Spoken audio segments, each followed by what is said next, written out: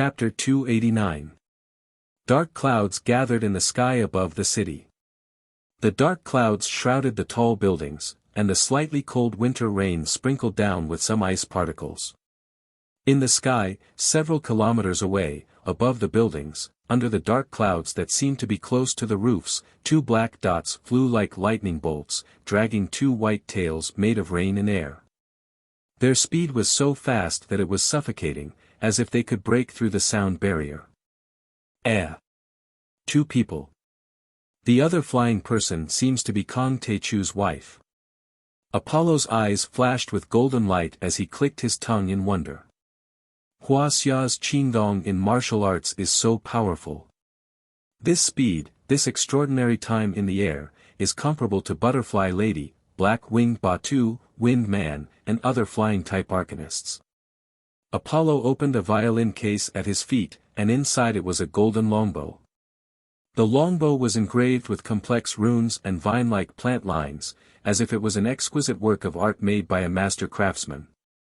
Just based on its appearance, even people who knew nothing about the world of cultivation would think that it was definitely not an ordinary item. However, it's a pity that you met me. Whatever spiritual power or flying ability, when you meet my Helios golden bow, you will all die. When Apollo drew the golden longbow in his hand, golden flames began to burn and condense on the bow. A flame arrow condensed from crimson flames appeared on the golden string of the golden bow. I will kill you and achieve a greater reputation than Lin Zhenyu, and become the #1 magnate in the circle. Like Hou-Yi shooting the sun, Apollo drew the bow to a full moon and released the bowstring. Chi! The flame arrow carried a rumbling sound as it pierced through the rain, evaporating white smoke as it shot into the sky. In the air, the flame arrow was getting closer and closer. Jiang Tian and Qing'er used their movement techniques, and like dragons playing with phoenixes, their bodies flipped up and down, dodging the flame arrow. Boom! The flame arrow missed, but 3 kilometers away, the top of a building was grazed by the flame arrow. Suddenly, the wall collapsed, and the top 3 floors exploded as if they were bombarded by a cannonball. Beside the Qinhuai River, which was only a few kilometers away from the Yuhua Stone Park, there was a vast manor that was brightly lit and filled with distinguished guests. Anyone who was familiar with the upper class of Jinling would know that this manor was overseen by a powerful figure who could shake Jinling and even the entire Su province. Jinling, Su Zhenlei. In the past few years that Su Zhenlei had been in seclusion, this manor had never been as lively as it was today. Only an old servant and Su Ruocheng were present. But at this moment, all the overlords in Jinling and even Su province were gathered there to congratulate Su Zhenlei. Because today, this peerless powerhouse who had suppressed Jinling for decades had finally come out of seclusion, and his cultivation technique had reached the large success stage. Father, you should have reached the peak of the transcendent state after 5 years of seclusion, right? Sitting down, Su Ruocheng raised her wine glass and toasted her father with a smile, but there was a trace of bitterness in the depths of her eyes. Now, Jiang Tian's forces had already taken control of Jinling, and he was also controlled by Jiang Tian's, heart bursting with joy, charm. He didn't even dare to mention his father's grand declaration of unifying Jinling on the day he broke out of seclusion. The peak of transcendent state. It's not that easy. An old man in his 60s was sitting on the armchair. He was wearing a purple silk training suit, and his silver hair was combed into a slick-back hairstyle. On his thumb was an antique imperial glass-type ring. He looked around with a smile, and his eyes were as sharp as a hawk's. He was indeed a formidable figure whose name had shaken Jinling for decades. Once you reach the transcendent state, you will be called a grandmaster. As for those who have reached the peak of the transcendent state, Huaxia can only count them with 2 hands. They are as rare as phoenix feathers and unicorn horns. For example, Lin Zhenyu of the Great Circle, Hua Qingtian of the Central Plains, Yi Wudao of the Jiangxia province, Wu Yingxiong of the southwest, and Li Tuofeng of the northwest. Which one of them isn't a powerful existence? He shook his head a little regretfully and said, if I reach the peak of the transcendent state, I can sweep the entire Su province in minutes. I can even wrestle with Yi Wudao and take down Xianxia and Zhonghai. Su Ruocheng wanted to say something but stopped. Her old father had been in seclusion for too long, and he didn't know that the world of martial arts had undergone earth-shaking changes. Li Tuofeng and Lin Zhenyu had both fallen in the Martial Arts Society convention last year. Su Zhenlei's face showed a hint of pride and said, however, I have reached the peak of the transcendent state during my seclusion this time. I can defeat ordinary internal force experts in one move. I think that Master Kong, whom you all have been talking about, is only at my level. Dad, Su Ruocheng's face was awkward. Jiang Tian could even kill Lin Zhenyu with one move. How could her father be as powerful as him? Ruocheng, you don't have to say it. I have already received the report. A sharp glint flashed in Su Zhenlei's eyes. He said coldly, that Master Kong has defeated the Nye family and other forces. He has dominated Jinling, and even you have to be cautious. However, after I come out of seclusion, I will behead that Master Kong and conquer Jinling. He had reached the peak of the transcendent state and reached the peak of the transcendent state. He felt that no one in Huaxia could stop him except for Huaqing Tian. As for Master Kong, he could kill him with one move. Dad, please don't. Su Ruocheng was about to tell her father about Jiang Tian's power. Suddenly, a loud boom came from afar. Then, the earth shook as if there was an earthquake. What is it? It's late at night. Why is there an explosion? Everyone rose to their feet and looked out of the window. Fear was written all over their faces, but they couldn't see anything clearly. However, Su Zhenlei had reached the peak of the transcendent state and his senses were far sharper than ordinary people. There is a fight between two powerful overlords. Su Zhenlei's face darkened. He walked out of the door and leaped onto the roof of the mansion. He looked toward the direction of the Yuhua terrace. Su Ruocheng and many other experts also came up, looking at the two sides fighting with fear on their faces. I didn't hit him. Apollo, the god of sun, was taken aback. The next moment, rays of golden light rose from under his feet. His body grew taller and taller, reaching a height of dozens of meters in an instant. He floated in the air like a deity. By then, Jiang Tian and his wife had also reached the top of the Yuhua terrace. They were only a few hundred meters away from Apollo and they stood face to face. Jiang Tian said lazily, Apollo, you are just a legend. Do you really think you are a deity? How dare you offend the Jiang family and cause trouble in Huaxia? You must be tired of living. Don't be so arrogant, you brat. I don't believe that I can't hit you. Apollo roared and pulled the bowstring to the fullest. A flaming arrow pierced through the air and pierced through the rain, leaving a trail of white steam in its wake. The flaming arrow covered the distance of a few hundred meters in a blink of an eye. It was as if the flaming arrow was still on the bowstring a moment ago, and the next moment, it was right in front of Jiang Tian. Jiang Tian didn't dodge at all, while Qing'er's pure phoenix immortal body's true essence rose steadily and soared into the sky. Suddenly, a hemispherical translucent golden shield appeared around the two of them. The flame-like brilliance flowed on the shield, looking extremely gorgeous. Qing'er and Jiang Tian were mentally connected. She knew that although Jiang Tian's cultivation method was powerful, his body was still mortal. However, she had the advantage of the immortal body's protective aura, which was much stronger than Jiang Tian's ability to withstand attacks. The tyrannical scarlet flame arrow was actually blocked by the barrier. Then, starting from the arrowhead, it was as if it was being devoured bit by bit. Sparks flew everywhere and shattered inch by inch until it was finally worn out. What is that? Qi cultivation into Qi shield. Su Zhen was horrified.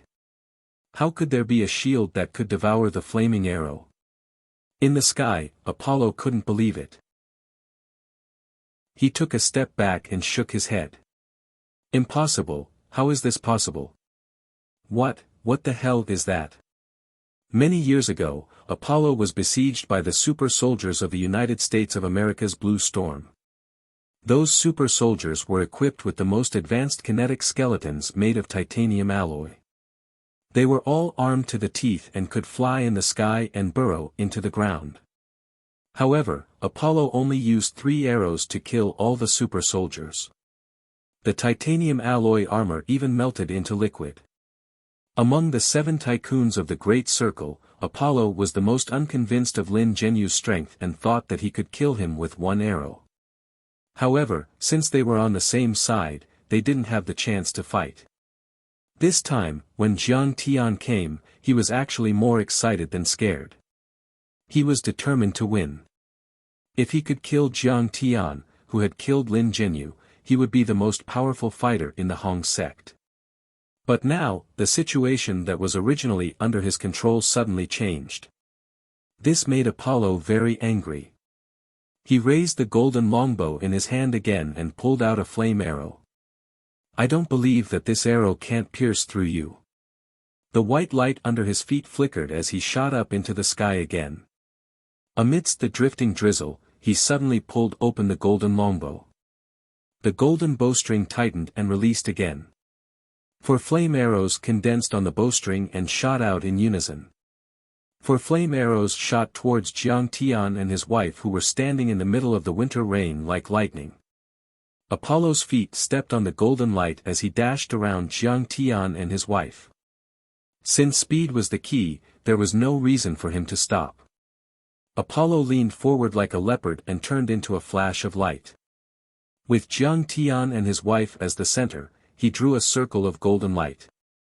During this process, the bowstring buzzed and vibrated. One after another, the flame arrows were shot out in a concentrated manner. In the blink of an eye, he had fired 23 flaming arrows. These flaming arrows were more violent than the previous ones, but they were not hot at all. Unlike the previous flaming arrow, they were calm and steady. However, when these flaming arrows were 3 meters away from Jiang Tian, they suddenly heated up. The air around the flaming arrows was distorted and blurred. Drops of cold winter rain turned into puffs of green smoke as if they had been dropped into an invisible pot of hot oil. 23 flaming arrows came from all directions. They were getting closer and closer to Jiang Tian and his wife's protective light shield. 3 meters. 2 meters. 1 meter. After a meter, under Apollo's expectant gaze and his excited cry of, "Explode," they all exploded at the same time. These were not ordinary flaming arrows. They were explosive arrows. The sun's energy was concentrated and it only exploded at the last moment. Such explosive arrows could even vaporize special metals. They could even kill Count-level members of the Blood Clan and Hua Xia's martial arts transcendent masters easily, not to mention 23 of them. I believe that not even a drop of blood or a wisp of ash will be left behind. Apollo roared happily in his heart. Then, he cursed in frustration, "Fuck, I forgot to record this wonderful video." Chapter 290. The torrential winter rain fell 3 meters above the chi shield of the Phoenix Maiden immortal body. It was as if it was pulled by an invisible force and became slanted. If it moved a little closer, it would splash out. The chi shield of the Phoenix Maiden immortal body was like a transparent giant umbrella, blocking the bitter wind and rain outside. My wife is so powerful. You left me far behind. I admire you. Jiang Tian seemed to have not realized the danger that was close at hand, and he made an exaggerated expression of wanting to cry but having no tears. It could be said that the power of the stainless phoenix fairy body was beyond Jiang Tian's imagination. The chi shield had already held on for a minute. Qing'er rolled her eyes at him, as if she found his flirty talk boring. When the 23 flame arrows exploded at the same time, Qing'er's pretty face slightly trembled. Her cherry lips slightly opened and she shouted, "Break!" Before the voice had even faded, the 23 flame arrows all strangely stopped in the air, unable to move an inch further. The still image was very strange. It still maintained a certain moment of the explosion process. The flame arrows were like bright red flowers blooming around the chi shield, trembling slightly and swaying. In fact, this image only lasted for less than a second. The next moment, the chi shield suddenly expanded, swelling and vibrating. Bang! The flame arrows were no slower than the previous ones and shot out like a fairy scattering flowers. Zhao Xueqing's shout of "break" seemed to be able to transcend the scope of space and time, rising hundreds of meters high in the sky. At the same time, it sounded like thunder in Su Zhenlei's sea of qi. Dong! Dong! Dong! Dong! Su Zhenlei felt as if his heart was being held by an invisible hand and began to beat violently like a war drum. His body trembled and he spat out a mouthful of blood. Feng Yi was awe-inspiring. This was a kind of spiritual pressure. Once used, it could suppress a transcendent grandmaster. Then Su Zhenlei saw a flame arrow explode after being knocked away by the chi shield. Dodge! Su Zhenlei, who couldn't dodge in time, screamed and punched out like a cannonball. Boom! An earth-shattering sound came as Su Zhenlei was sent flying 7 or 8 meters away. A large part of the roof collapsed. Oh, darling, it seems that we hurt the onlookers. Zhao Xueqing was so shocked that her face turned pale. She was very upset. Even though she had awakened her immortal physique and become a supreme beauty, the gentleness and kindness in her heart had never changed. Don't worry, I won't die. I think it's Su Ruoqing's father. Jiang Tian said lightly. When Apollo detonated the flame arrow, he had used his psychic energy to control it. Now that the flame arrow had bounced back, it was a serious blow to his psychic energy and physical body. He fell to the ground like a silly quail whose wings had been broken and spat out a mouthful of blood. Apollo jumped to his feet, his whole body trembling with anger. Kong Teichu, what's going on? Tell me, what is this? What is it? An idiot like you won't be able to understand this. A piece of trash like you wants to kill me? You're far from Lin Zhenyu's level.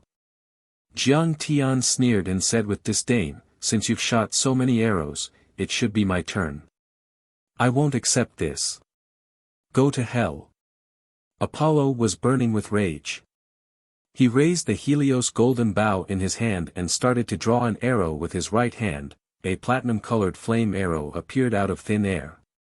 This arrow could kill even a half-step immortal state cultivator. On the roof of the mansion, Su Zhenlei was alarmed. This arrow was much more terrifying than the flame arrow earlier. Just the condensation and formation of the flame arrow was enough to crack the rocks under Apollo's feet inch by inch. Some of them even melted into boiling hot lava. Suddenly, everyone was shocked to see, from the dense forest, a white beam of light shot up into the sky, illuminating half of the sky and tearing the thick curtain of night into many pieces. Then, the beam of light flashed and shot towards Jiang Tian. Qing'er, let's work together. Unleash the flame arrow. Jiang Tian raised his eyebrows and sent a telepathic message. Okay, hubby. Telepathic messages were much faster than verbal messages. Qing'er had sensed Jiang Tian's intention the moment he had thought of it. Then, her eyes flashed with golden light. She used the flame arrow of the phoenix eyes and a 5-meter-wide golden flame was condensed. Whoosh! Jiang Tian caught the flame and condensed it into a blade. Whoosh! With a sound, a 10-meter-long crescent-shaped flame arrow slashed down from the sky like a shooting star. This is Flame Chi weapon. He's like an immortal. Su Zhenlei was shocked and his heart sank to the bottom. He couldn't even resist Qing'er's shout, let alone Jiang Tian's Flame Chi weapon. Only a half-step immortal state cultivator could unleash the true Chi of the 5 elements. Once a martial artist entered the immortal state, he would be like an ant. At this moment, all the talk about challenging Jiang Tian and unifying the Jinling city, these lofty aspirations and hot-bloodedness disappeared faster than a pile of cow dung in winter. Is this Lady Jiang? She is indeed a peerless beauty. Only she is worthy of Grandmaster Jiang. Su Ruocheng looked up at the two figures in the sky. There was no jealousy in her eyes, only endless admiration. She only felt that they were like an immortal couple. This kind of beautiful thing always made people want to look at it more. The improper thoughts she had towards Jiang Tian that she had hidden in the bottom of her heart also collapsed and crumbled at this moment. Boom! The platinum-like flame arrow, which could pierce through a giant ship, was cut in half by the Li fire chi weapon as if it was made of paper. Then the flame chi weapon came down violently. You can't kill me. Apollo raised his bow to block the attack. At the same time, his body expanded with golden light. But it was useless. The golden bow and arrow flew out of Apollo's hand, and the protective golden light was useless. Amidst the gushing blood and a shrill scream, Apollo's right arm and shoulder were chopped off and fell to the ground. The Phoenix Goddess immortal body was one of the 12 immortal bodies in the cultivation world. The flame chi from this body could melt gold and iron. It could not burn anything. No matter how strong Apollo was, he was just a mortal. How could he resist it? This was the terrifying power of the immaculate Phoenix Goddess immortal body. You dare to kill me. I am Prince William, one of the 12 main gods of the Western Palace of Gods, Apollo. Seeing Jiang Tian coming closer, Apollo was terrified. He wanted to scare Jiang Tian away. I'm so scared. My little heart can't take it anymore. Jiang Tian smirked, his finger light hit the air without any hesitation. Bang! Apollo's head exploded like a berry. Red and white matter sprayed all over the ground. Apollo, one of the 12 main gods of the Palace of Gods and one of the 7 giants of the Great Circle, was dead. When Su Zhenlei leaped over, he saw this shocking scene. Master Kong, Su Zhenlei was scared out of his wits. Like a primary school student meeting his teacher, he bowed respectfully. He was scared to death. This Master Kong was too strong. He killed a peerless expert like Apollo with just one slash. I'm sorry, my wife injured you just now.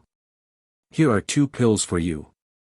Jiang Tian casually threw out a pill bottle and smiled, revealing his white teeth. But in Su Zhenlei's eyes, Jiang Tian was no different from a giant beast with its mouth wide open. He was so scared that he almost jumped up. It's okay, it's okay. Thank you, Master Kong, for giving me the pills. Su Zhenlei trembled as he knelt on the ground and kowtowed. Let's go, Qing'er. Jiang Tian smiled warmly as he held his beloved wife's hand, and then his figure flashed and vanished in the veil of night like a ghost. When the great changes in Jinling were announced on the dark web and spread to the west, the whole dark world was shocked. If Jiang Tian killed Master Qing Lian and the rest on the peak of Mount Everest, he only suppressed the forces in Southeast Asia. This time, the massacre in Jinling suppressed many forces in the world. On the dark web, there were screams and cries of shock. The #1 assassin organization in Asia, Dark Shadow, including Wan Kun and the Berserk Ape, was wiped out. The elites of the Butterfly Skull and their ace assassin, Rattlesnake, were wiped out. The famous Transcendent Eye in the United States lost 5 elites, including Jin Taixien. The Blackwater mercenaries lost more than 20 elites, including Satan. Bloody and Totem were even more upset. A blood descendant at the level of an earl could fight a martial Dao master. For them, Anthony was a rare and powerful pillar, but he died just like that. It was a great loss. Dozens of famous assassins and mercenaries on the Royal Assassin Leaderboard were killed. Hundreds of top assassins gathered in Jinling were wiped out overnight. None of them escaped. The most terrifying thing was that none of the Dark World elites managed to escape. One had to know that these experts were all wanted by the police of various countries. They were best at running for their lives, but all of them had still fallen. This showed how powerful Jiang Taichu was and how ruthless he was. The news was like a magnitude 12 earthquake to those who participated in the assassination and those who did not. In fact, apart from killing Jiang Tian, the elites came to Jinling to test the strength of the Huaxiaolong formation and martial Dao. After all, for a long time, Huaxia was considered to be a forbidden place for mercenaries and assassins. However, it was such a huge market that everyone wanted to take over. Many forces were paying close attention to this incident. If the elites from the Dark World won and escaped unscathed, they would be able to do business in Huaxia. Who would have thought that the Dragon Group didn't even make a move, but their lineup, which could only be described as heaven-defying, was completely annihilated in China overnight. This made them even more terrified and fearful of that mysterious country. In the middle of the last century, before and after the founding of Huaxia, the West suffered a great loss in the earth-shattering war. They thought that after decades of recuperation and hiding their strength, they had the capital and strength to make a comeback. However, this assassination had shattered all their confidence. Then, another piece of breaking news came. Golden Scorpion and Apollo, two of the 7 leaders of the Great Circle, participated in the battle and encountered Kong Taichu. Both of them were killed by Kong Taichu. Apollo's identity was also exposed.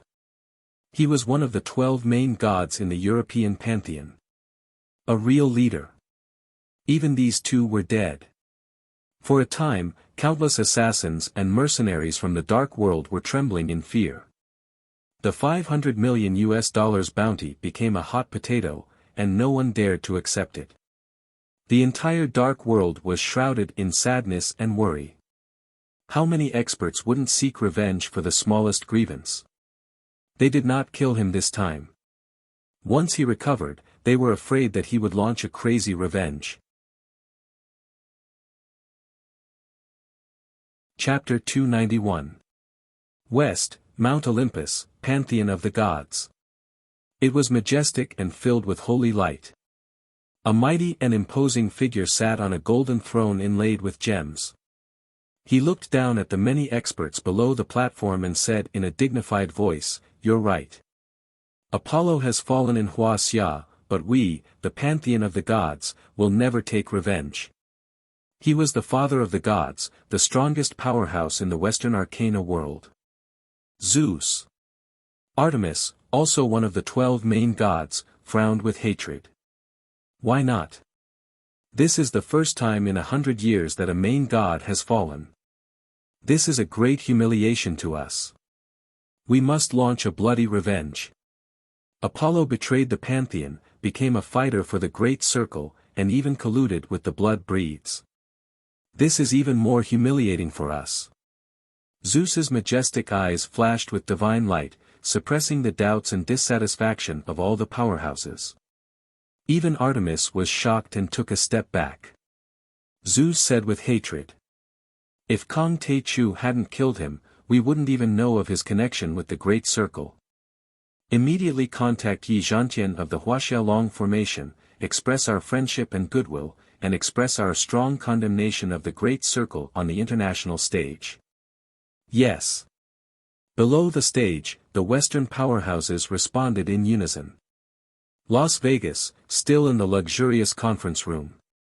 However, the atmosphere of this meeting was particularly dull, filled with a pessimistic and horrifying atmosphere.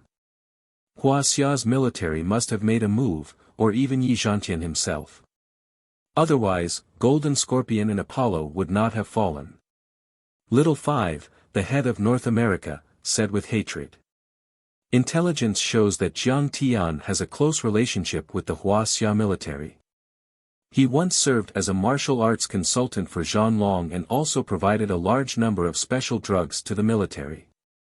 Many of the powerhouses said nothing. If Jiang Tian was only strong individually, it would not matter. After all, no matter how strong he was, how could he compare to a superorganization like the Great Circle? But if he had the backing of a major country, it was too scary. Sixth Old Man Fan was silent for a long time with a gloomy face before waving his hand sadly. First, remove the hidden flower bounty and stop all activities in Wuxia. All members of the Great Circle will withdraw from the Wuxia market. Everyone nodded their heads speechlessly. Little Five pondered for a moment before suggesting, Sixth Master Fan, let's start using the Great Turtle Island base in the Pacific Ocean. I'm afraid it's not safe here, bullshit. Big Turtle Island, Big Turtle Island. Do you want me to be a coward? Sixth Old Man Fan flew into a rage and smashed his beloved antique purple clay cup, which was worth millions of yuan, onto the ground, causing it to shatter. Big Turtle Island was a private island that Big Circle had purchased with a large sum of money. There were many fortifications built on top of it, and there were thousands of private soldiers. Moreover, the base was located 100 meters below the ground, so it was not afraid of rocket artillery attacks. It could even withstand Dongfeng penetrating missiles. During the long development of the Great Circle, there had been a period of more than 20 years when it was considered an illegal organization. They had set up their headquarters there for fear of being ambushed by powerful experts or suppressed by large countries. However, the circle grew too strong and became a legal organization and enterprise. Sixth Master Fan could even lobby the United States Congress and drink and chat with important politicians. Who would be willing to hide in the dark underground? Therefore, they moved their headquarters to the Lisboa International Casino in Las Vegas, where they enjoyed the prosperity of the world. It was not easy for them to come to the light of day, but now they had to move back and become a rat in the dark again. How could Sixth Master Fan take it? He was so angry that he was about to explode. Sixth Master Fan, please calm down. I know my mistake. Little Five was so scared that his face turned pale. He knelt on the ground and trembled. This kind of organization was like an independent kingdom, and its hierarchy was strict. If Sixth Master Fan wanted to kill him, no one could stop him. Get out. Sixth Master Fan waved his hand and coughed violently. All the big shots retreated in fear. Sixth Master, are you moving or not? At this time, a seductive Chinese woman walked out from the side room and asked in a coquettish voice. Move. Move quickly. Prepare a private plane, we're leaving now. Sixth Master Fan's anger dissipated, but the more he thought about it, the more afraid he became. He quickly got up and rushed to the private airport under the protection of many powerhouses like a rat crossing the street. Just like that, Jiang Tian joined hands with Qing'er and bathed Jinling in blood. With the deaths of more than 100 experts in 23 batches as a signal, the strongest voice was sent to the dark world, truly becoming famous internationally. Kong Te Chu. This three-word song had finally become a taboo name in the hearts of many dark world organizations.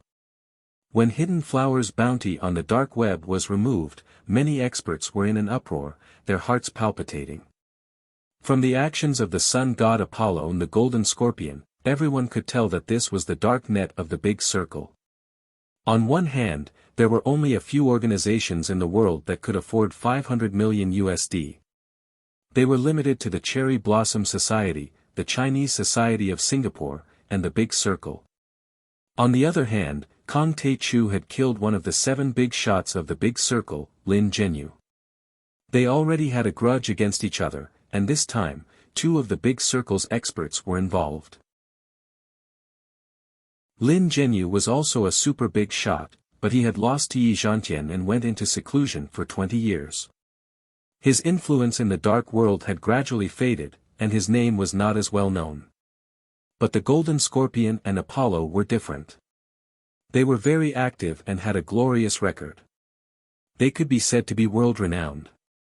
Especially Apollo, who was also one of the 12 main gods of the Hall of Gods, was even more famous than Lin Zhenyu.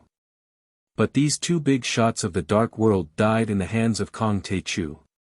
They were killed with a single slash, and even their heads were blown off.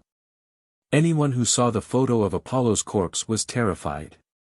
What was more frightening was that the big circle did not increase the reward and take revenge. Instead, they chose to remove the dark net and even moved their headquarters to Big Turtle Island. This made people speculate. It was too shocking. It can be said that Kong Tae-chu alone suppressed the famous Big Circle. Which organization dares to provoke such a powerful expert? In the future, no one will accept Kong Tae-chu's orders. No, don't even go to Wuxia anymore. Such discussions were everywhere on the dark net, and after the Big Circle removed the dark net, it became even more chaotic and reached its peak. For a moment, many strong people of the dark world were shocked when they heard the name Kong Tae-chu. At this time, a day and a night had passed since the bloodbath in Jinling. The Jiang family mansion, which was like a typhoon, had been repaired and restored to its original state. In the study, Jiang Tian sat on a rocking chair. On the coffee table were the Heavenly Court black sword, Genjin iron rod, the set of armor, and Apollo's golden longbow. Qing'er, these are all treasures. Which one do you like? Jiang Tian asked with a smile. He had continuously swallowed healing and qi-nourishing medicine. After the bloodbath in Jinling, the medicine circulated throughout his body and nourished his organs. His true yuan was abundant, and his physique and cultivation had been completely restored. Can't I have all of them? Qing'er leaned against Jiang Tian and smiled mischievously. Haha, of course. Jiang Tian looked up and laughed. He was overjoyed to feel Qing'er's drastic change. This change was not only in terms of strength, but also in terms of mentality. She was more cheerful and confident than before. It was as if the life that was originally curled up had completely unfolded. I'm kidding. Qing'er smiled and patted Jiang Tian's head. Baby, you're too weak. I'll leave these armor and weapons for you to protect yourself. Big sister is so powerful. You don't need them. Jiang Tian wanted to cry but had no tears. However, he also knew that Qing'er was telling the truth, so he did not hold back. He summoned flames and spent a day of hard work using various materials to carve a flying array, a protective wind array, a transformation array, and many other arrays on the sword. The flying array could convert the vast spiritual energy between heaven and earth into kinetic energy for the treasured sword. It could even break the sound barrier. And the protective wind array was necessary. It could protect the user from the interference of the airflow. Otherwise, it would be very easy to form an afro like the punk. And the transformation array was a temporary measure that Jiang Tian did not have a storage artifact.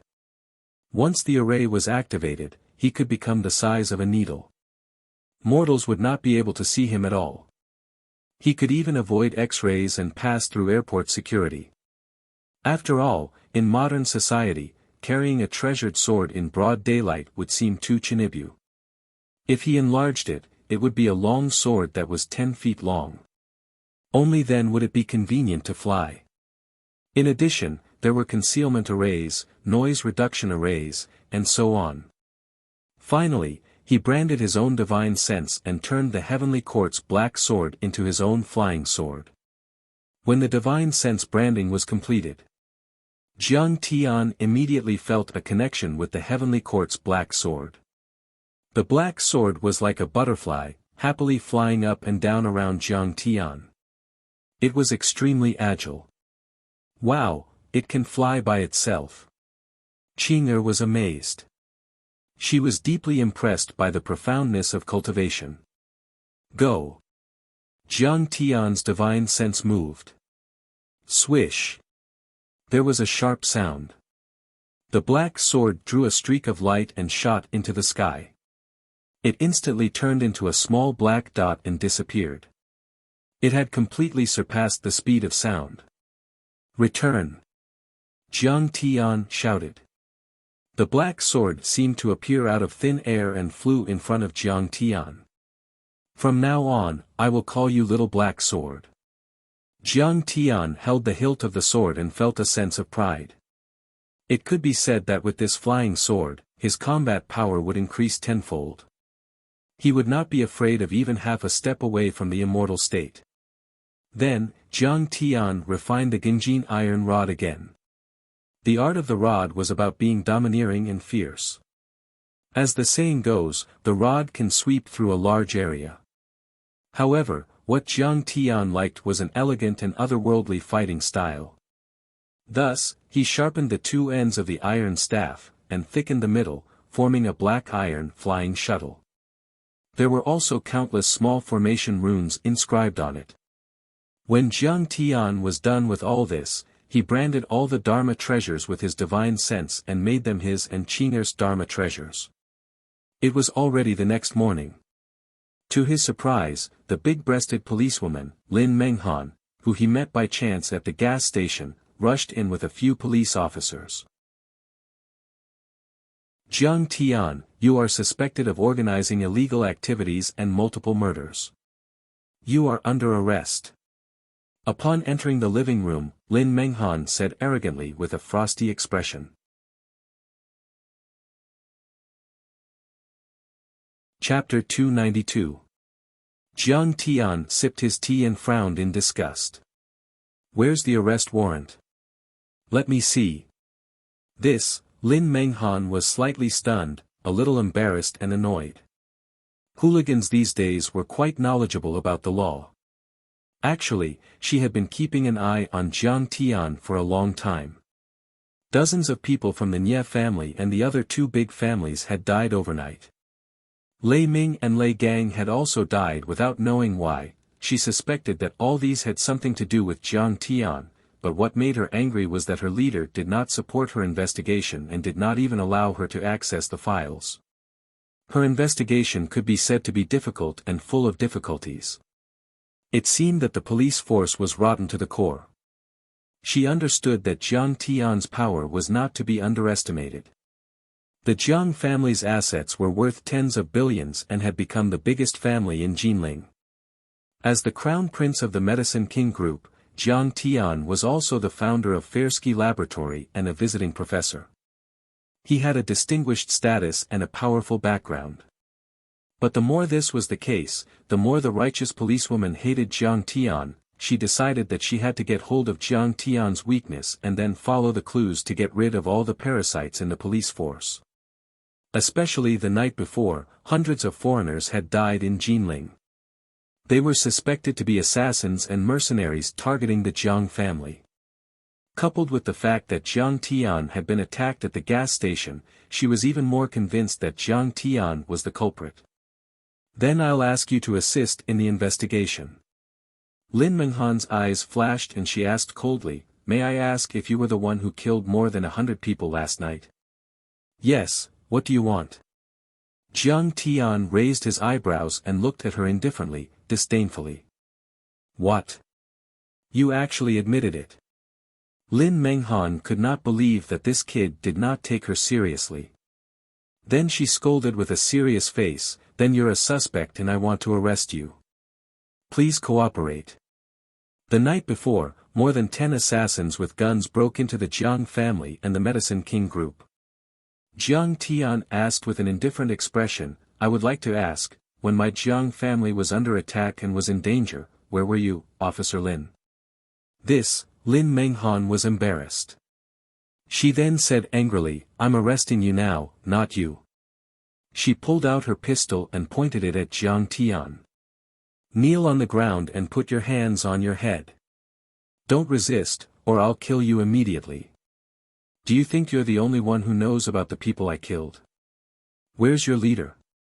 Why didn't he come and arrest me? Jiang Tian's expression remained unchanged as he sneered. Why? Lin Menghan asked subconsciously. She also felt that it was strange. In fact, her father had reminded her not to get involved in any cases related to Jiang Tian, but she was not convinced. She thought that her father was scared of Jiang Tian. You can't resist external insults. You only know how to bully your own people. Think about it. Jiang Tian couldn't be bothered to pay attention to her and sneered. What did you say? In Jinling and even in the Su province, Lin Menghan was known as the #1 policewoman. She was skilled in her work and was very capable. Her father was also the deputy head of the provincial police department. Many young men pursued her. This had nurtured her arrogant personality. When had she ever been treated so coldly? Lin Menghan almost exploded when she heard this. She couldn't help but think of the time when she was beaten up by Rattlesnake at the gas station. Jiang Tian, if you don't cooperate, I'll kill you. Lin Menghan unlocked the safety of her pistol. Her face was frosty as she spoke righteously. Don't think that you're so great just because you're the young master of the Medicine King group. Don't think that just because you have a few officials protecting you, you can do whatever you want. I've caught so many hedonistic young masters like you, vermin of society. What are you being so arrogant for? Yes, she thought that with her father's connections, she could definitely take down Jiang Tian. No matter how strong the Medicine King group was, it was just a business. The difference between business and government was too great. You. Big boobs. Brainless. Jiang Tian stared at her chest for a long time, then suddenly laughed disdainfully. Lin Menghan could tell that Jiang Tian wasn't teasing her. There was no desire in his eyes at all. There was not even the slightest bit of appreciation. There was only endless disdain and indifference. Yes, the body and appearance that she was so proud of was just a joke and a flaw in Jiang Tian's eyes. In his eyes, she wasn't even worth as much as a cow. Jiang Tian, you. Realizing this, the policewoman had the urge to go berserk. She couldn't wait to beat Jiang Tian into a sieve. Don't disturb me while I'm drinking tea. Get out of here. Jiang Tian frowned in disgust. Mr. Jiang. At this moment, 3 figures walked in. Dad. Lin Menghan was shocked. She saw Secretary Yu and her father, who was the deputy director, walking in with a female officer. Why are you pointing a gun at Mr. Jiang? Xu Wei frowned and asked unhappily. Wow, what a handsome policewoman. Xu Wei was tall and beautiful. She was valiant and had a refined temperament. She had the aura of someone from a wealthy family. Looking at her epaulets, she was already a colonel. All of this made Lin Menghan, who thought highly of herself, feel ashamed of her inferiority. Her eyes were intoxicated and she was a little dazed. I'm asking you. Answer me. Xu Wei scolded harshly, scaring Lin Menghan to the point that her entire body quivered. Sir, I'm here to arrest him. He's a suspect. 2 nights ago, Lin Menghan shrank like a quail and hurriedly reported. Slap. Xu Wei raised her hand and slapped Lin Menghan. Who do you think you are? How dare a black bitch arrest Mr. Jiang? Black bitch was an insulting term used by soldiers to call police officers. Calling her a bitch was an insult to the extreme. Lin Menghan's mouth was bleeding from the slap. She staggered, shocked, angry, embarrassed and resentful. However, she was more confused. Why did she hit her? What was the relationship between Jiang Tian and her?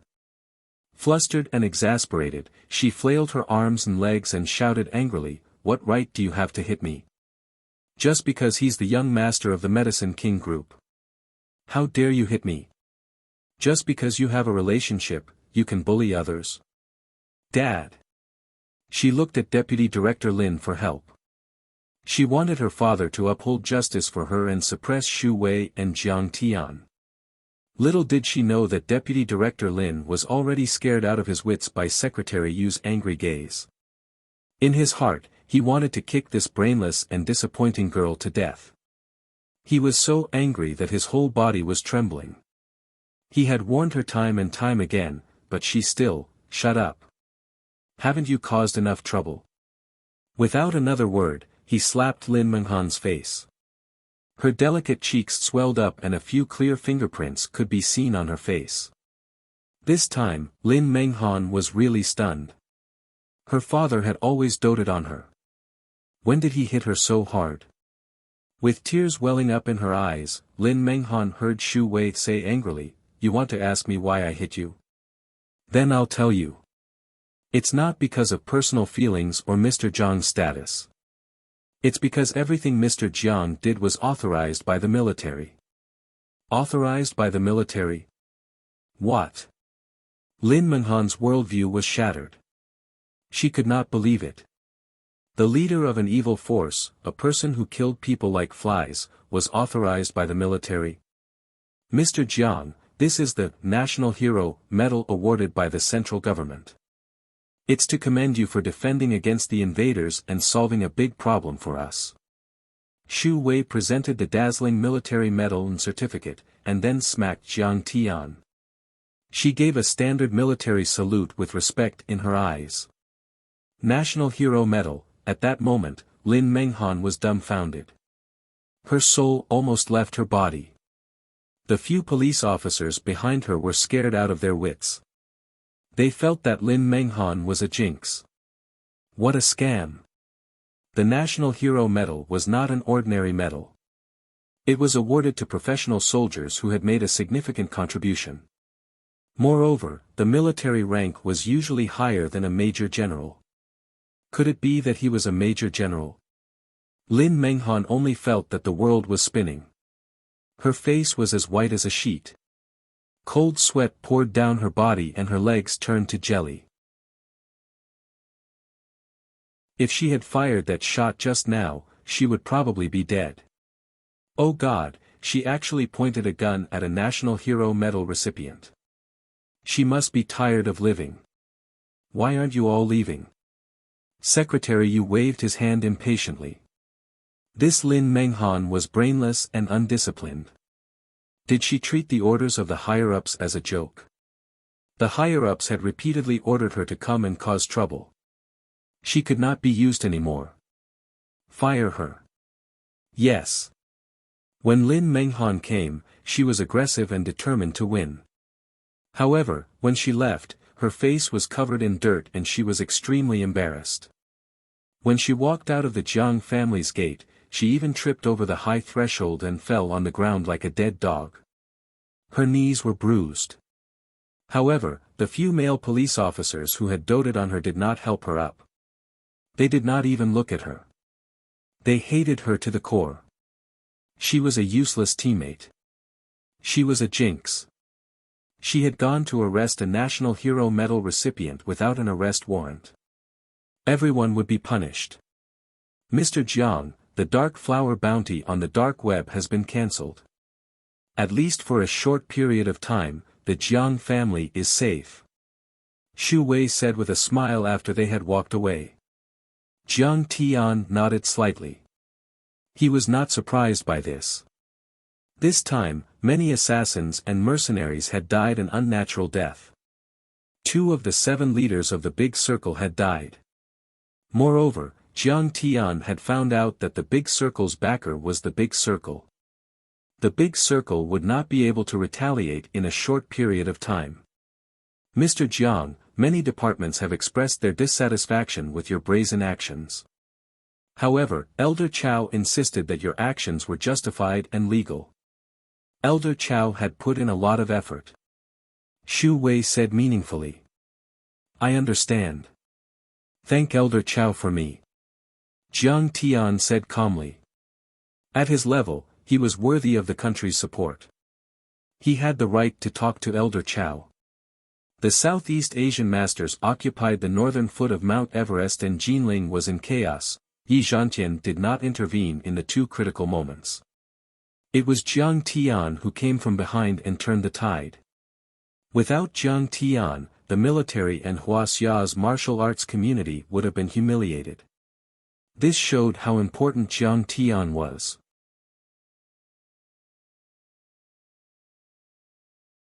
Chapter 293. When Shu Wei was about to leave, Jiang Tian suddenly asked, "Can you all contact the Circle?" Of course. The Great Circle is the #1 Chinese organization in the world. We have to control, use, and pacify them. We have already established a channel to communicate with them, Shu Wei said. If it's convenient, please tell Sixth Master Fan of the Great Circle that Lin Zhenyu and I were forced to fight because he wanted to touch my beloved disciple. If he stops now, I won't do anything to him. Otherwise, I will annihilate his entire family. Jiang Tian said calmly. Shu Wei was slightly taken aback. She nodded and said, "Okay, don't worry, Mr. Jiang. I will find a way to pass the message." After Shu Wei and the others left, Qing'er came out of the study and sat down with Jiang Tian. She smiled and said, "Hubby, are we really going to let the Great Circle go? The Jiang family is not safe before the dragon subduing formation is completed. It's not a good time to show hostility and attract their attention." Jiang Tian chuckled as a sharp murderous intent flashed across his eyes. He said, "Hee, but to cut the weeds, one must remove the roots. How can I let go of such a big circle? I just don't have the time to deal with them now. Once the dragon subduing formation is completed, I will go to their door and kill them all." Late at night, Jiang Tian was playing with his flying sword. Qing'er held Jiang Tian's hand and leaned against Jiang Tian's side. There was a hint of shyness between her brows. At this time, she had just taken a shower, and the water vapor made her pretty little face look even more translucent and delicate. The night wind was biting cold outside, and yellow leaves were falling. However, the room was as warm as spring. She wore silk pajamas, revealing her fair arms and legs. Her body exuded a faint fragrance that refreshed one's heart and refreshed one's mind. Jiang Tian knew that this was not the smell of perfume or cosmetics. This was the true fragrance of her body, the true immortal qi. It couldn't be helped. The immortal body was just that domineering. Her skin was like ice and her bones were like jade. She bit her lower lip and smiled. "Mom and Dad are urging us to have a baby again. They even suspect that there is something wrong with our bodies. I won't take the blame for this." Jiang Tian put away the little black flying sword and looked at Qing'er in surprise. "Huh? What are you laughing about? Why are you pretending to be confused? We have been together for more than a year, and you haven't even touched me." Qing'er was so embarrassed that she almost died. Her beautiful face was flushed red, as if she had applied rouge. "Is this bastard a block of wood?" "Block?" Jiang Tian suddenly understood. In fact, the relationship between the two of them had become more and more sincere. Later on, Jiang Tian's, "When I become famous throughout the world, I will want you," had already become a meaningless vow. To Qing'er, even if Jiang Tian was a demon or a beggar, she would never leave him and follow him for the rest of her life. The reason why Jiang Tian didn't want Qing'er was mainly because if she kept her virginity, it would be more beneficial for her immortal body to awaken. The probability and degree of awakening would be greatly increased. And after Qing'er consumed the princess flower and awakened her immortal body, dark organizations from all over the world came one after another. After that, the two of them traveled from Linzhou to Jinling, slaughtering their way through. After a bloodbath in Jinling, Jiang Tian was busy recuperating and refining weapons, so much so that he didn't even touch Qing'er's finger. "Huh, then let's go make a baby." Jiang Tian was overjoyed and laughed. Qing'er's immortal body awakened, and she stepped on the road of cultivation. Jiang Tian's heart fell to the ground, and he was in a good mood. He picked her up and threw her on the rose-colored bed. "Why did you have to open your eyes when we kissed?" Jiang Tian was given a fright by her round eyes. "Don't look at me like that, okay? It's scary. I want to engrave your appearance in my heart. When I meet you again in my next life, I want to be your wife again." Qing'er's slender hands caressed Jiang Tian's face, and her eyes were slightly red as she spoke emotionally. "Qing'er." Jiang Tian's heart was filled with tenderness. After 10,000 years of suffering and waiting, after living two lives, he was finally able to embrace Qing'er in his arms again. Only then did Qing'er truly belong to him. When that wonderful moment arrived, Qing'er's entire body stiffened, and her brows furrowed slightly. There was a hint of pain in her eyes, but she suddenly couldn't help but bite Jiang Tian's arm.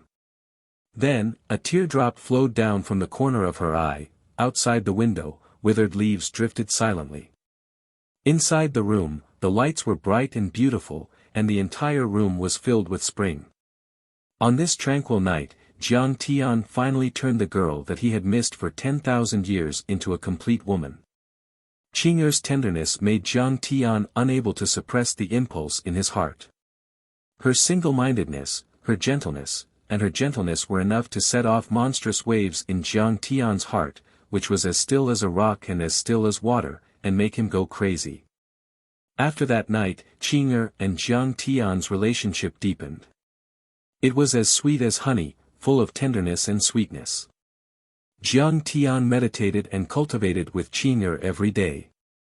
Sometimes, he would go to the Fersky laboratory to give pointers, and sometimes, he would accompany Qing'er on sightseeing tours.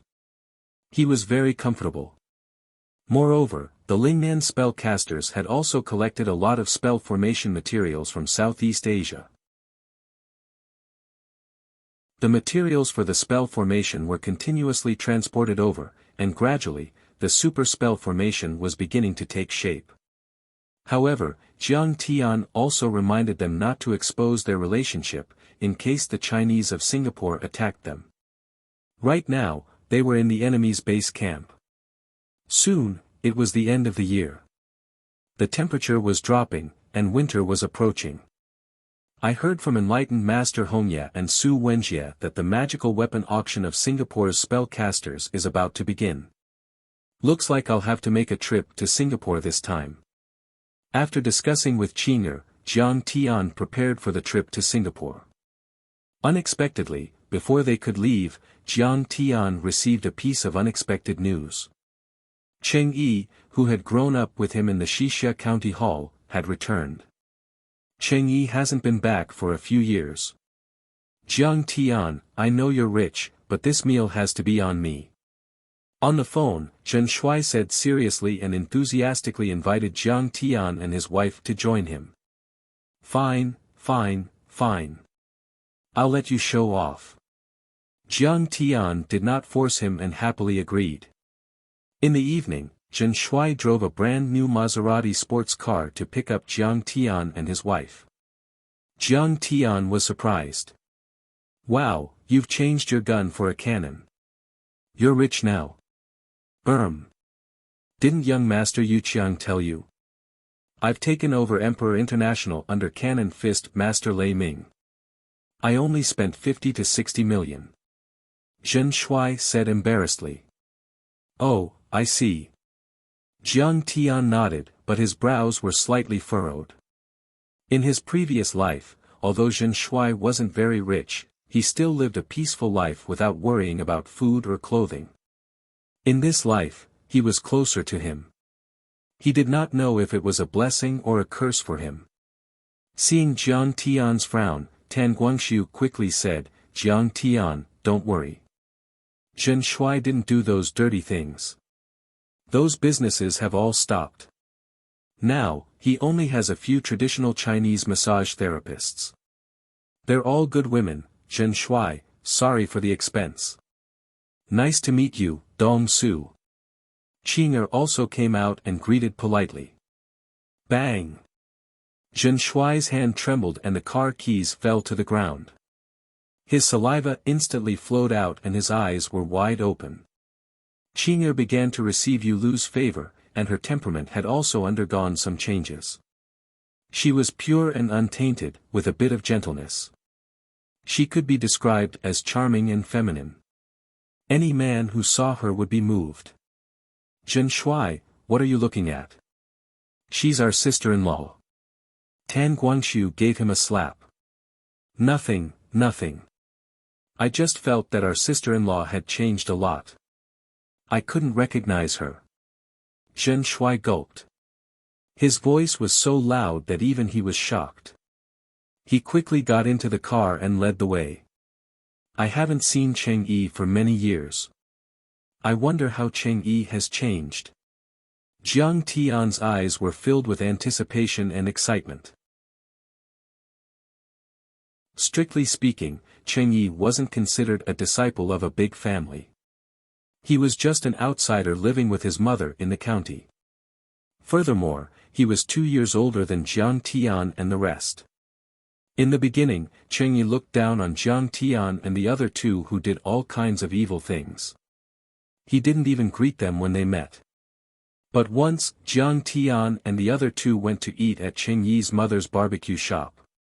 When they saw a few tattooed gangsters eating without paying, they immediately rushed up and beat them up.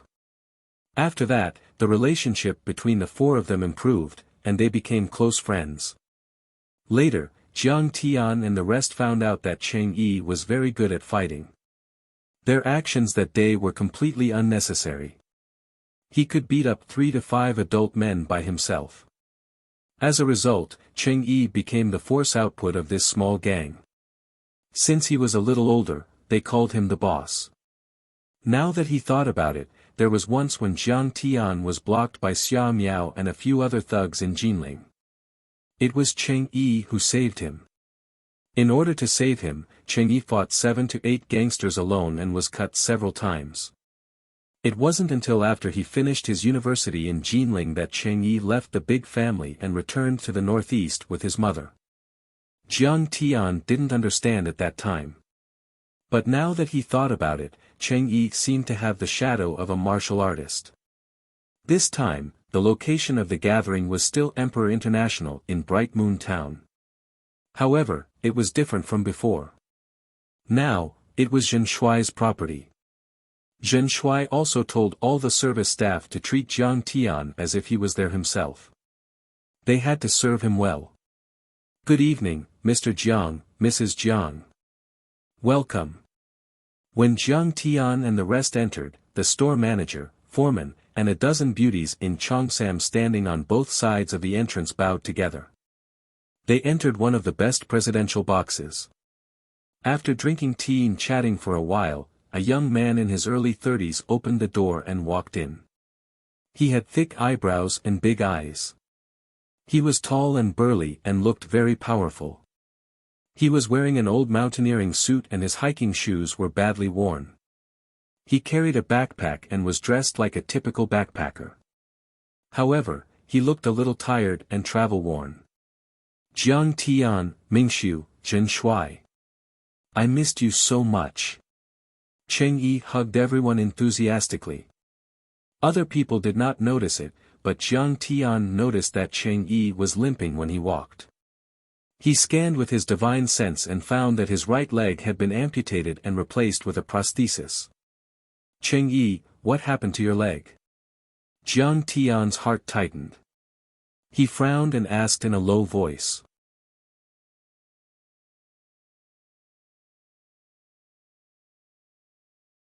Chapter 294. Heh, it's nothing. Haven't I always loved playing football? 3 years ago, I was playing football with someone and accidentally fractured my leg. That left the root of the illness. Cheng Yi sat down and forced a smile. It's fine. I can walk and jump. My daily life isn't affected at all. Jiang Tian lowered his head and took a sip of tea. He did not say anything. Cheng Yi did not tell the truth. There must be something behind it. But since Cheng Yi did not want to say it, Jiang Tian did not want to force him. He would ask him when the time was right. Qing'er also noticed the abnormality. But since Jiang Tian did not ask, she naturally would not ask either. She obediently poured tea for Jiang Tian and the rest. Is this my sister-in-law? Cheng Yi held the cup with both hands and thanked her. Jiang Tian nodded his head. How virtuous. Jiang Tian, you're so lucky. Cheng Yi praised. Cheng Yi, let me tell you. This place is now mine. Drink to your heart's content tonight. Aren't you the god of wine? I'll definitely take you down today.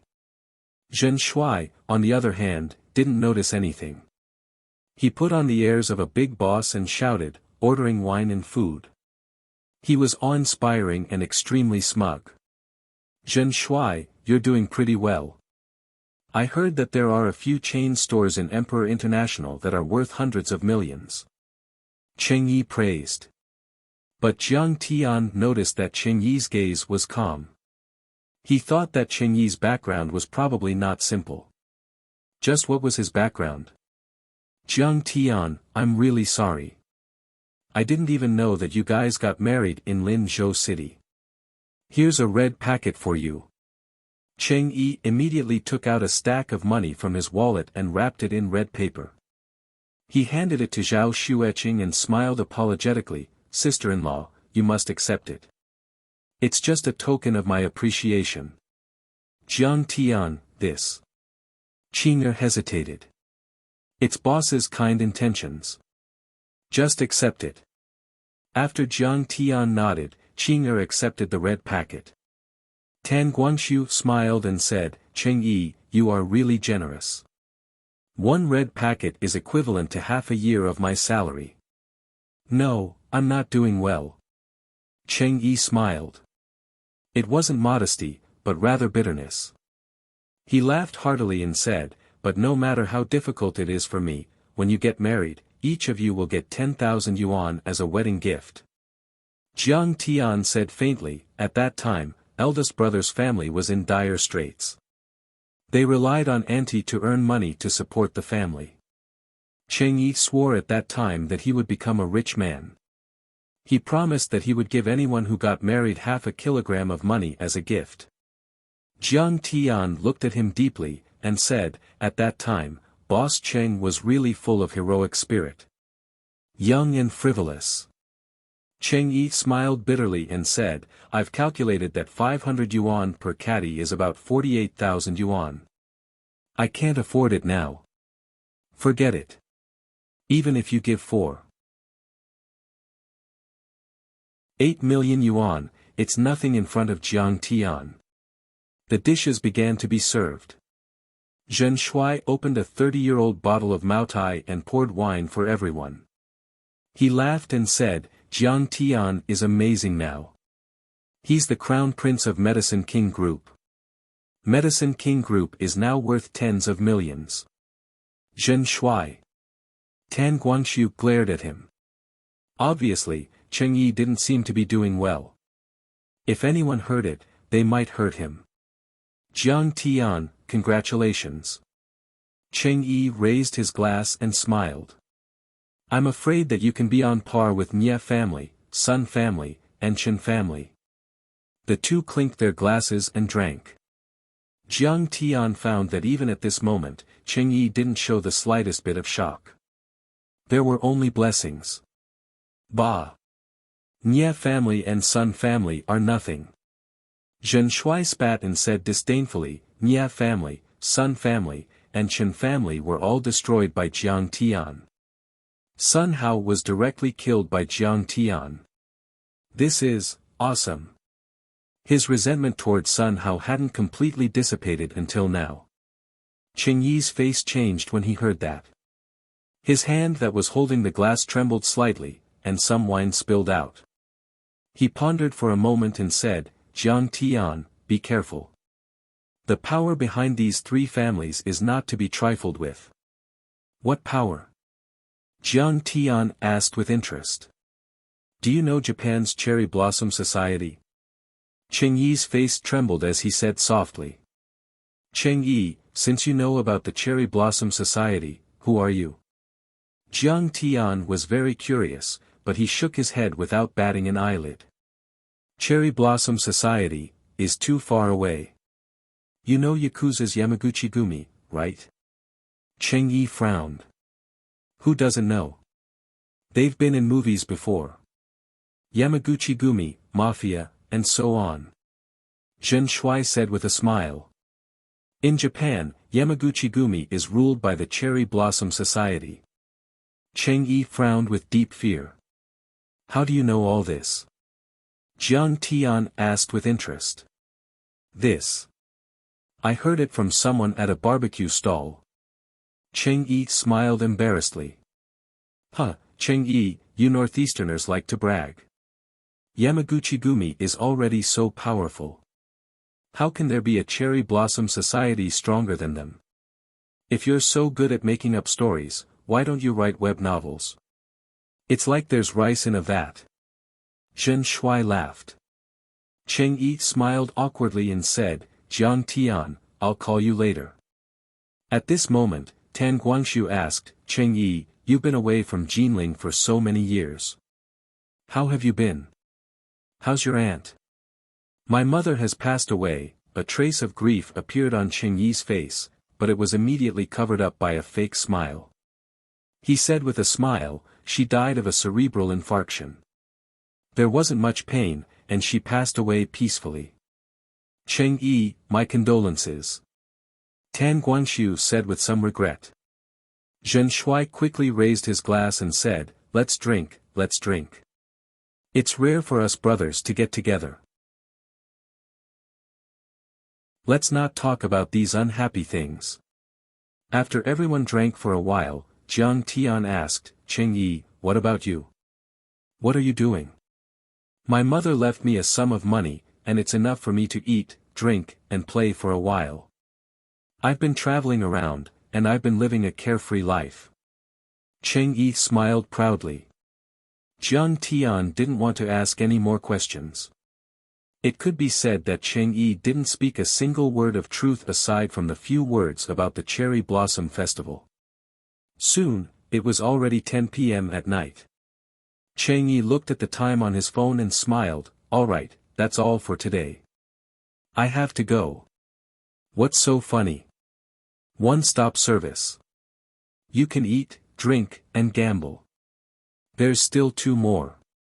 Zhen Shuai said. He was so drunk that his eyes were hazy. Jiang Tian coughed, and Zhen Shuai was startled. He immediately said, Sister-in-law, I've said too much.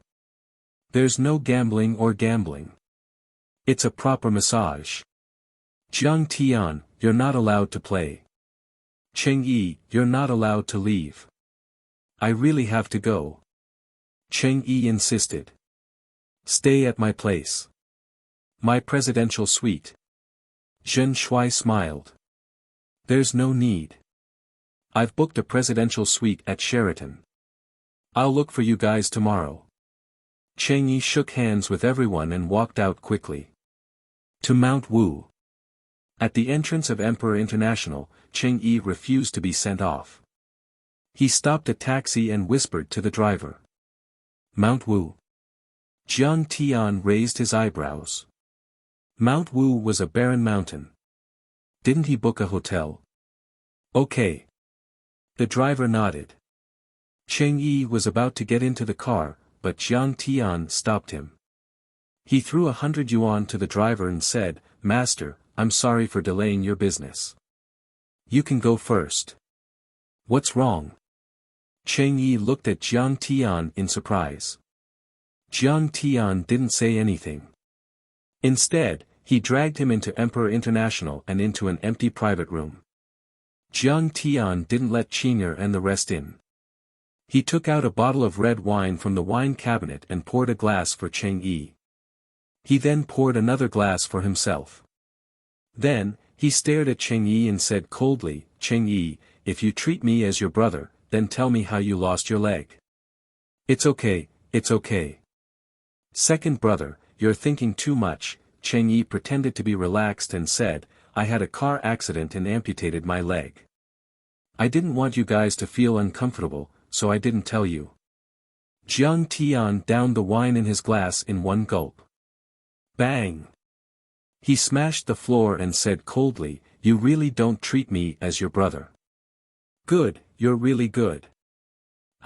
Cheng Yi opened his mouth to speak. His expression kept changing. Then, he slumped on the sofa and grabbed his hair with both hands. He said sadly, Second brother, it's not that I don't want to tell you. I don't want you to worry. I'm also afraid that I'll hurt you. Cheng Yi, believe me. I can definitely help you. Jiang Tian sat down and poured himself another glass of wine. He drank it in one gulp. Help me. Cheng Yi drank a mouthful of wine and said with a bitter smile, Jiang Tian, no one in this world can help me. I've already accepted my fate.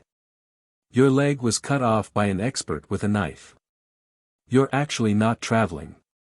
You're running for your life. Jiang Tian said coldly, moreover, you're running so fast that you don't even dare to stay in a hotel. You can only sleep in the wild, right? Second brother, you've matured. Cheng Yi smiled and finally told Jiang Tian everything. It turned out that Cheng Yi really came from a martial arts family in the northeast, just as Jiang Tian had guessed. This family wasn't strong, but they had opened a martial arts school and were also involved in some shipping and foreign trade. The family also had billions of assets. The Qing family had several heirloom gems, which were said to be able to quickly improve a martial artist's cultivation. However, Cheng Yi's father, Cheng Yi, found that it was not the case at all. These stones didn't have any spiritual energy at all. He spent 10 years and didn't find anything unusual about these stones, so he forgot about this matter and lived a peaceful life that stood aloof from worldly affairs. It happened when Cheng Yi was 10 years old. Suddenly, several experts from the Yamaguchi-gumi broke into the Qing family and wanted to buy them at a high price. Cheng Yi flatly refused. Although he couldn't see what was so powerful about these so-called gems, they were, after all, heirlooms. No matter how much the other party offered, Cheng Yi was unwilling to sell them. The other party didn't agree and immediately attacked.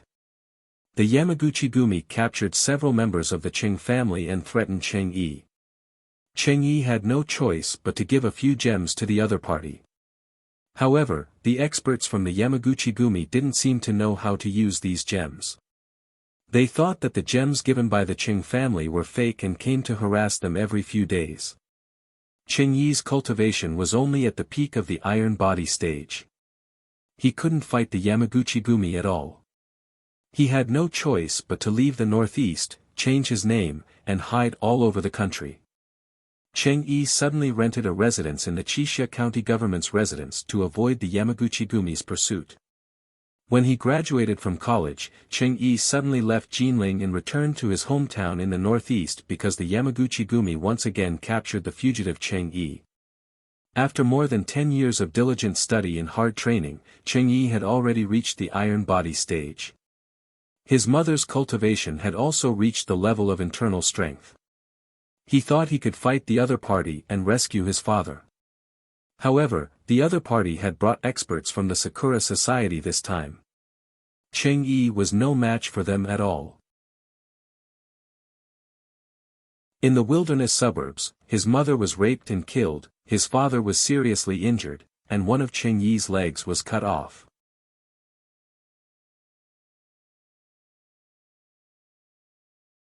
Chapter 295. After he and his father escaped again, they completely gave up on the idea of revenge. They could only wander around the country to avoid the Yamaguchi-gumi's pursuit. They didn't even dare to stay in a hotel because the Yamaguchi-gumi's influence was too great. They even had a cooperative relationship with some scum in the Wuxia society who had forgotten their ancestors. They could easily track down his whereabouts. To Jiang Tian, murdering others for their treasures was a very cliché story. It could be said that it was common in the cultivation world.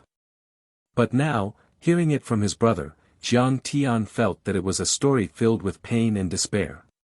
Cheng Yi was a sturdy man who was 1.8 meters tall. At this moment, he was crying like a child. He said in a daze, "Second brother, do you know? When I saw my mother being raped and killed, I really felt that I was a complete trash. I couldn't even protect my own family. I might as well kill myself. My parents stood aloof from worldly affairs. But why? Why was God so cruel and wanted to kill them? My happy and beautiful life was torn to shreds by others. Why? Why? Why is this world so unfair?" Cheng Yi suddenly roared at the top of his lungs. A gentleman's wealth is his own ruin. Jiang Tian looked at the deranged Cheng Yi. A chill emanated from his body, causing the surrounding temperature to drop by a few degrees. Cheng Yi, don't worry. I'll definitely help you. I'll definitely make them pay with their blood. Jiang Tian suddenly said in a low voice. Pay with their blood? Cheng Yi looked at Jiang Tian in astonishment. Then, he bitterly smiled and said, I thought so too at first. But after a few bloody storms and a few years of hiding from place to place like a rat on the street, I've already understood that there are existences in this world that we can't afford to offend. Although I'm very aggrieved and unwilling, sometimes I can only endure it. Because if I don't endure it, my family will be exterminated and I'll completely disappear from this world.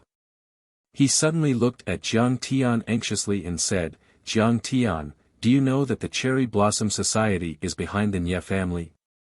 They have cooperated with the Yamaguchi-gumi. If you destroy the Nye family, the Yamaguchi-gumi will not let you off.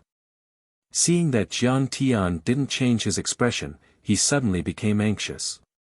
He grabbed Jiang Tian's shoulders and said, Jiang Tian, don't think that you can provoke them just because you're the crown prince of the Medicine King group. You're wrong. In front of a transcendent power like the Cherry Blossom Society, we're just insignificant ants. I suggest that your Jiang family quickly sell off your shares and assets and flee to the United States or abroad.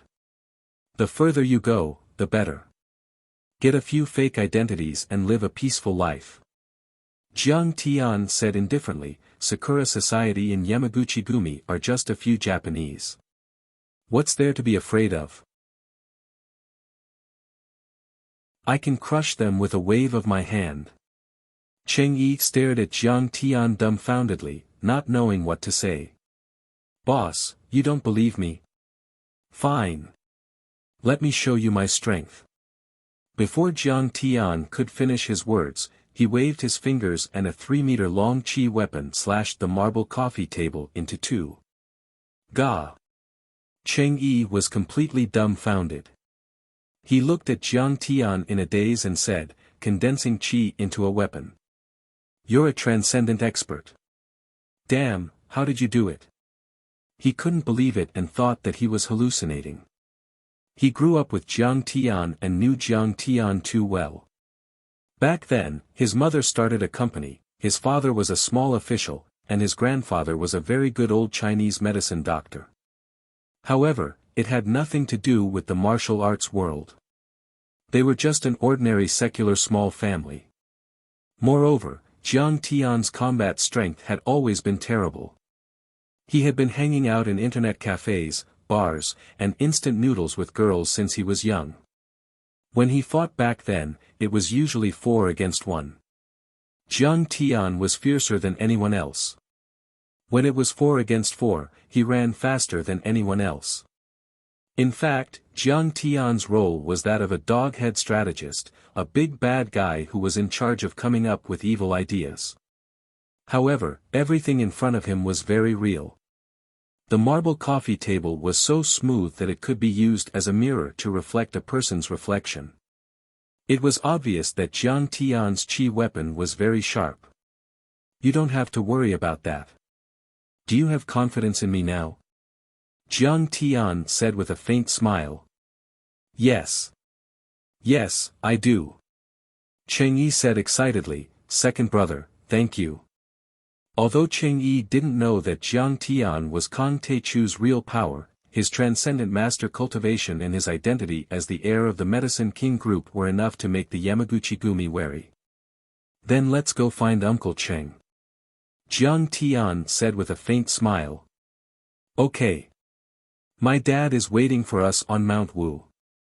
I guess he hasn't eaten yet. Cheng Yi said hurriedly.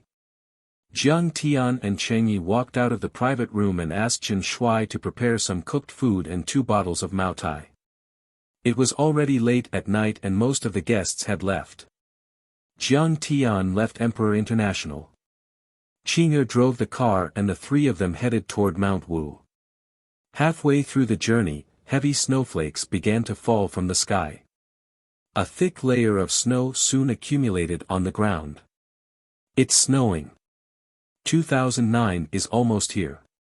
Jiang Tian said lightly as he stretched his hand out of the car window and looked at the gray sky. The car sped all the way until they reached the end of the mountain road. The three of them got out of the car and walked into a small cave. Cheng Yi was shocked and shouted, "Dad, where did you go?" "I think your dad is hiding." Jiang Tian's divine sense had already detected Cheng Yi's father in the forest not far away. He sighed in his heart. Cheng Yi was really scared by the Yamaguchi Gumi. "Dad, don't be nervous. This is my childhood friend, Jiang Tian, and his wife, Qing'er." Cheng Yi shouted. "Oh, it's Jiang Tian." Cheng Yi jumped in a few leaps and smiled at Jiang Tian. He then glared at Cheng Yi without leaving a trace. He probably thought it would be easy to be exposed if he brought too many people up. "Dad, you must be hungry.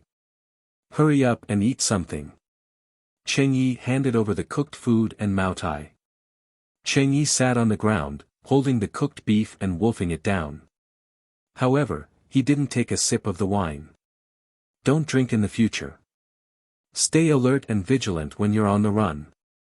Cheng Yi glared at his son. Jiang Tian looked at Cheng Yi and felt a little sad. When Cheng Yi was studying at Jinling University, Cheng Yi had visited him several times. Although Cheng Yi's family was in ruins at that time, he still had the demeanor of a martial artist. He was in high spirits and talked and laughed freely. But now, he was skinny. He was no more than 50 years old. His hair was all white, and his back was hunched. The key point was that he was like a frightened rabbit. His eyes were full of vigilance and his spirit was gone. After a few years of being on the run, his life was always in danger. No matter how strong a tiger man was, his mentality would collapse.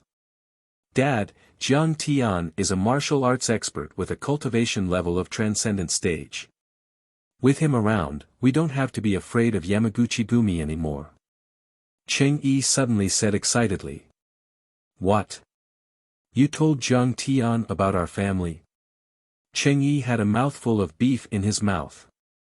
He was so shocked that he forgot to swallow it. "Yeah, Jiang Tian knows everything, but don't worry," Cheng Yi said. Cheng Yi swallowed the beef abruptly and choked. He stared and craned his neck. He said angrily, "What are you doing? Jiang Tian is just an ordinary person. How can he help us? And I told you not to bring any strangers up. What are you doing? If we're exposed, we're dead meat." He didn't like Jiang Tian at all. Back then, Jiang Tian was just a good-for-nothing who didn't do anything proper. He only knew how to fight and play with women. His son followed him around all day and even delayed his cultivation. If his son didn't know him, he might have mastered his martial arts and become an inner force expert. How could he have one of his legs removed by the other party? Cheng Yi said anxiously, "Dad, Jiang Tian is really a martial arts grandmaster with a cultivation level of transcendent stage. I saw it with my own eyes." "Shut up." Cheng Yi shouted angrily and interrupted his son. He then looked at Jiang Tian and smiled. "Jiang Tian, you saw it too. We're like stray dogs now. We're penniless. Cheng Yi doesn't deserve to be your friend. Hurry up and leave. We won't cause you any trouble." "Uncle, please don't say that. It's not troublesome." Qing'er smiled and said, "We know what happened. Don't worry. If those Yamaguchi pigs come, my husband won't have to do anything. I can handle them alone. It's not the Yamaguchi pigs, it's the Yamaguchi Gumi." Cheng Yi was so angry that his nose was crooked. This girl looked so pretty, but it turned out that she was an idiot. You're a delicate girl who doesn't even have the strength to truss a chicken. How can you handle the Yamaguchi Gumi powerhouses? Are you kidding me? He gnawed on the stewed bone and glanced at Jiang Tian and his wife with dissatisfaction. He shouted loudly, "It seems that I didn't make myself clear. I'm afraid you'll cause us trouble. Do you think you can show off just because you have some stinky money? Money is useless. If the Yamaguchi-gumi comes, won't you drag us down? Hurry up and leave. Don't cause trouble for us." "Dad, how can you say that?" Cheng Yi was so angry that tears were about to come out. Cheng Yi was unmoved. Cheng Yi looked at Jiang Tian and said apologetically, "Jiang Tian, don't take it to heart. My dad is really scared. It's okay. I can understand." Jiang Tian said faintly, "Cheng Yi, how about this? I'll go back first. If anything happens, call me immediately." "Okay." Cheng Yi didn't know what to say, so he could only agree for now. "Are you really leaving?" After leaving the cave, Qing'er's heart softened. She said softly, "There were people following us on the way here. I'm afraid they'll be here soon. Uncle Cheng may not be very polite, but he's probably really scared. Cheng Yi blocked a knife for me when he was young. How can I not care?" Jiang Tian smiled gently and said, "Let's find a place to hide first. I'm afraid the Yamaguchi-gumi people will be here soon." The two figures flashed and disappeared into the dense forest. Hiding in a big tree, they could still hear Cheng Yi cursing at Cheng Yi. "You're a good-for-nothing. Jiang Tian is an idiot. Transcendent Realm Cultivation and Martial Dao Grandmaster. Why doesn't he go to heaven? I saw it with my own eyes. Dad, can you be a little more polite to Jiang Tian? He's my good brother." "Good brother my ass. Scoundrel friends, fair-weather friends, fuck off. Think about it. If you didn't hang out with him every day when you were young and focused on cultivation, would you only have iron body cultivation now? Would you only have one leg left? You're so confusing, you don't understand. It's not Jiang Tian's fault. He didn't delay my cultivation." Slap. Slap. Two slaps rang out and the cave quieted down.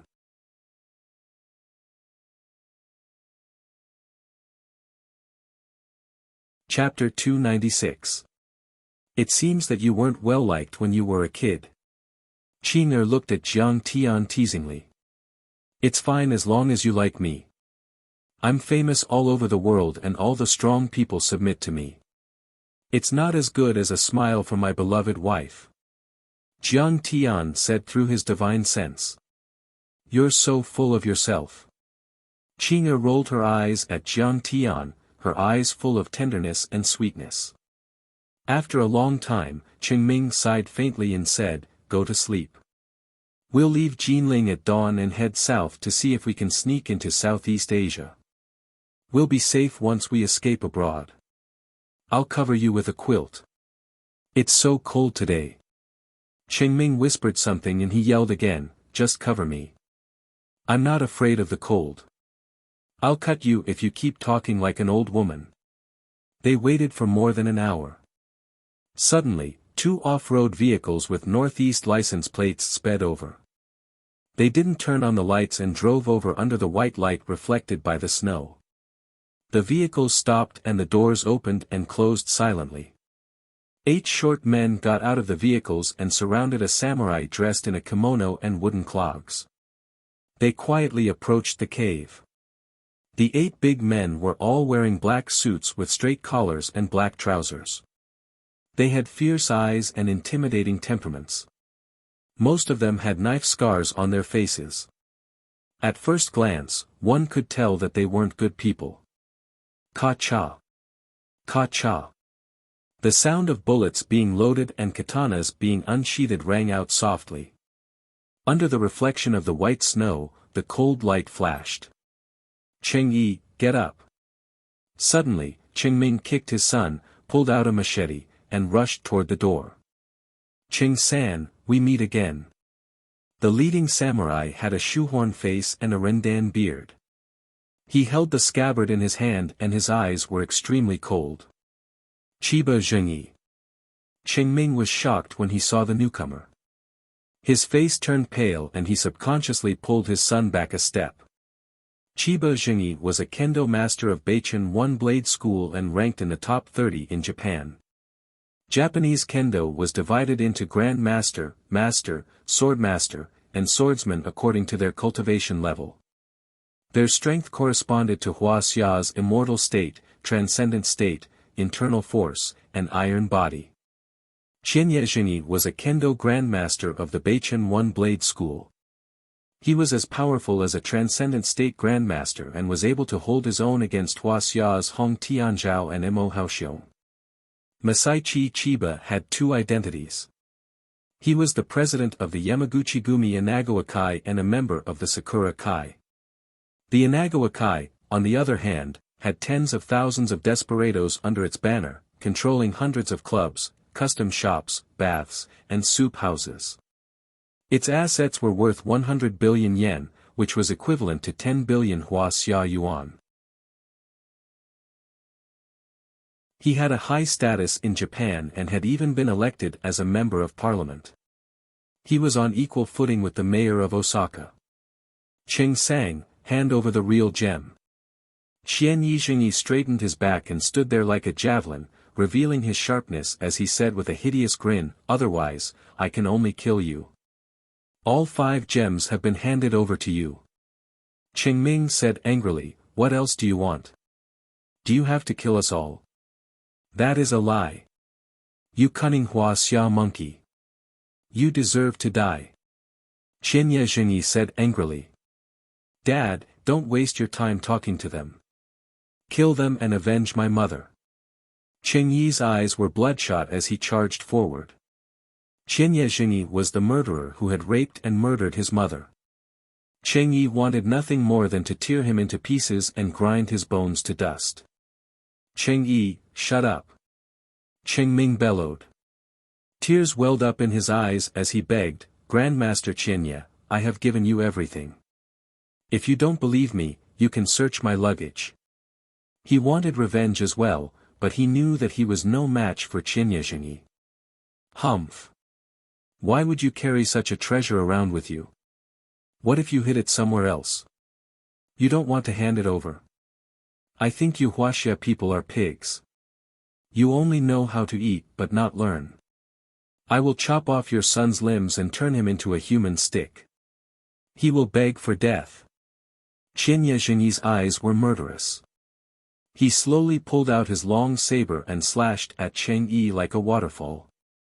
The slash was like a howling wind with a series of sonic booms. The light from the saber reflected the white snow. It was as if heaven and earth were overshadowed by the cold light. It could be said that the lethality of this slash was absolutely no less than that of a martial arts grandmaster. The Qing father and son could not resist it at all.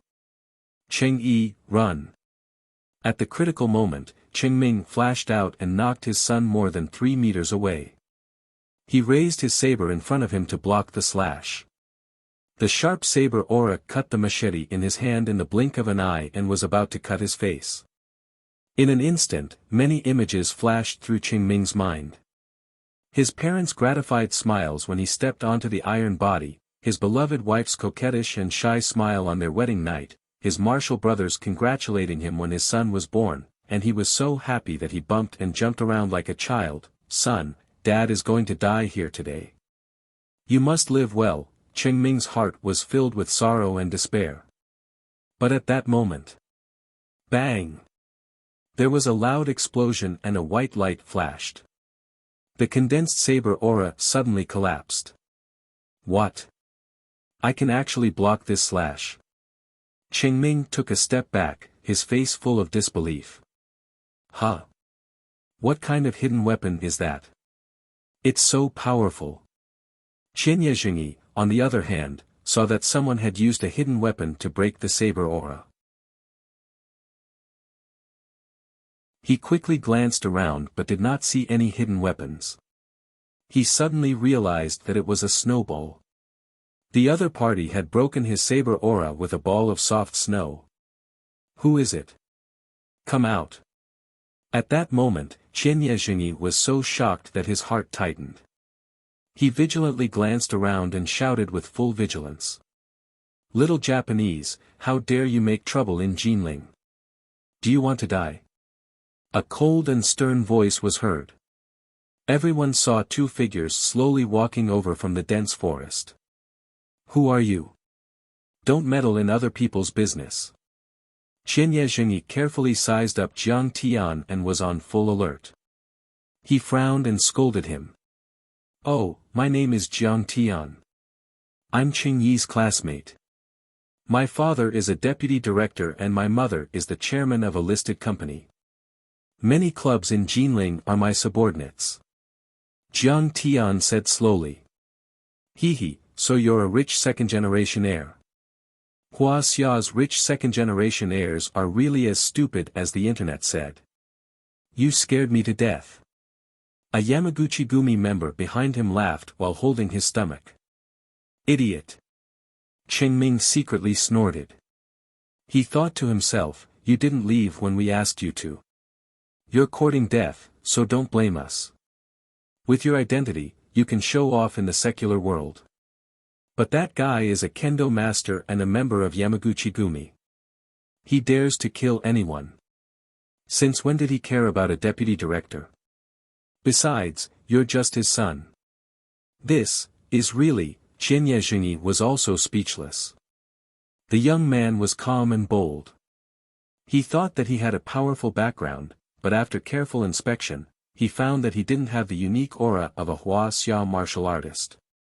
It turned out that he was a rich second-generation heir from the secular world. Qingming should have blocked his attack just now, not him. Forget it. I'll let you go for your father's sake. Get out of here." Xianxia waved his hand helplessly as if he was driving a fly away. After all, he was the son of an official.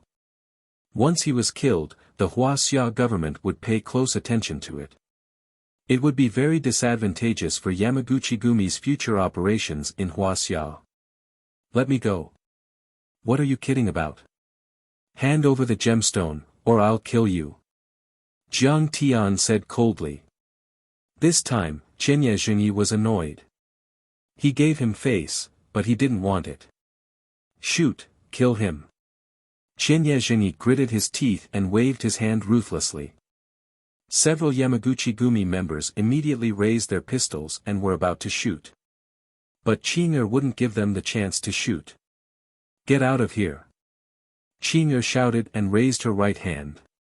She waved it slowly, as if she was swatting a fly. Boom! A tremendous and irresistible force shot out like a rocket, spreading out in all directions. This tremendous force was like an immortal drawing land into a river. Snow, ice, and millstone-sized rocks were all pushed out, flying in all directions. This force forcefully plowed open a large hole about 3 meters wide in the ground, extending for more than 10 meters.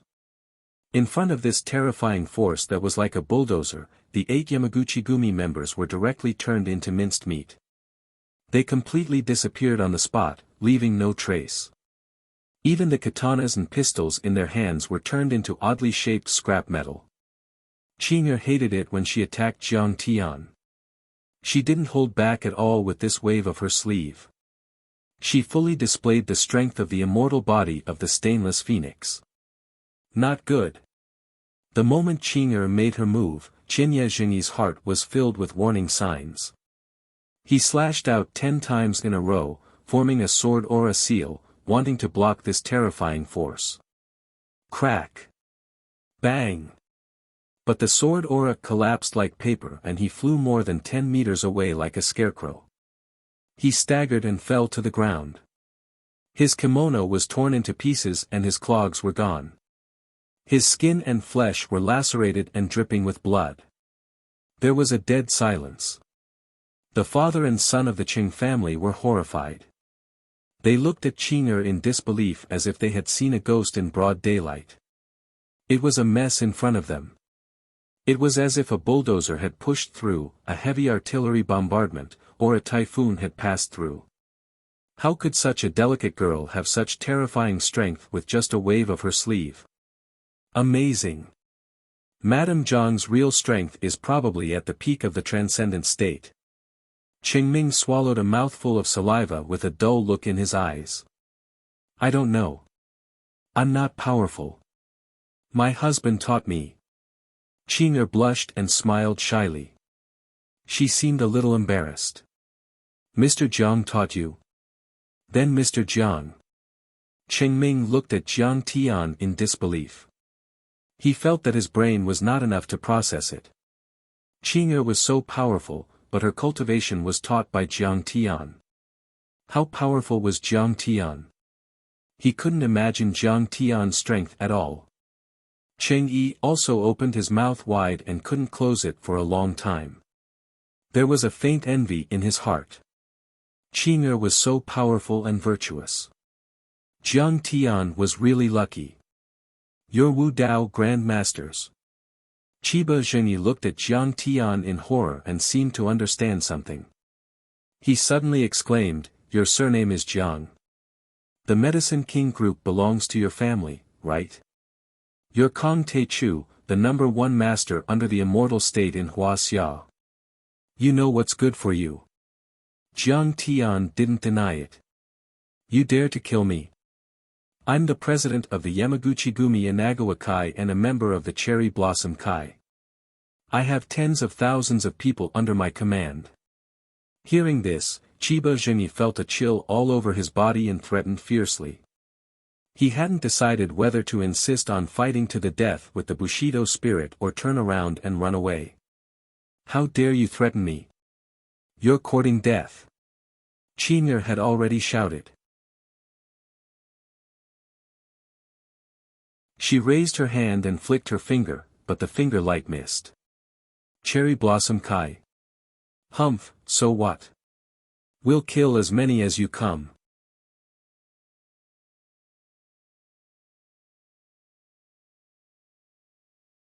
Chapter 297. How dare you kill me? Chiba Zhengyi roared as he lowered his body into a horse stance. His feet sunk 3 inches into the ground, and he swung his katana wildly, sending out several sharp blade auras to block the attack. These katana projections seemed to be able to cut through metal, but they were all useless in the face of the immortal body of the immortal Phoenix Maiden.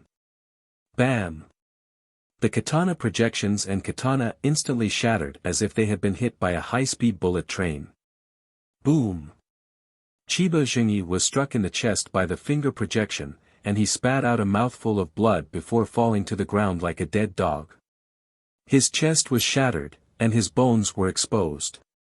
He had completely lost the ability to fight back. Uncle Cheng, Cheng Yi, don't you hate him?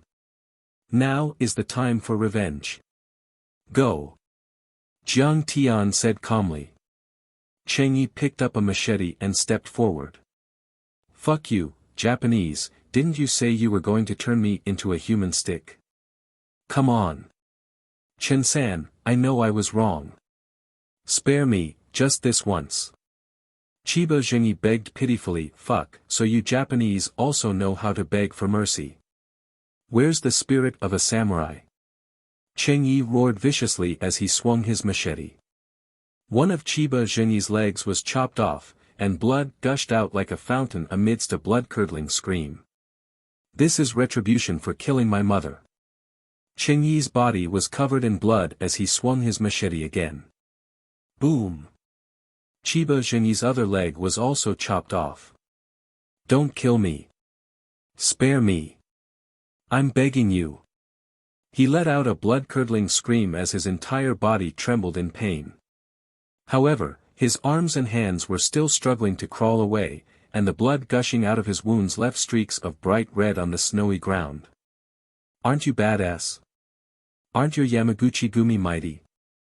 Don't beg for mercy, stand up and fight me. Cheng Yi's eyes were bloodshot as he chased after Chiba Zhengyi and chopped off his right arm. Ow! Chiba Zhengyi let out a blood-curdling scream as his eyes rolled back and he fainted from the pain. Coward, this won't do. Cheng Yi stabbed Chinya Zhengyi's chest again and again, almost turning him into a pile of minced meat. Then, he knelt on the ground and kowtowed towards the northwest. He wailed, "Mother, I've finally avenged you. Mother of my child, if you know this in the underworld, you can rest in peace." Qingming also knelt on the ground, tears rolling down his cheeks. Whoosh! When the two of them were almost done venting their emotions, Jiang Tian casually shot out a few fireball talismans, burning the corpses into ashes. "Uncle Cheng, do you dare to stay in a hotel now?" Jiang Tian looked at the stunned father and son of the Cheng family and asked with a smile. "With you here, what are we afraid of?" Cheng Yi stood up and grinned, revealing his white teeth. Qingming asked with a shocked expression, "Jiang Tian, he just called you Kong Te Chu. You're Master Kong." "Yes, it's me." Jiang Tian smiled faintly. "So it's Master Kong. I didn't recognize your face. Please forgive me." Qingming broke out in a cold sweat when he heard that. He became even more respectful and pulled Cheng Yi to kneel before Jiang Tian. He was just a martial artist with initial success in internal force. Compared to Jiang Tian, who was invincible in Huaxia, he had no power to fight back. Qin Yezhengyi was so powerful that he was equivalent to a martial arts grandmaster in Huaxia. He was much stronger than Qingming, but Jiang Tian's wife killed him with a finger. What about Jiang Tian, who taught Zhao Xueqing his cultivation? Qingming didn't dare to imagine. In particular, he was quite disrespectful to Jiang Tian just now. It was said that a grandmaster couldn't be insulted. If Jiang Tian wanted to make a fuss, he could kill Qingming with a slap. Thinking of this, Qingming was even more frightened. His head was on the ground, and he didn't dare to look Jiang Tian in the eye.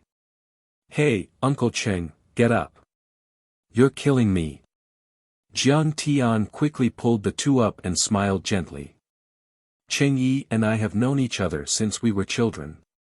Cheng Yi even blocked a knife for me. In my heart, Cheng Yi is my brother, and you're also my elder. Grandmaster Jiang, how can I do that? Just now, I looked down on you and said all kinds of nasty things. Please don't take it to heart. Just treat it as me. I have a foul mouth that ate shit and was farting." Hearing Jiang Tian's words, the father and son of the Qing family were so moved that they almost shed tears. Qingming was even more speechless. "Damn, Sky Stone. My luck can't be that good." Jiang Tian smiled and scanned the ground with his divine sense. He was shocked to find 5 crystals. Of the 5 stones, 4 were chalcedony, which could be used to refine some offensive or defensive magic tools. One of them was a sky stone used to refine storage rings in the cultivation world. Moreover, this sky stone was the size of a child's fist. It could be refined into at least 2 storage rings, one for himself and one for Qing'er. It was just right. However, Jiang Tian wasn't the kind of person to take advantage of others. He especially wouldn't take advantage of his friends. He collected all the crystals and said with a smile, "Uncle Cheng, which ones are yours? Take them. These 4 are ours, but Master Kong, if you need them for your cultivation, just take them." Qingming hurriedly said. It could be said that Jiang Tian had saved their lives and helped them take revenge for the extermination of their family. How could 4 chalcedony repay Jiang Tian's kindness? "This sky stone isn't yours?" Jiang Tian picked up the sky stone and asked. "No. This little Japanese guy probably snatched it from another family. It might even belong to them." The Qing father and son shook their heads together. "Well, I'll keep this sky stone and help you carve the remaining 4 into magic tools. I'll give them to you tomorrow. Let's go." Jiang Tian said with a smile. Soon, Qing'er drove the car and sent the 2 of them to Emperor International. Jiang Tian left and made an appointment to meet the next day. Ming respectfully escorted Jiang Tian to the parking lot and watched as Jiang Tian and the others drove 100 meters away. Only then did he heave a sigh of relief and say, "Oh my God, we really came close to the gates of hell today." He turned his head and looked at the dazed Cheng Yi. He patted him on the shoulder and sighed. "Son, you have to understand that Master Kong is not on the same level as us. Even if our family is at its peak, we're just ants and dust compared to Master Kong." "Is he really that powerful?" Cheng Yi asked with a complicated expression. "The #1 Grandmaster on the divine list in Wuxia and the leader of the Heavenly Alliance. He overpowered many powerhouses in Southeast Asia and forced the powerhouses of the Dark World to retreat to Big Turtle Island. Today, how many people in Wuxia can stand shoulder to shoulder with Master Kong?" Cheng Ming was deeply moved and said meaningfully, "When you see Master Kong in the future, you can no longer call him brother. It's already your great fortune and our family's blessing that you got to know him when you were young. In China, who knows how many people want to meet Grandmaster Jiang, but it's difficult." "What's the Heavenly Alliance?" Cheng Yi was puzzled. Cheng Ming stepped on the snow and pulled his son toward the hotel lobby. He said, "There's a Heavenly Alliance headed by Master Kong. Its members are all Grandmasters, including Huaqin Tian, Wei Feilong, and Zhao Yuankuan." "What about the Yamaguchi Gumi?" Cheng Yi was a little worried. "Yamaguchi Gumi is nothing." Cheng Ming curled his lips and said disdainfully, "With Master Kang's strength, it's fine if he doesn't touch them. But once he does, he'll beat them to a pulp. If the Yamaguchi Gumi knows that our Qing family is now under Master Kong, they'll be scared to death. Master Kong is now the #1 on the divine list." At this time, Jiang Tian had returned to his villa and was laughing so hard that his mouth almost reached his ears. "Why are you smiling like a fool?" Qing Er asked curiously. "My dear wife, this is a treasure." Jiang Tian introduced it with a smile. "This stone is so magical." Qing Er couldn't believe it, and then said with a smile, "That's great. It'll be very convenient for you to carry a flying sword in the future." Jiang Tian immediately began to refine it with Qing Er. Jiang Tian's demonic flame attack was very powerful, but when it came to refining weapons, it was actually inferior to Qing Er's Li Fire. Li Fire was comparable to the Samadhi True Fire. It was very powerful in terms of killing, refining weapons, and refining pills. She had no choice but to pull Qing Er along and have her spit out Li Fire to help. First, she used Li Fire to melt the stone, remove the impurities, and further condense it. Then, she cooled it under the control of her divine sense to form a ring embryo. Then, she engraved various concealment and spatial arrays. When the sky turned white, it finally took shape. "How big is it inside?" Zhao Xueqing asked curiously. Jiang Tian scanned inside with his divine sense and said, "Yours is more than 300 cubic meters. Mine is dozens of cubic meters." "Ha, 300 cubic meters. Isn't that the size of a house?" Qing Er's eyes widened. Jiang Tian nodded. He thought to himself, "This isn't considered big. In the outer space, the storage bags and interspatial rings of some powerful cultivators can even hold a mountain." "No, honey, this is not good." Qing Er said, "Why don't you wear the big one?" Jiang Tian quickly shook his head and said, "Dozens of cubic meters is enough for me. I only need to store elixirs and magic weapons. You can also store some clothes, cosmetics, and so on. Girls have a lot of things. Besides, this style doesn't suit me. I'll laugh to death if I take it out." According to Qing Er's suggestion, Jiang Tian made Qing Er's storage ring into a little white rabbit. Because Qing Er was a rabbit, Jiang Tian would be too sissy to wear such a style.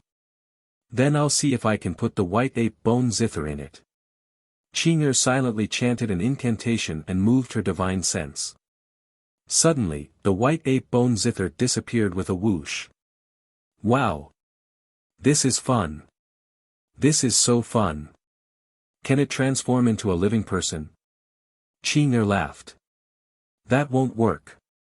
The storage space can't store living things. Otherwise, their life will be cut off. Jiang Tian laughed. Honey, I'll try putting a Rolls-Royce in it. Qing'er happily ran to the yard to play.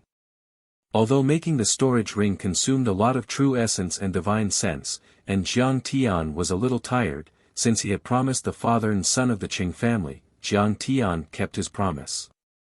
He forced himself to continue carving the jade essence. At noon, he finally finished carving. Jiang Tian swallowed an elixir and meditated for a while to recover his true essence and divine sense as much as possible. During dinner, Jiang Tian went to the Emperor Club where the father and son of the Qing family were staying. He planned to give them the 4 jade talisman magical items.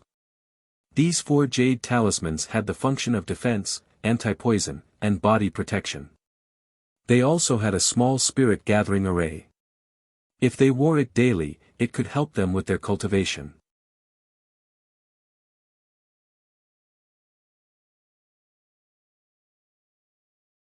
Chapter 298. The other 2 were thunder talismans that could be used multiple times. At least in Huaxia's current cultivation world, they could be considered top-notch magic tools. Grandmaster Jiang, we will never forget your great kindness. Qingming was so grateful that he shed tears and bowed his head. Magic tools were too precious. It could be said that although the chalcedony was very valuable, it was like trash in their hands.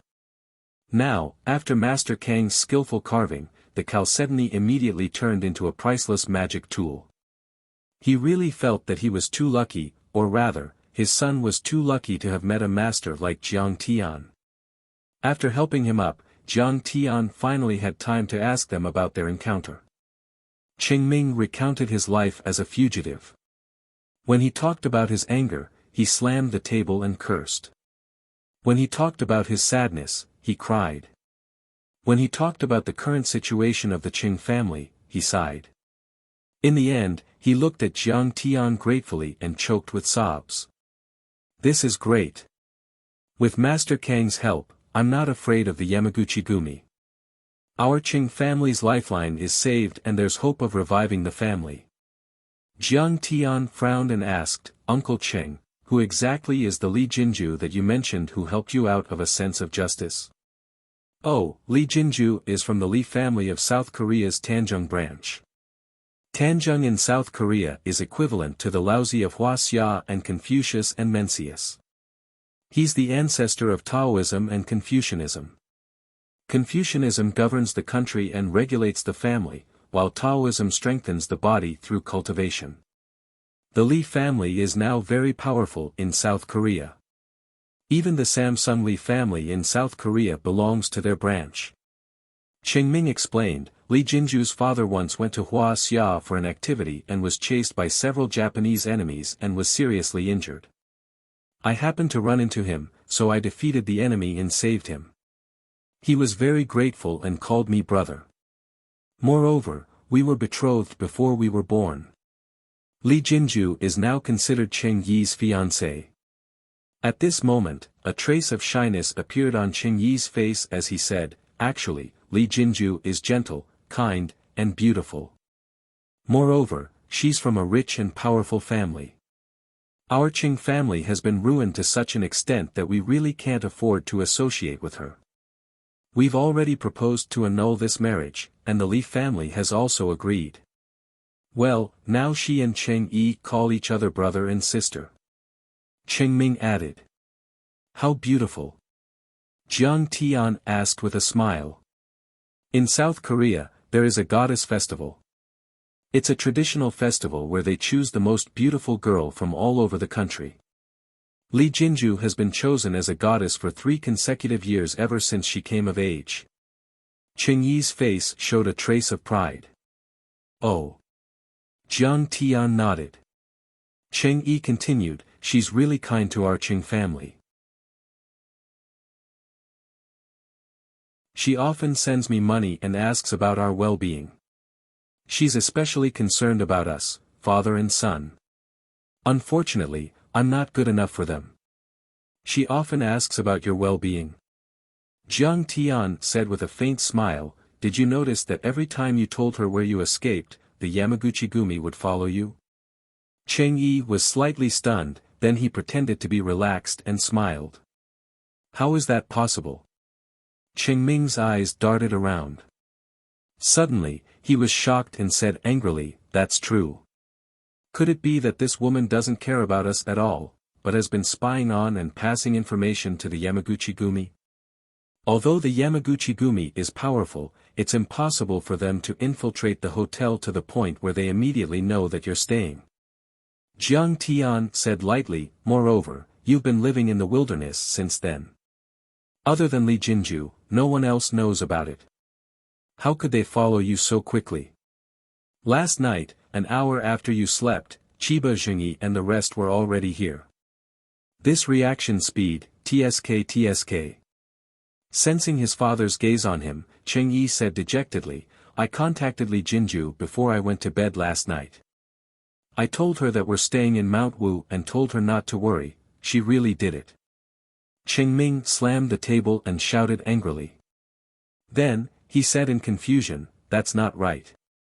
Japan has invaded South Korea many times in history. As the elite organizations of their respective countries, the Tanjung branch and the Sakura Society are mortal enemies. Why would Li Jinju pass information to them? I'm afraid that Li Jinju has already been controlled by them. Jiang Tian said with a faint smile.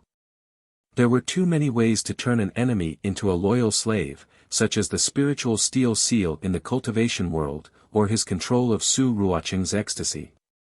He could even turn the other party into his own clone. Although the cultivators on Earth were not that powerful, there were a few eccentric people who could use secret techniques to control the other party's thoughts and consciousness. Master Kong, what should we do? Cheng Ming asked. If we don't get to the bottom of this matter, I'm afraid it'll always be a knot in your hearts. How about this, you arrange a meeting with Li Jinju and tell her that you'll give the chalcedony directly to her. She should show up. Jiang Tian said lightly. Okay. The father and son of the Cheng family nodded. Cheng Yi immediately called Li Jinju and said, Jinju, I was hunted down by Yamaguchi-gumi again today. Appa, are you hurt? Jinju is really worried. Li Jinju spoke Chinese fluently. Her voice was soft and pleasant, full of concern. I was hurt a little, but I managed to escape. Cheng Yi pretended to be very sad and sighed. Jinju, I'm afraid that I can't protect the gem anymore. I want to give it to you. No matter what, it can't fall into the hands of Yamaguchi-gumi. That's not appropriate. That's your Cheng family's heirloom. Li Jinju said hesitantly. No. I want to give it to you. I want to hand it over to you personally. I don't know when they will come again. Cheng Yi insisted. Okay, then I'll fly to Jinling, Huaxia. I'll be able to see you tomorrow. Jinju is really looking forward to it. Li Jinju finally agreed. The next night, the father and son of Cheng Yi called Jiang Tian. Li Jinju had arrived in Jinling and wanted to meet with Jiang Tian. Jiang Tian immediately met up with the two of them and rushed to the meeting location. At this time, it had been snowing for a day and night. The entire Jinling was covered in snow, and it looked like a world of jade. Li Jinju was very careful. She chose a private clubhouse called Baitsuan Korean House. This private clubhouse was located at the edge of the Qinhuai River. It's a high-class clubhouse in Jinling, and it's expensive. In Jiang Tian's view, this should be a stronghold of the Li family or Li Jinju. The interior of the clubhouse was built according to South Korea's classical architectural style. Mud, stone, and straw were used to create a natural feeling. White Korean paper was pasted on the windows, and red lanterns were hung under the eaves. The interior of the room was paved with solid wood, and there was a heated brick bed. The young women who came and went were all dressed in classic Korean clothing. They were polite and had gentle and shy smiles on their faces, as if they were from the great Cheongjin dynasty. When the customers walked in, it felt like they had entered the Silla kingdom of the Southern dynasty. Under the guidance of two maids dressed in elegant Korean clothing, Jiang Tian and the Qing family's father and son walked into the clubhouse. As Jiang Tian walked, he sized up the surroundings. Suddenly, his sword-like brows raised, and a wisp of ridicule appeared on the corners of his mouth. Even though it was already the coldest day of the year and water droplets would turn into ice, the moment Jiang Tian pushed open the door and entered, he immediately felt warm. They saw a woman wearing a business suit with her back facing Jiang Tian and the others. She was kneeling on a praying mat, using a pair of large scissors to cut the meat and grilling it on the iron plate on the short marble platform. Beside her were a plate of kimchi, a stone pot of rice, and a bottle of Korean-style soju.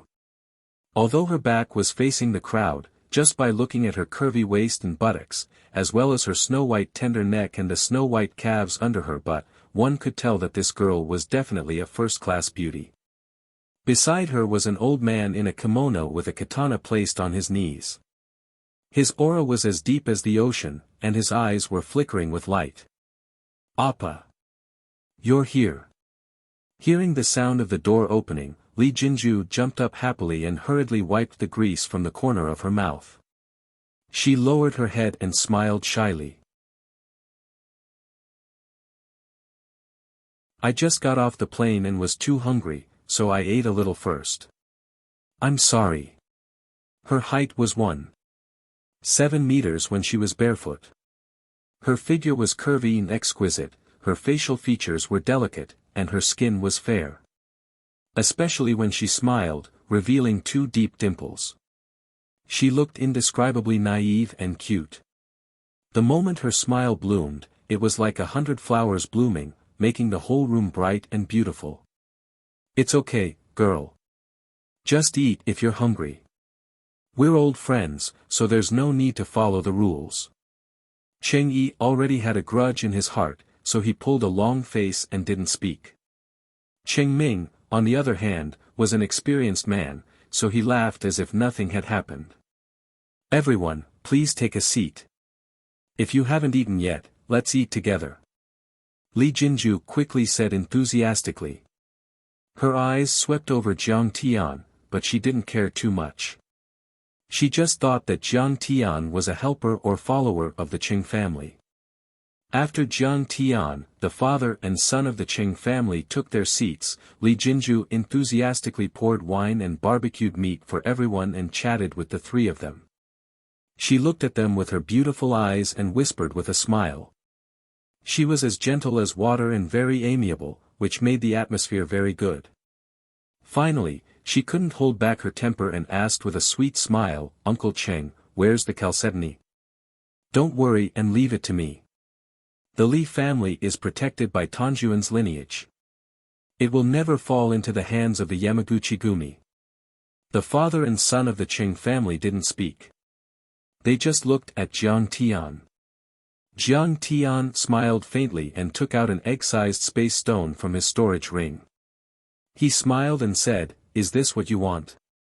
The kimono-clad man's eyes suddenly bloomed with sharp cold light. He asked with a ferocious face.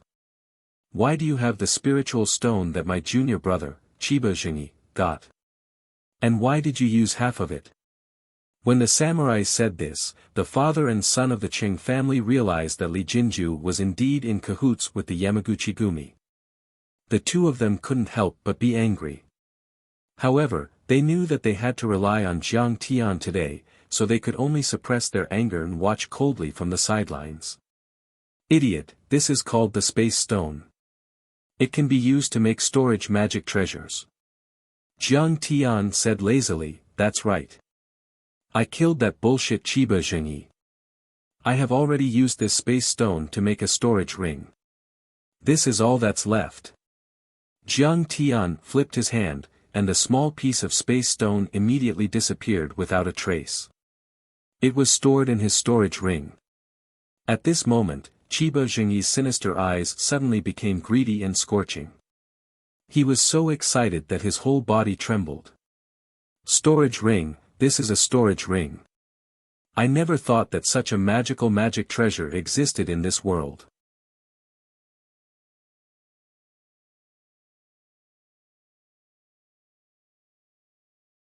Chapter 299. In the cultivation world, almost everyone had one or even a few space-type magical treasures. It was very common. But on Earth, it could be said to be a priceless treasure. It had never appeared in modern times. First of all, Dharma treasures were hard to come by. Second of all, even if you could find the materials, only a handful of people could make it. This kind of Dharma treasure was too coveted. It could be said to be a great cheating device. For example, if an ordinary person met a transcendent grandmaster, the transcendent grandmaster would let his guard down. However, if an ordinary person were to pull out an assault rifle from his storage ring, the transcendent grandmaster would be killed instantly. Chiba Masao was looking for the so-called chalcedony because he wanted to refine this kind of magic treasure. He knew how great the benefits of having such a storage ring were. It could be said that with his great success in kendo, he could almost do whatever he wanted in the world. Mr. Jiang, give this treasure to Mr. Chiba. Otherwise, you will die a horrible death. Seeing Chiba Masao was about to make a move, Li Jinju signaled him to stay put and tried to persuade him with a smile. Chiba Masao suppressed his desire to kill and steal the treasure. His eyes were burning with murderous intent as he glared at Jiang Tian. After all, they were in Wuxia, a busy city with many surveillance cameras. Even if he could escape unscathed after killing Chen Fan, he would still be targeted if he wanted to move about in Wuxia. Is that so? Why can't I see anything special about him? He is just an old man. Jiang Tian took a sip of wine and said lightly. Humph. He is a kendo grandmaster of the Bei Chen one-blade style, and a phenomenal success-level kendo grandmaster. He can even stop a waterfall with one slash. Is your neck that hard? Aren't you afraid of his chrysanthemum leaf tattoo pill? Li Jinju lifted her chin, revealing her slender neck. She looked at Jiang Tian as if she was looking at an idiot. Hee, is that so? As far as I know, the best swordsman in Japan is called a great teacher. If there are a few great teachers, I might be able to take action. As for this old trash, he's not worth my time at all. Jiang Tian said disdainfully. What a reckless brat. He doesn't know the principle of not showing off his wealth. He stole Qianye Zhengyi's treasure and even dared to show it in front of his senior brother. He actually dares to speak such arrogant words. Does he want to die? When Li Jinju heard this, her heart was filled with disdain. Her face suddenly sank, but she immediately smiled sweetly. Her jade-white hands played with the glass of wine as she looked at Jiang Tian with a face full of ridicule and disdain. Indeed, Chiba Masao was much more powerful than Chiba Zhengyi. He was a kendo grandmaster, which was equivalent to Huaxia's transcendent state of martial arts. He was a veteran grandmaster, and not many people in Huaxia could stop him. What's more, Jiang Tian seemed to be just a second-generation rich kid who couldn't even trust a chicken. Give it to me. Chiba Masao didn't say a word as he reached out his hand and snatched the treasure from Chen Fan. Get out of my face. Jiang Tian pointed a finger at Chiba Masao, and the finger aura missed its target. Suddenly, a powerful surge of chi shot back at Chiba Masao. Boom! Chiba Masao felt as if he had been hit in the chest by a cannonball. He let out a blood-curdling scream as he was sent flying through the air like a ragdoll. He crashed through the door and landed on the snowy ground in the yard like a dead dog. Jiang Tian's finger aura didn't slow down at all. It continued to expand like a cannonball. Boom! The floor exploded, forming a large hole more than 10 meters long that extended all the way to the door. All the windows were shattered in an instant. Shreds of paper fluttered in the air, and water and wood exploded everywhere. What? He is a martial arts master. Li Jinju's mouth was wide open, her clear and beautiful eyes were filled with astonishment, and her delicate body was trembling slightly. Masao Chiba was one of the top kendo masters in Japan. He was the disciple of Ryujiro Chiba, the kendo grand master. He was the cornerstone of the Beichen one-blade school. There were only a handful of kendo grand masters in Japan who could defeat him. However, Jiang Tian had easily knocked him away. Jiang Tian took a sip of soju before slamming the cup on the table. He shook his head in disdain. Your South Korea's bamboo charcoal soju isn't tasty enough. It's like diluted ergotu. Baka. Who dares to behave atrociously in our Yamaguchi-gumi's territory? Bastard. Kill him. In the yard, 5 or 6 Japanese kendo masters dressed as samurai rushed over when they saw Chiba Masao was sent flying. There were also Yamaguchi-gumi members in black shirts and pants. Some of them were holding pistols while others were holding swords. They glared at Jiang Tian and roared with killing intent. Chiba Masao struggled to his feet with the help of a disciple. He shook his head and gripped the hilt of his katana tightly. He glared at Jiang Tian and roared. Baka! Hand over your storage ring and jade essence or I will kill you. Huh, you Japanese are really arrogant and don't know the immensity of heaven and earth. Jiang Tian's face darkened as he sneered. Do you think that Wuxia is still in the era of the Republic of China? How dare you come to Wuxia to kill me and steal my treasures? I think Wuxia has been too friendly to you and spoiled you. He stood there as steady as a boulder and sneered, very good, come and snatch it. Today, I will let you all understand what is the true Wuxia martial Tao and what is a true powerhouse. Jiang Tian was born and raised in Jinling. His great-grandfather's generation of more than a dozen people had been killed by the Japanese invaders. He had been influenced since he was young by his grandfather's stories of the Japanese massacres in Jinling and how his ancestors fought against the Japanese and saved the country. It could be said that even after 10,000 years of cultivation, he still had a deep-seated hatred for the Japanese. Everyone was responsible for the rise and fall of the country. As a descendant of the Yellow Emperor, how could he sit by and watch the Japanese invaders commit crimes in Wuxia? At that moment, he had already unleashed his killing intent. He was going to kill every single Japanese in the clubhouse today. Not a single one of them would be spared. I am very good at robbing. My ancestor was a Japanese military swordsmanship instructor. He burned, killed, and looted in Jinling back then. It was so satisfying. Alright, I will show you today. Chiba Masao roared. His eyes flashed as his aura rose. He gripped the hilt of his katana tightly and pulled it out at a seemingly slow speed. The katana's scabbard was mottled with paint and the hilt was black and shiny from the sweat and blood.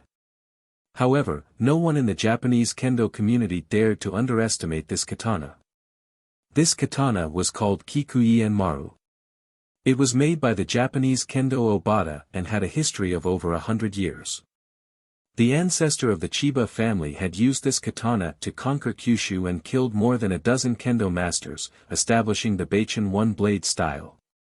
Even the transcendent grandmasters in Wuxia and the Western superpowered users would be terrified when they heard the name of this katana. Puff! A sharp sound came up.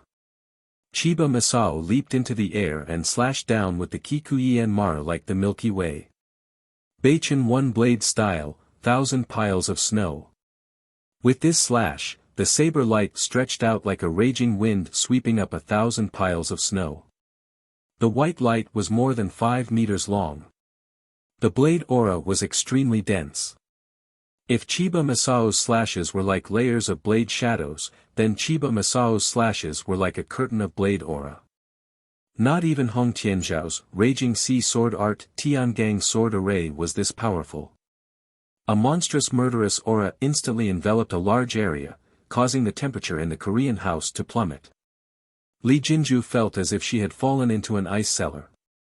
She felt a strong pressure and her cheeks were about to be cut open by the sharp blade qi. Even breathing became difficult. He is so powerful. He is indeed the grand sensei of Japanese kendo. This 1,000 piles of snow might even be able to split open a huge rock. That arrogant Wuxia kid is dead meat. Many Japanese kendo masters and Yamaguchi-gumi members were shocked. They looked at the attack with admiration and exclaimed in unison. The 1,000 piles of snow blade aura flashed. Boom! After a loud noise, the roof and the wall were split open. Snowflakes fell and the cold wind blew in. Among the flying straw and dust, the sharp blade aura was like a bolt of lightning, slashing toward Jiang Tian with an indomitable aura. Hehe, is this the supreme sword Dao of your East Sea? Baichen one-blade style. Trash. Jiang Tian used his divine sense to sense the blade aura. Then, a disdainful sneer appeared at the corner of his mouth. Japanese kendo, ninjutsu, and onmyoji all advocated the simultaneous advancement of the mind, qi, and body. It was just that they all focused on different things. However, at the end of the day, these Japanese ultimate arts were nothing more than the martial arts and spells that Su Fu, Jianzhen, and the Japanese students who came to China to study during the Tang dynasty. Their aura is not called true qi, but chakra, which translates to energy. In Jiang Tian's eyes, the sword qi chakra he had unleashed was even weaker than the sword qi of the Chinese martial arts, and it couldn't be compared to the true essence of the cultivators. When the blade aura was about to land on his chest, Jiang Tian suddenly flicked his fingers as if he was playing a pipa. Dozens of white wind blades swept out. The wind blades were connected head to tail and were more than 10 meters long. They tumbled and rolled like angry dragons in the sky, easily shattering the 1,000 piles snow blade aura. Then, the wind blades danced in the air and rushed toward Chiba Masao as if they were sentient. Oh no! At this moment, Chiba Masao was alarmed. He didn't expect Jiang Tian to be so powerful. Moreover, he couldn't even tell if it was a spell or a martial art. There were so many wind blades that they could break his 1,000 piles of snow and they seemed to be alive. 1,000 piles of snow. Broken sound waterfall. Whirlpool wheel. Ripple blade.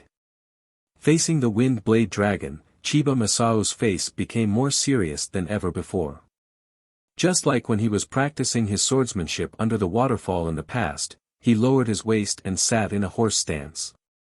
His legs were like iron pincers as he roared at the top of his lungs and slashed out 4 times in a row with his most powerful saber strikes. It was no exaggeration to say that he was confident that he could even split an armored vehicle in half with every slash of his blade.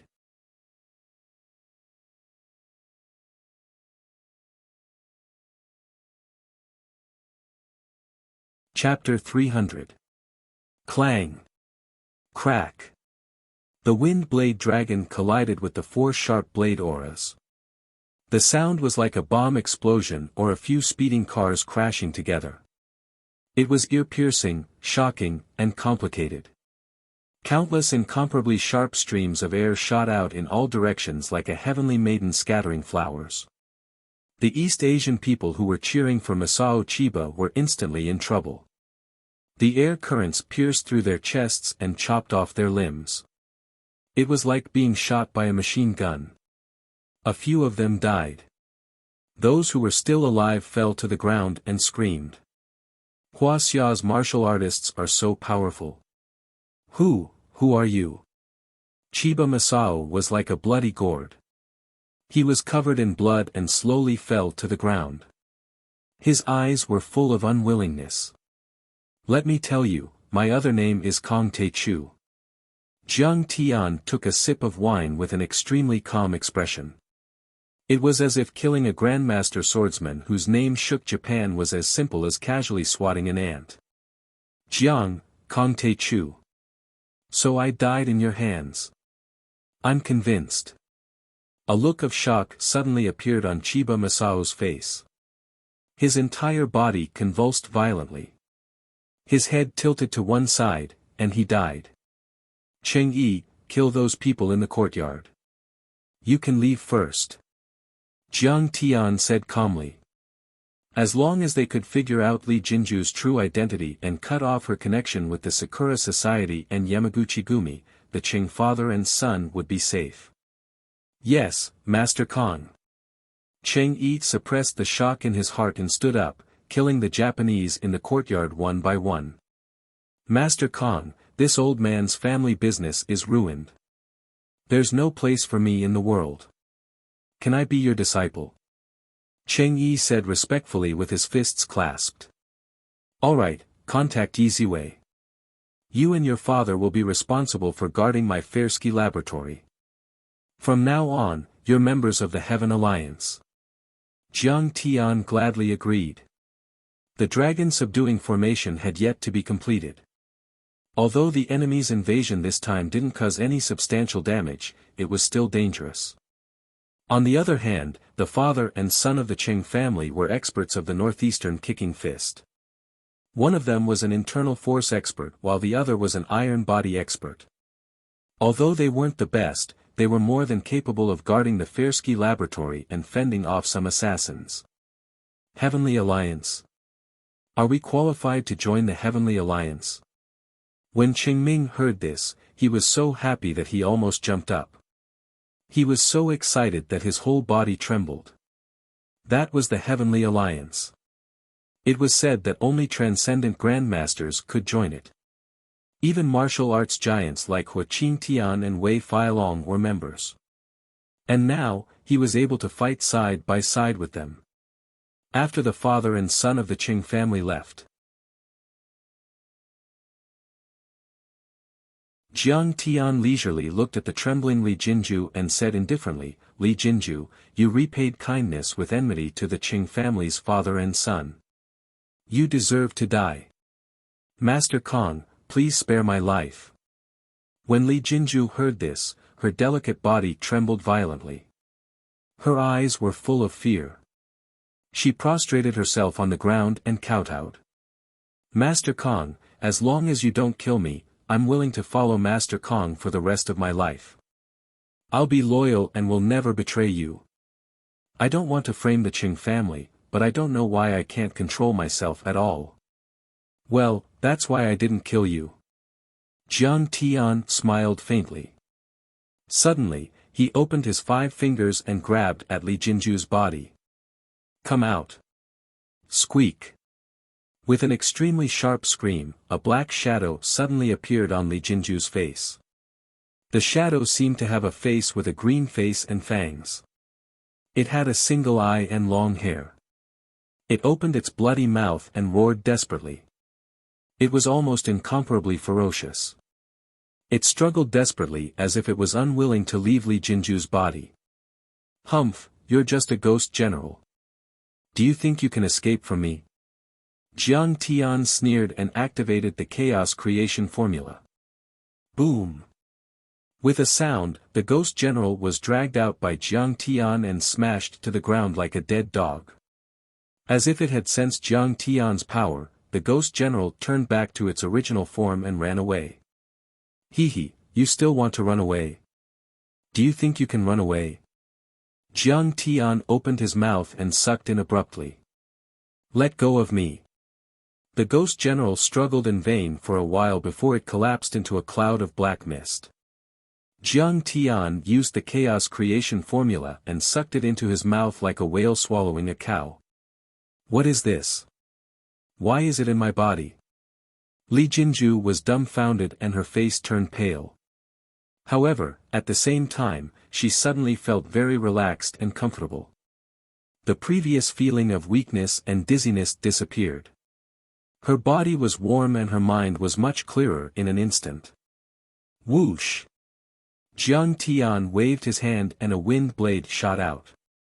Li Jinju's little suit skirt, snow-white shirt, and hollowed-out underwear were torn apart and fell to the ground. At this moment, this beautiful woman only had 2 pairs of black stockings left. Her full breasts, flat stomach, slender waist, perfectly round thighs, and snow-white skin were all exposed to the slightly cold air. What? Is he going to take me? This is too impatient. For a moment, Li Jinju's mind was in a mess. She didn't even think about whether she should pretend to be reserved. However, the next moment, she was horrified. She saw strange green lines all over her body, forming the terrifying image of a one-eyed giant ghost. What is this? I've never had a tattoo. Li Jinju was about to faint. It's just a small spell for the ghost general to possess the body.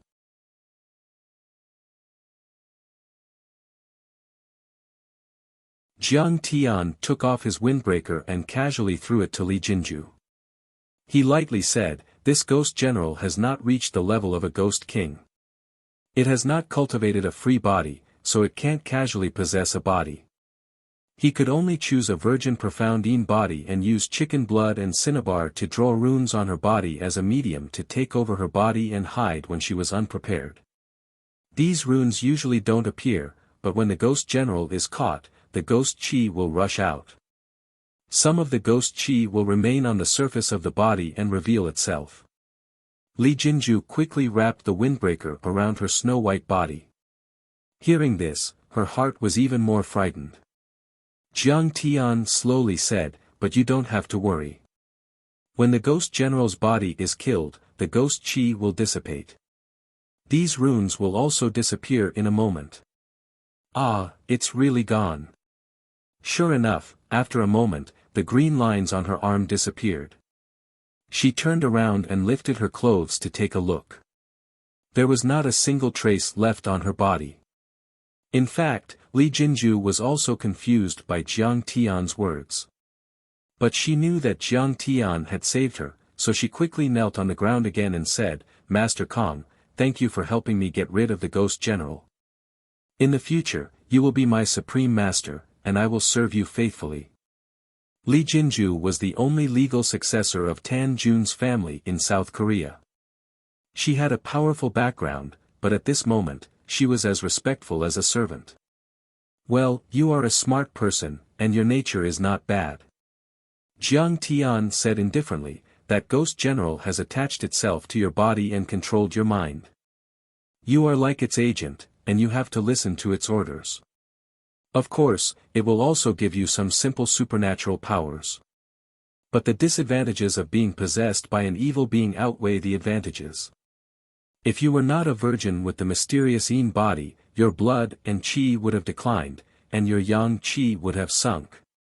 In the end, your internal organs would rot and you would die. Even with your current physique, I'm afraid you won't live to 30 years old." The more Li Jinju listened, the more afraid she became. Suddenly, she felt a chill in her heart. She knelt on the ground again and kowtowed, "Mr. Jiang, please save our Tan Jun's family. If Master Kong can defeat the Cherry Blossom Association, our Tan Jun's family will worship Master Kong." For many years, the Cherry Blossom Association and Tan Jun's family had been fighting fiercely. In the end, the Cherry Blossom Association won. 10 years ago, Tan Jun had lost many experts and suffered a crushing defeat. However, the Cherry Blossom Association did not pursue the victory and eliminate Tan Jun's family and the Li family. Instead, they shook hands and made peace with the Li family.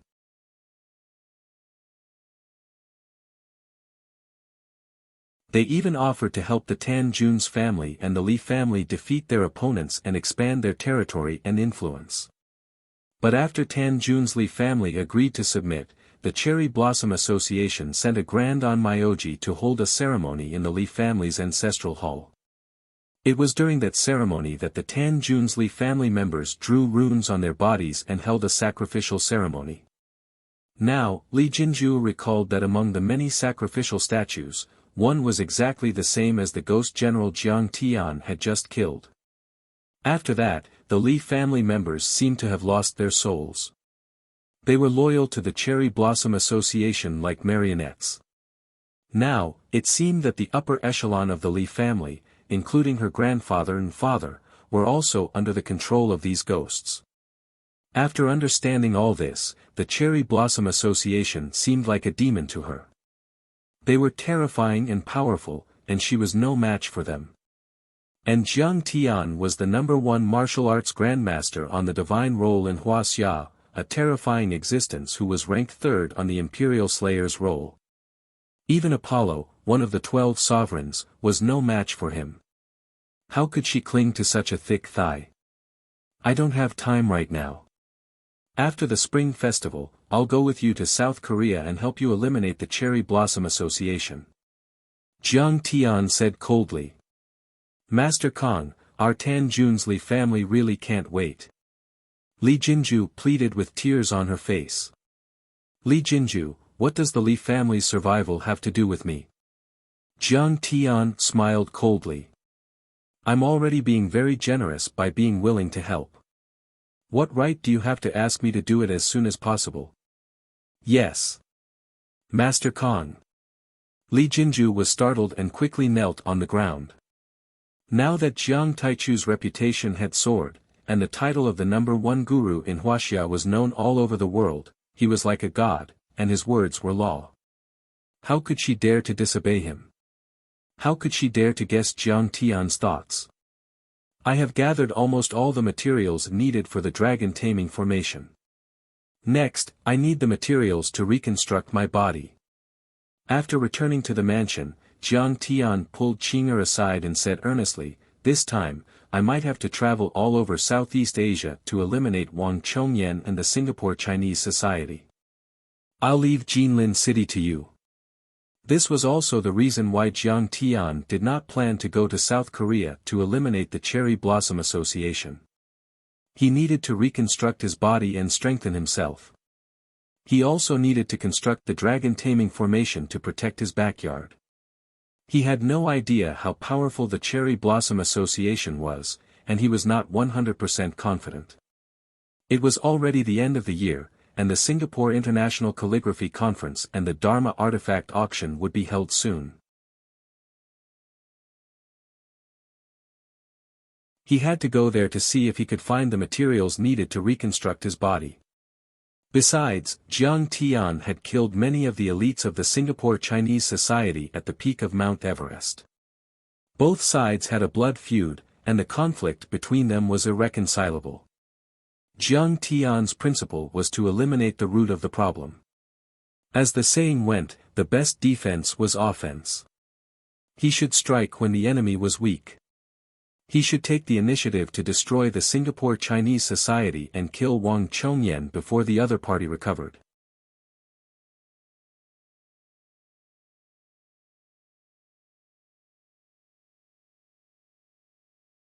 Chapter 301. Don't worry, honey. I'll take care of everything here in Jinling. Nothing will go wrong. Qing'er smiled warmly. Her eyes were filled with determination. In the past, it was Jiang Tian who had been protecting her. Now that her divine body had awakened, she could finally protect the Jiang family. Okay, then I'll leave tomorrow. Jiang Tian took out the iron shuttle from his storage ring and handed it to Qing'er. This can also be used as a flying Dharma artifact. It has refined your divine sense. If you want to find me, just follow the divine sense imprint on me and find me directly. My physical body can break the sound barrier. With this shuttle, I can fly at a speed of more than 1,000 kilometers per hour. I'll be right next to you in about 3 hours. Zhao Xueqing put the shuttle into her storage ring and smiled. The next day, Jiang Tian declined his family's offer to send him off. He did not bring any attendants. Accompanied by Qing'er, Jiang Tian arrived at the Jinling International Airport. It was only a few days before the Spring Festival. There were many tourists traveling to Southeast Asia. Fortunately, the Jiang family was a VIP customer of Southeast Airlines. Otherwise, it would have been difficult to book a ticket. After entering the VIP lounge, Jiang Tian and Qing'er drank coffee and ate a simple meal. They talked in low voices. It was very peaceful, but also very beautiful. Jiang Tian, why are you here? Suddenly, a strange voice rang out. A person in the booth across from them waved at Jiang Tian. Yang Wenluan. Jiang Tian looked up and was a little surprised. He then smiled and nodded. Where are you going? Are you going to Singapore too? He saw a few young men and women in business attire sitting opposite him. The person in the lead was Jiang Tian's university classmate, Yang Wenluan. However, Jiang Tian was in the same year as him, but they were not in the same major. It was more appropriate to call him an alumnus. He remembered that Yang Wenluan's hometown was in Zhonghai. His family owned a ship parts factory and had tens of millions of assets. He was also a famous figure in the Renda College of Jinling Pharmaceutical University. Renda College was a second-class college, and its students were all the children of the rich and the officials. Most of them were proud and arrogant. Jiang Tian and he were both conspicuous playboys, so it was inevitable that there would be conflicts and friction between them. However, compared to Jiang Tian at that time, he was far inferior. At that time, the market value of the Medicine King Group was in the billions, while the net worth of the Jiang family was about 1 billion yuan. When Jiang Tian was a teenager, it was also when Zhang Wanqing was working hard to start her own business. She was busy with her career and inevitably neglected to take care of him. Therefore, out of compensation, Jiang Tian had a lot of pocket money in university. Jiang Tian had money and was a local tyrant in Jinling. Therefore, in several confrontations with Jiang Tian, An Wenluan was always at a disadvantage. He was beaten by Jiang Tian many times, and his face was covered in dirt. In fact, at that time, the two of them only had some small grudges. They fought over the basketball court and the girls. However, Jiang Tian's attacks on him were ruthless. The most ruthless one time, Jiang Tian took care of a girl he was pursuing and even sent a video of them in bed. Yang Wenluan was so angry that he wanted to fight Jiang Tian to the death. Jiang Tian felt a little apologetic toward Yang Wenluan. Yeah, I'm going to Singapore to sign a contract. It's a 20 billion yuan ship parts processing contract. Yang Wenluan was dressed like a businessman. He was wearing a snow-white shirt, straight pants, and shiny leather shoes. He walked over with a cup of coffee and smiled proudly. He had a deep grudge against Jiang Tian. At that time, Jiang Tian relied on his family's stinky money to flaunt his power and bully men and women. Even he was bullied to the point where he couldn't raise his head. However, it was different now. Their young family's shipyard had assets in the billions. How could Jiang Tian compare to him? 20 billion. It's indeed a huge contract. The net profit should be around 1 billion, right?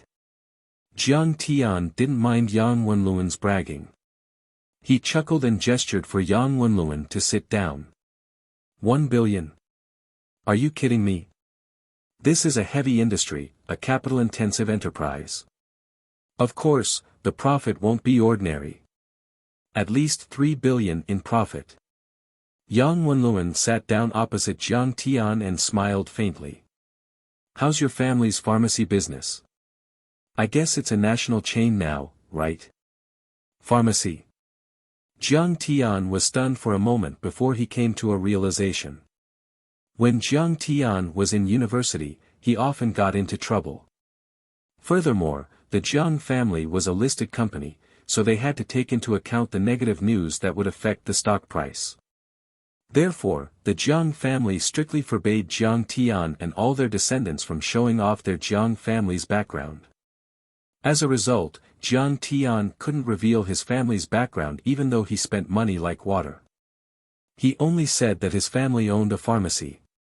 Therefore, even though the Jiang family created a huge commotion in the capital market some time ago, other than Lu Yiting and a few close university classmates, no one knew that it had anything to do with Jiang Tian. In Yang Wenluan's eyes, Jiang Tian was just a rich second generation with a pharmacy in his family and tens of millions of assets. Oh, my family doesn't own a pharmacy anymore. We're involved in pharmaceutical production. We can't starve to death, so we can get by with it. Jiang Tian said faintly. Oh, I see. Yang Wenluan's eyes flashed with a hint of disdain. In his opinion, even after a few years of development, Jiang Tian's family would only have a few hundred million at most. There was no way they could compete with the Yang family of Zhonghai. Therefore, he didn't think much of it and didn't bother to ask further questions. He smiled smugly and continued to show off. And the one who signed the contract with us is the Guo family of Singapore. Guo family? Which Guo family? Is there a descendant called Guo Lili? Jiang Tian asked curiously. Finally, I can see the look of shock on your face.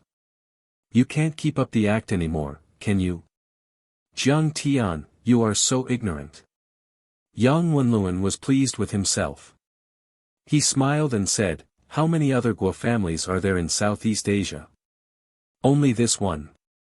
The Guo family's assets are at least 100 billion USD and close to 1 trillion Huaxia RMB. They are as rich as a country.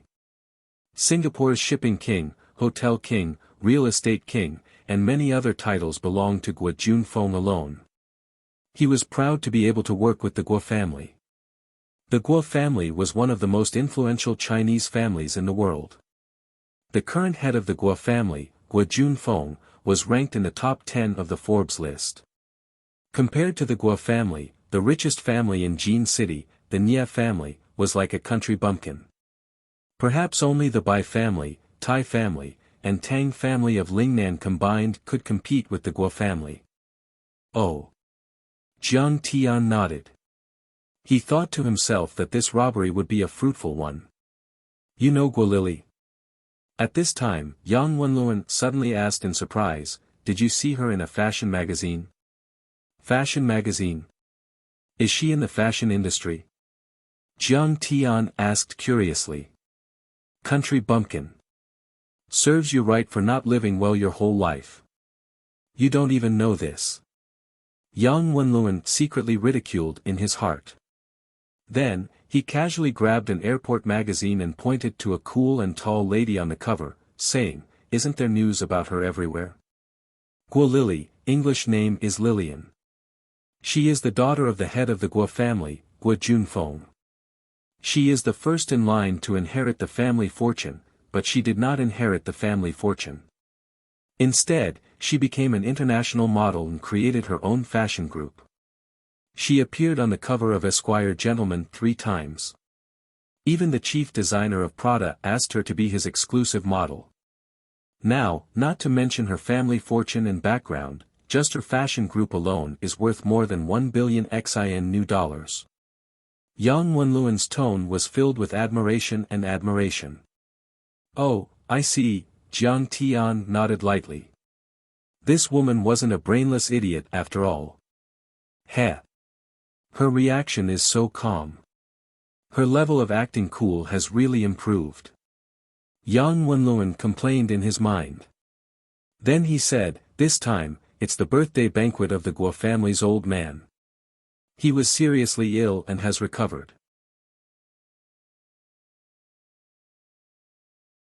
So the Guo family is going to hold a grand ceremony to announce it to the world.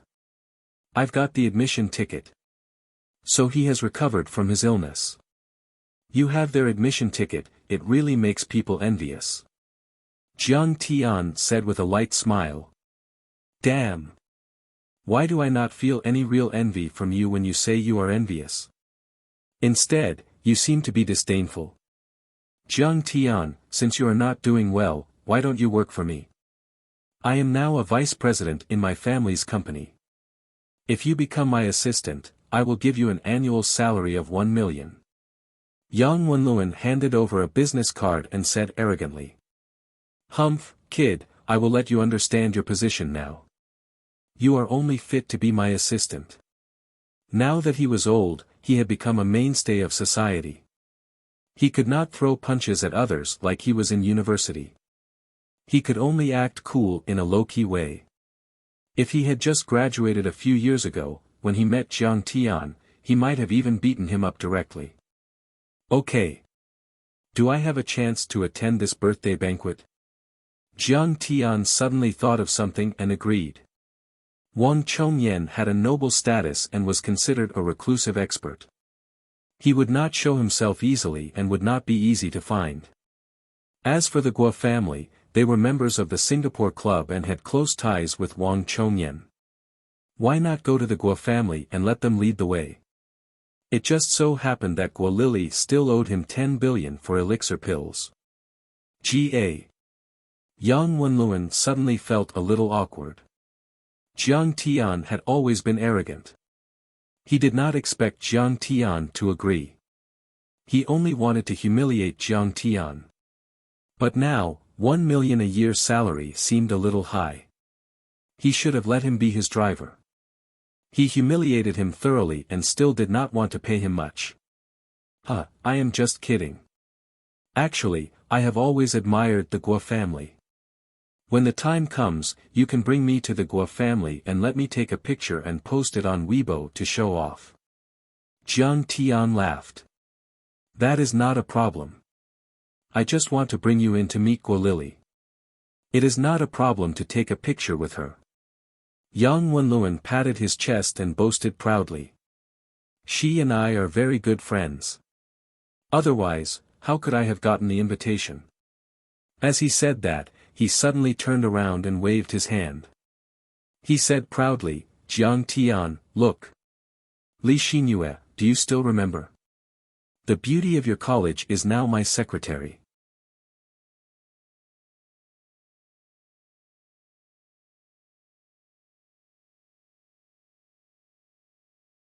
Chapter 302. Old classmate, we meet again. Li Xinyue said with a forced smile as she leisurely walked over in her high heels, giving off a feeling of boundless charm. She had seen Jiang Tian a long time ago, but she was annoyed. If it wasn't for her boss, she wouldn't have come over to greet him. Oh, so you're working for Mr. Yang now? Jiang Tian smiled faintly and looked at Li Xinyue. Li Xinyue was beautifully dressed.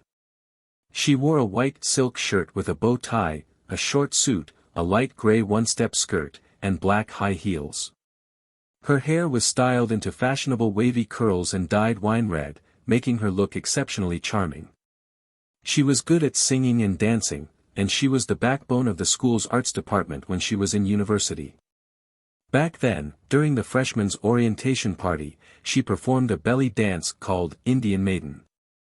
She was so beautiful and charming that she stunned everyone present. She immediately became the dream lover of all the boys. At this moment, compared to when she was in university, she was less naive and innocent, but her breasts were more prominent. Her waist was slender, and her butt was round. She was more enchanting and charming. At this moment, who knew how many men's eyes were looking at her? Jiang Tian, didn't you pursue Li Xinyue back then? Now that Li Xinyue has just broken up with her boyfriend, you have to seize this opportunity. Yang Wenluan laughed with a sense of superiority. Look, everyone's dream lover back in college has become my secretary. Li Xinyue was generous.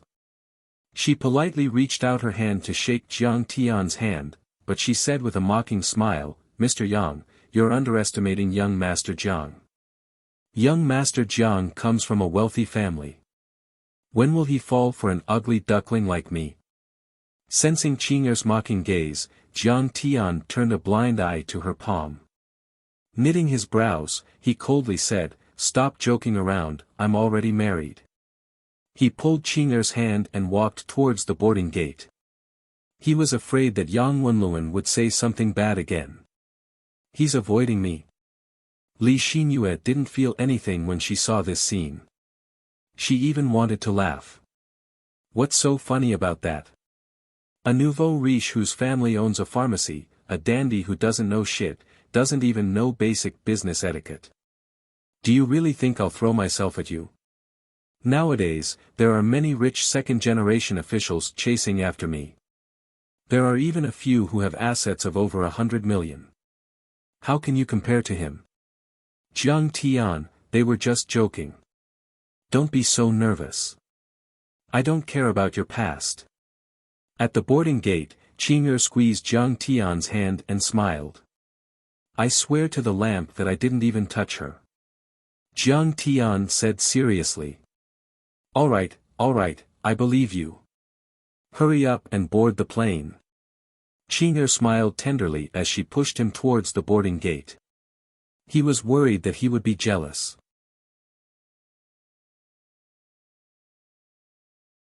Moreover, he was especially nervous. Was this still the same Master Kong who had slaughtered everyone in his way? I'll be back soon. When it was time to board the plane, Jiang Tian hugged Qing'er tightly. He showed his boarding pass and walked into the boarding gate. As for Qing'er, she watched the plane fly into the sky and disappear before she turned and walked towards the exit. On the plane, coincidentally, Jiang Tian and Li Xinyue were sitting next to each other. Li Xinyue smiled and said, "Your wife is quite beautiful. No wonder you dote on her so much." Jiang Tian looked straight ahead and nodded. There's no cat that doesn't cheat now. Don't you want to? Li Xinyue lifted a strand of hair that was hanging by the side of her face and tucked it behind her ear. She flirted and moved closer to Jiang Tian's ear. Seeing Jiang Tian's lack of interest, Li Xinyue shrugged. However, this stimulated Li Xinyue's desire to challenge him. Bastard, why are you pretending? Don't you remember how you groveled when you pursued me? There's no man in this world that I can't take down. She was a strong woman in the workplace. She was also good at taking advantage of her gender and was very open-minded. She didn't have a good impression of Jiang Tian. She just treated this as a game. After thinking about it, she took out the hand cream from her bag and carefully applied it on her slender hands. Suddenly, she cried out, "Oh, I've applied too much. This is Lancome's. I can't waste it. Here, I'll apply some for you." She grabbed Jiang Tian's big hand and wanted to tease Jiang Tian. "Don't touch me," Jiang Tian frowned and activated his technique. Suddenly, his palms became as hot as charcoal. Ouch! Li Xinyue was scalded and screamed. She retracted her hand. She looked at Jiang Tian in shock and fear and said, "Why are your hands so hot? Are you having a high fever? Stop talking." Jiang Tian really wanted to cast a talisman on her and seal her mouth. Then, he would close his eyes in disgust and start snoring. Is he asleep? Li Xinyue was frustrated beyond words. She was furious beyond words. Could it be that he has really changed his playboy personality, or does he now prefer simple and elegant girls? Li Xinyue was puzzled. She saw that Zhao Xueqing didn't wear any makeup, but she had a charming and lively aura.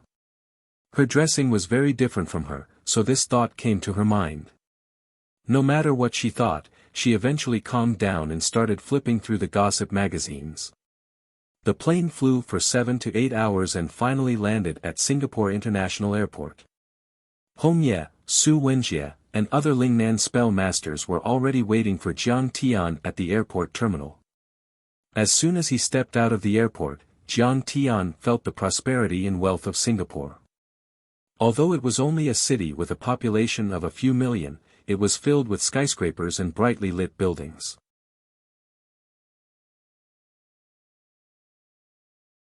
It was located at the heart of the Straits of Malacca. There was an endless stream of tourists of different skin colors and races. They spoke English, Japanese, Spanish, and Malay. Many planes stopped at Singapore to make a transfer. Jiang Tian nodded. No wonder he is one of the 4 little dragons of Asia, along with South Korea and Hong Kong. Around 2008, Singapore's per capita GDP had reached 40,000 USD. It was much higher than the other cities in Wuxia such as Yanjin, Zhonghai, and Yangcheng. Even Hong Kong was no match for it. Singapore's technology, logistics, shipbuilding, and electronics industries were all very advanced. It was not until many years later that it was surpassed by the other cities in Wuxia. As soon as Jiang Tian walked out of the airport with Yang Wenluan and Li Xinyue, he was taken aback. He scanned the area with his divine sense and immediately sensed a powerful presence. It was even denser than the Martial Arts Alliance conference. They are not martial artists, they are spell masters. Jiang Tian was shocked. There were at least a dozen spell masters at the Dao reaching level in a small airport, much less in Singapore. According to Elder Tang, spell masters were divided into 4 levels: sensing, Dao reaching, ethereal enlightenment, and Dao body. Their power levels corresponded to the iron body, internal force, transcendent state, and immortal state. In other words, these Dao reaching level spellcasters could easily kill an internal force martial arts master. It could be said that since Jiang Tian returned, this was the first time he had encountered so many people, especially so densely packed together. There were at least a dozen of them in a small airport. That was because Dharma cultivation was much more difficult than martial arts. It required both heavenly materials and earthly treasures. Therefore, cultivators of magic arts were even rarer and rarer. For example, Wei Shuofeng had only reached the ethereal enlightenment level, but he was already able to rule over half of Lingnan. There were at least a few dozen martial artists in Huaxia who had reached the transcendent state and were known as grandmasters. There were probably over 100 such martial artists in hiding. There was even a long-term divine role. However, spell masters didn't have such a ranking because there were too few of them. Jiang Tian only knew that there were a few ethereal enlightenment experts in the Maoshan sect and the Dragon Tiger Mountain Celestial Master sect. I have heard that the people of Singapore and even the entire Southeast Asia believe in feng shui, ethereal arts, and dark arts. They worship all kinds of grandmasters. It seems that it is true. Singapore is indeed a city of spell masters. Jiang Tian exclaimed in his heart. If that was the case, there must be a lot of Dharma array materials. It should be worth the trip. Jiang Tian, do you want me to drive you there? This is my company's car.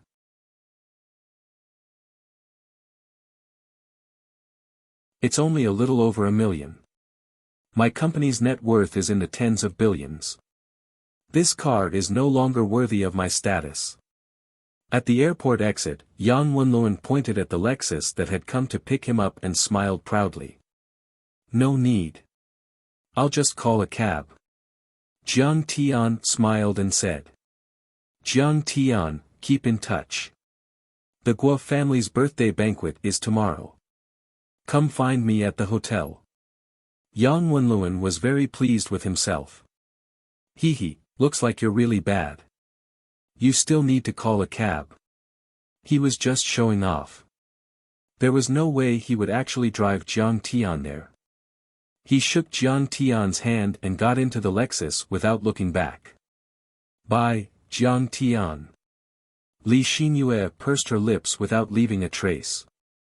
Then, she smiled sweetly and followed him in. Seeing that they were far away, the enlightened Master Hongya and Su Wenjia's silver Bentley slowly slid over. Master Kong. The two of them got out of the car and bowed respectfully to Jiang Tian before opening the car door for Jiang Tian. Thank you for your hard work. Jiang Tian patted the two of them on the shoulder and got into the car. The moment Jiang Tian retracted his divine sense, everyone felt a chill run down their spines, but they only thought that it was a cool breeze blowing past. Suddenly, an old man turned around and looked at Jiang Tian. He frowned and said, "That's strange. Why do I feel like someone is watching me?" The old man was in his 80s. He was wearing a long black robe and a pair of soft cloth shoes. His white beard fluttered in the wind, and he looked like an immortal. "Grandpa, you are the most powerful feng shui master in Hong Kong. Who would dare to watch you?"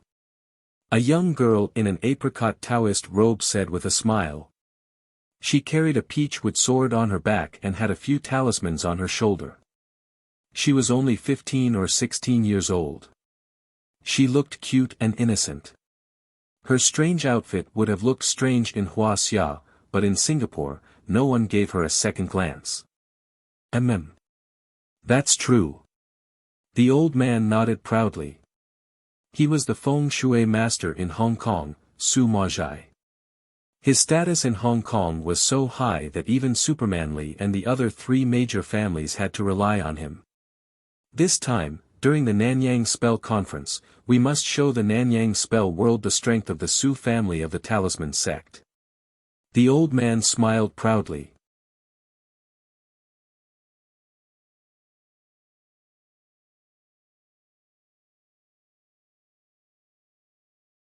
Chapter 303. That's right, Grandpa. Wang Chongyan and Zhou Xingqian have dominated the Southeast Asian spell world for too long. We must show them the secret arts of Hong Kong. We'll beat them until they're looking for their teeth on the ground. The girl waved her fists majestically. Wang Chongyan has real skills. He was a martial arts grandmaster during the Republic of China. He also integrated Southeast Asian spells into one. He's one of the few people in the world who cultivated both magic and martial arts. Su Maozhai's face turned serious when he mentioned Wang Chongyan. He then smiled disdainfully. However, as for Zhou Xingqian, his position as the top master of the Southeast Asian Talisman sect should come to an end. Grandpa, do you mean that other than Wang Chongyan, there are other masters who cultivate both magic and martial arts? The girl in the Taoist robe asked curiously. Of course. Su Maozhai's tone was deep as he lamented, Wuxia is the true origin of spells. Whether it's the orthodox Danding sect, Talisman sect, Xian Finger sect, Hulua sect, or the witchcraft, soul hunter, or ghost rearing, all of them used to be very prosperous. However, the destruction of the four olds in history and the catastrophe that followed brought about a devastating blow to spells. A look of reverence appeared on his face. He then said, however, in history, Yi Tianren and a few other martial artists who were half a step away from the immortal state were all geniuses who cultivated both magic and martial arts. Their words were law, and they spoke the truth. Wang Chongyan was so powerful back then, but he was defeated by Yi Tianren. Are they still alive? The girl in the Taoist robe asked curiously. They've already hidden from the world. It's hard to say whether they're still alive or not. The old man sighed. Grandpa, you're talking about history. You were talking about the current era. I'm asking about the current era too. The girl in the Taoist robe pouted and said unhappily. All right. Grandpa will tell you. There's still one more person who cultivates both magic and martial arts. A look of affection appeared on Su Maozhai's face as he patted the girl's head. Then, his face became extremely serious. He said slowly, one word at a time. The peerless genius who crushed Wei Shuofeng, the top sorcerer of Huaxia's southern sect, Kong Te Chu. Hilton Hotel. The silver-gray extended Bentley drove in. Jiang Tian, accompanied by Taoist Master Hongye and Su Wenjie, stepped into a presidential suite. Master Kong is here. As soon as they saw Jiang Tian enter, all the figures in the southern school's feng shui and xian shu circles stood up and applauded to welcome him. Their faces were full of joy, as if they were employees welcoming a leader who had come for an inspection. Everyone, sit down. Jiang Tian sat down and said with a smile, you've worked hard for the past 2 to 3 months.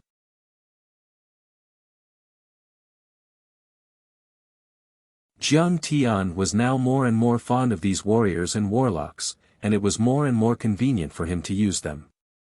Although their cultivations couldn't be compared to his, each and every one of them was loyal and devoted. They had racked their brains and collected all kinds of strange materials for the formation. In particular, Wuxia and Xianxia and the other two had also found information about the D-daughter flower. Not at all, not at all. With Jiang Tian's approval, everyone was greatly encouraged, and their blood was boiling.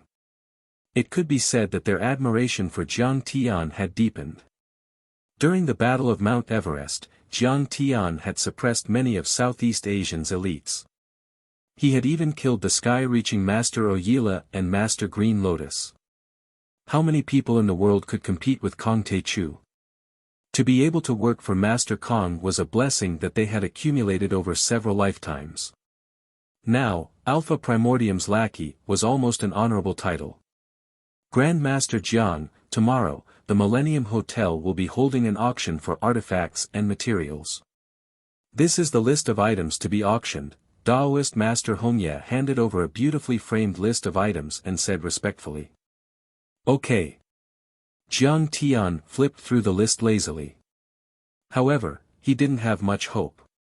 Real Dharma artifacts would be treated as family heirlooms by the various factions and elites. They would never be auctioned. This time, Jiang Tian came to participate in the auction. More importantly, he wanted to snatch the artifacts from the Chinese Association of Singapore. Since the grudge had already been formed, there would be a battle sooner or later. He might as well strike first to gain the upper hand. If they didn't submit, he would kill them all. If they were loyal, he would spare their lives. As expected, there were only some sandalwood prayer beads, horsetail whisks, jade rui, and relics of eminent monks. They might have some magical power, but they were definitely not top-notch Dharma artifacts.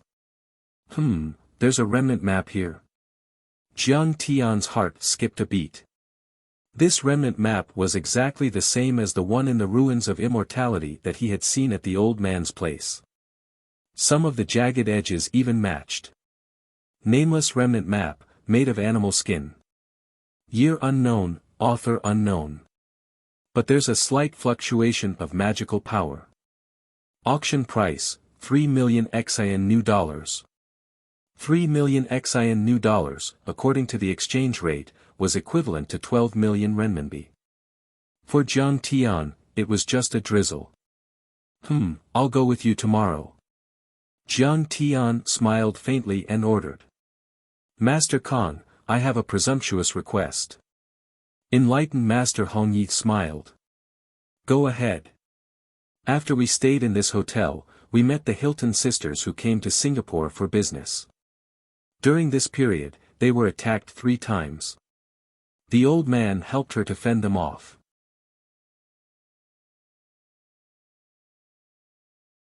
However, the old man's magical power was not enough, so they could not find the mastermind behind the scenes.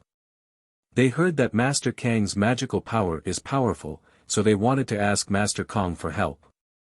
Enlightened Master Hongyi cupped his fists and bowed. I don't care about this. Jiang Tian shook his head calmly. This. Enlightened Master Hongyi was embarrassed. Hongyi, you don't know how to behave. Jiang Tian sighed and said earnestly, a battle of magical power is dangerous. You don't even know who the mastermind is, and you dare to fight with him. Do you have a chance of winning? What if the opponent is Wang Chongyan? Yes. Master Kong is right. Hongyi hurriedly bowed. Also, I've reminded you to keep a low profile. You came to Singapore to collect magical treasures, not to start a fight. Jiang Tian said, even if you want to start a fight, you should be fully prepared. It's fine if you don't make a move, but once you make a move, you should eliminate the source of trouble and leave no one alive. A few days ago, I wasn't here yet. If the experts of the Star Continent all attack together, would you be a match for them? Yes. I understand. Enlightened Master Hongyi became more and more afraid. His face turned pale and cold sweat poured down his face. Remember, either you kill thousands of miles away and eliminate the source of trouble, or you hide your strength and bide your time, and show a friendly face. After saying that, Jiang Tian walked into his room. Everyone else also dispersed. In the wee hours of the morning, Jiang Tian sat cross-legged on his bed, cultivating the primal chaos art. Thud thud thud. There was a knock on the door.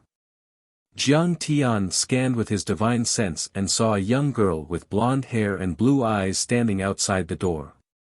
I'm afraid it's the legendary Hilton sisters. Jiang Tian smiled bitterly and stepped forward to open the door.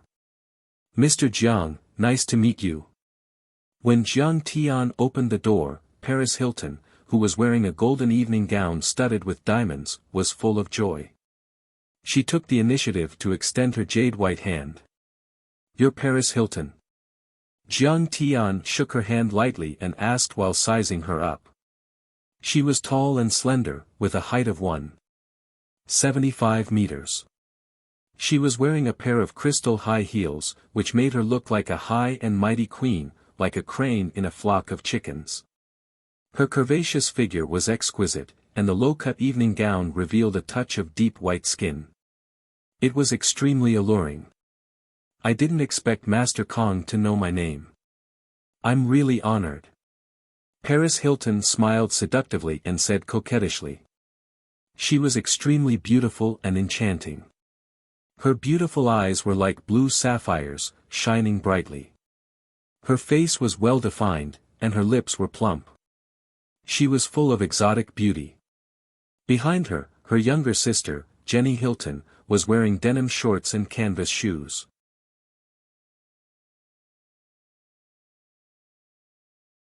She was dressed like a university student, and she was sizing up Jiang Tian with curiosity and fear. Hee hee, I've heard of you. Jiang Tian chuckled and moved aside to let them in. Paris was the eldest sister. She was known in the international socialite circle for her wealth, luxurious lifestyle, and sexy beauty. Other than being the legal heir of the Hilton family, she was also a model, a singer, a movie star, and a writer. Her private life was extremely debauched. There was endless gossip about her. Her scandals with male celebrities and tycoons often occupied the headlines of major media outlets. How did you know it was me? After Jiang Tian sat down, he smiled faintly and gestured for the two to sit down. Hee hee, how many people in Wuxia can make Hongye the Venerable personally welcome them?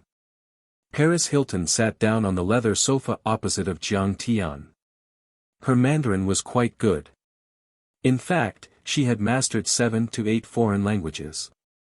She didn't need a translator for business activities. You want me to do it for you, right? I don't have time. Jiang Tian went straight to the point.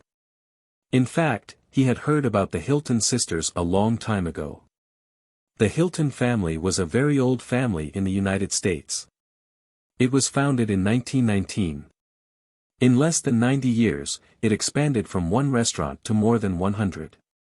It spread across all the major cities in the 5 continents and became one of the largest restaurants in the world. The Hilton family was also one of the top 10 tycoons in the United States. Speaking of which, Jiang Tian had met the Hilton sisters once in his previous life. It was in 2008, when the Hilton Hotel opened its Jinling branch. The Jiang family was also invited to attend. But at that time, the two girls were like princesses of the royal family. Jiang Tian didn't even have the chance to get close to them. Yes, at that time, Jiang Tian was too far away from them. The two girls were world-class socialites. A group of Jinling's rich young masters went crazy for them. At that time, not only Jiang Tian looked at them with admiration, but even the so-called young talents like Nie Mingyuan and Xia Miao were like country bumpkins meeting the city's rich young ladies. However, in this life, Jiang Tian had experienced the ups and downs of life. He was already indifferent to these things. What did an international socialite have to do with him? Even if she was a princess of the royal family, what did she have that was worth his time? If Mr. Jiang can help us get rid of this hidden opponent, I can give you 100 million USD. Paris Hilton sat on the sofa like a charming wild cat. She crossed her legs, revealing a section of her snow-white slender legs. The cute little toes in the crystal high heels subconsciously curled up. It was very seductive. No matter how much you pay me, I really don't have time. Jiang Tian shook his head.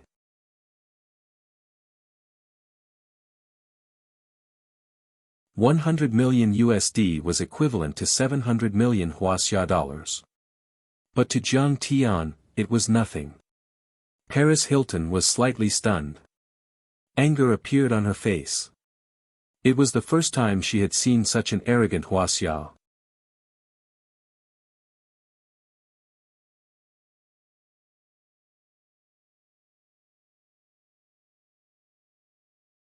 Chapter 304.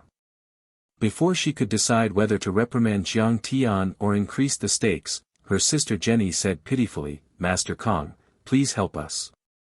10 days ago, hundreds of poisonous snakes suddenly appeared out of nowhere in my room and bit me. And they were all poisonous snakes like the many-banded kite and the cobra.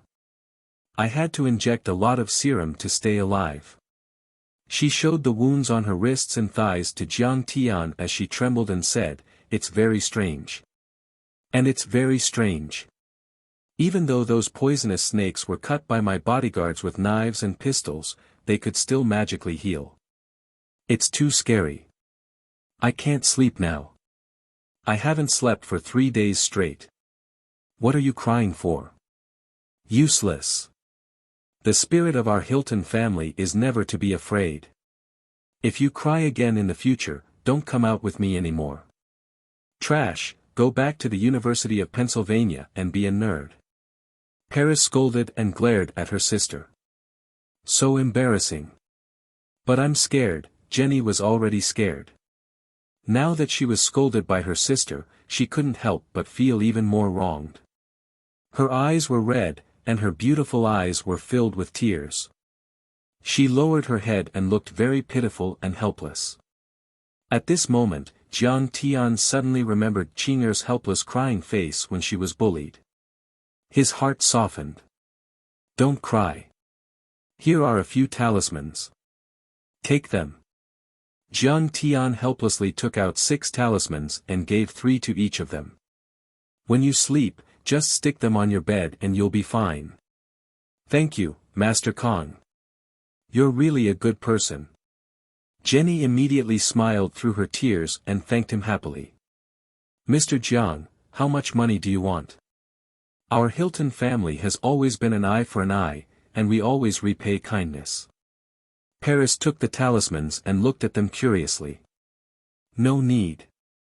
Hurry up and leave. I need to rest. I still have things to do tomorrow." Jiang Tian said calmly. "He's so strange. He's not like the other Wuxia people who are humble and love to smile. He's very arrogant, but he doesn't want money." Paris suddenly felt that Jiang Tian was very mysterious, and she was filled with the desire to find out more. However, Jiang Tian had ordered them to leave, so they could only get up and leave. When the Hilton sisters reached the door, Jiang Tian, who was already sitting cross-legged on the bed, suddenly asked, "Let me ask you, who do you think is the person behind this?" "Guo Lily from Singapore's Guo family." Paris Hilton said without hesitation. "Why? Whoever benefits from it is the mastermind." Paris Hilton's eyes flashed with wisdom and certainty. She smiled coldly and said, "That's right. Our Hilton Group is bidding for an old-fashioned hotel from the Guo family's Millennium Hotel Group in Nanyang. We want to buy it back, repackage it, and relist it on the market. Both parties are competitors." "Oh, the Guo family of Nanyang." Jiang Tian nodded.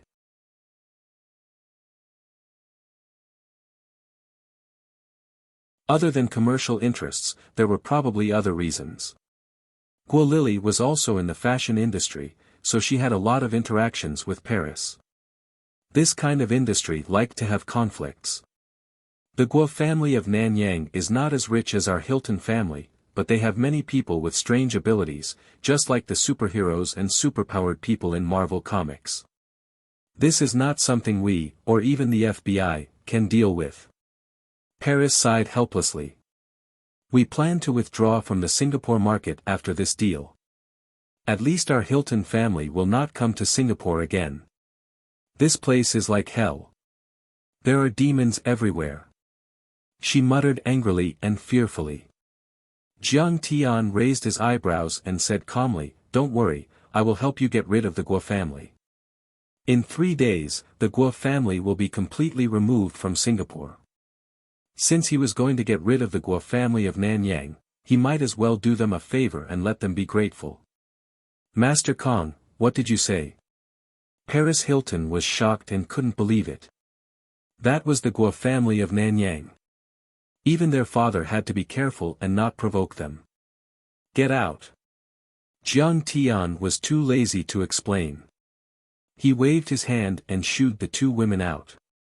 The next day at 8:00, Jiang Tian went to the Millennium Hotel to attend the magical instrument auction accompanied by Hong Yi, Su Wenjie, Tao Fengshi, and other southern sect experts. When Jiang Tian entered the auction site, he bumped into Yang Wenlun and Li Xinyue again. "Jiang Tian, why are you here?" Yang Wenlun's face was filled with astonishment. How could Jiang Tian have the qualifications to participate in such a high-level auction? "Oh, I'm here with a few friends in the Feng Shui and Xian Shu world." "What about you?" Jiang Tian asked with a faint smile. Yang Wenlun looked at the elders behind Jiang Tian and thought to himself, could it be that Jiang Tian is their disciple now that he's learning sorcery? Isn't it old Master Guo's birthday celebration tonight? I want to buy some magical instruments as a congratulatory gift for old Master Guo. Yang Wenlun said proudly. He looked as if he was saying, "I'm so awesome to be able to attend the birthday celebration. Oh, when the time comes, remember to bring me to see the world." Jiang Tian chuckled. "Ah. Oh." Yang Wenlun nodded awkwardly. "How can I bring a poor guy like you? Bring you there to make a fool of yourself? I was just joking and you took it seriously. Mr. Yang, why did you provoke him for no reason? Now he's sticking to you like glue. Can't get rid of him." After Yang Wenlun sat down, Li Xinyue whispered into his ear with a mocking and disdainful smile. "I didn't expect it either." Yang Wenlun was helpless. "I just wanted to show off. I didn't expect him to take advantage of me." While they were talking, the auction had already begun. Under the auctioneer's glib tongue, everyone's emotions were stirred up.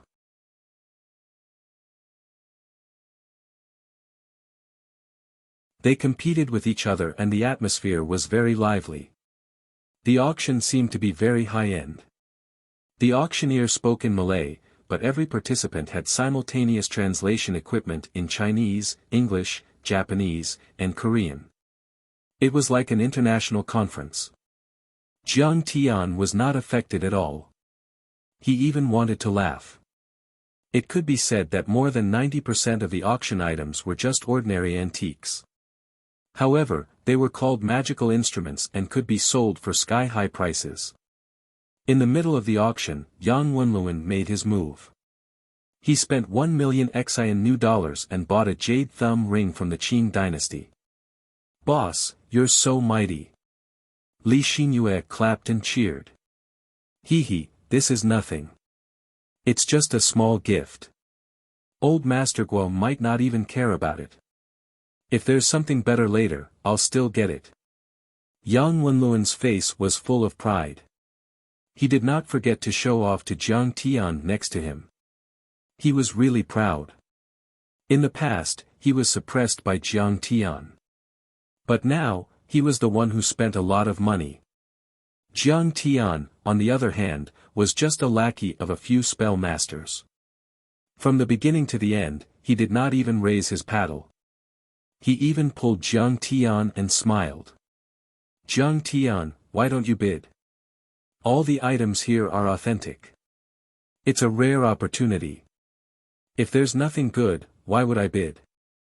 Jiang Tian smiled and said, "The jade thumb ring you bought is not a magical instrument. It's just an antique. And the era is not right. It's not from the Qing dynasty, but from the Republic of China. If you put it in the antique market, it's only worth 50 to 60,000. What do you know? You're just a country bumpkin. How much money do you have? Have you ever seen magical instruments and antiques? Yang Wenlun was so angry that his nose was crooked. He finally could not pretend anymore and completely shed all pretense. Especially when Jiang Tian said that his antique was fake. He could not take it anymore. This is for old Master Guo. If this gets out, won't I lose face? Ruin my plans? Fine, fine, fine. I don't know anything. Buy whatever you want if you have the money. Jiang Tian smiled faintly and did not bother with him. But Yang Wenlun was not done yet. He said sarcastically, Jiang Tian, let's be frank. In my eyes, you're just a piece of trash. You're ignorant and incompetent. Do you know what a magical instrument is and what an antique is? All the items here have been appraised by a master. If you don't know anything, don't make a fool of yourself. How dare you be disrespectful to Mr. Jiang? Do you want to die? Su Wenjie shouted angrily. Sigh, forget it. He's my university classmate. Jiang Tian smiled faintly and stopped the angry crowd. He knew that Yang Wenlun held a grudge against him, and he could understand why Yang Wenlun would suddenly explode. Therefore, he did not take Su Wenjie's offense to heart. What do you want?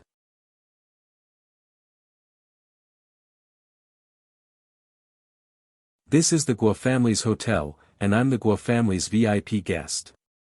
How dare you touch me? Yang Wenlun rolled up his sleeves and put on an appearance as if he was ready to fight. He said arrogantly, come and hit me if you have the guts. I'm afraid I'll be beaten to death by the bodyguards. Throw me out.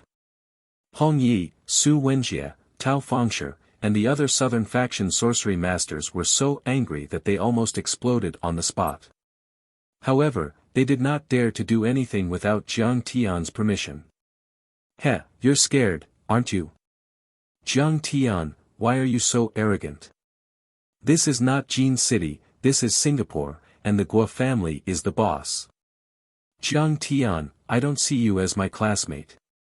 Just you wait, after the auction, I'll beat you up. Yang Wenlun finally felt good. If the auction was not still going on, he would have beaten up Jiang Tian. The auction went on. Finally, it was time for the incomplete map of the ruins of immortality. After the auctioneer introduced the item, everyone began to raise their paddles.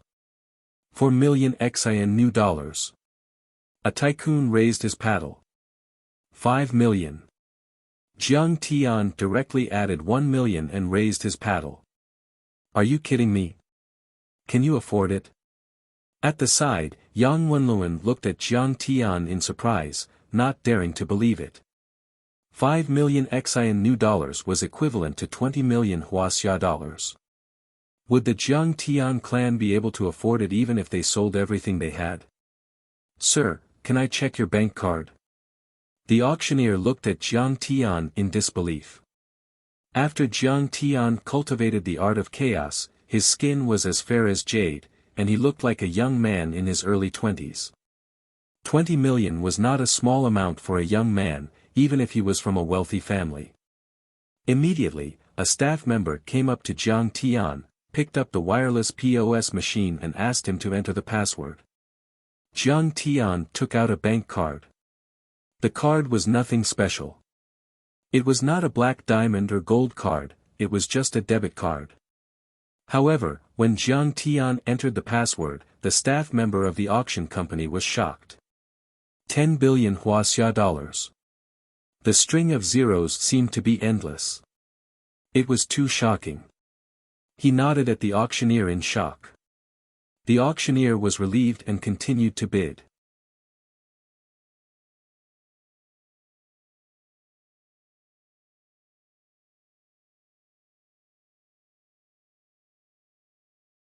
Chapter 305.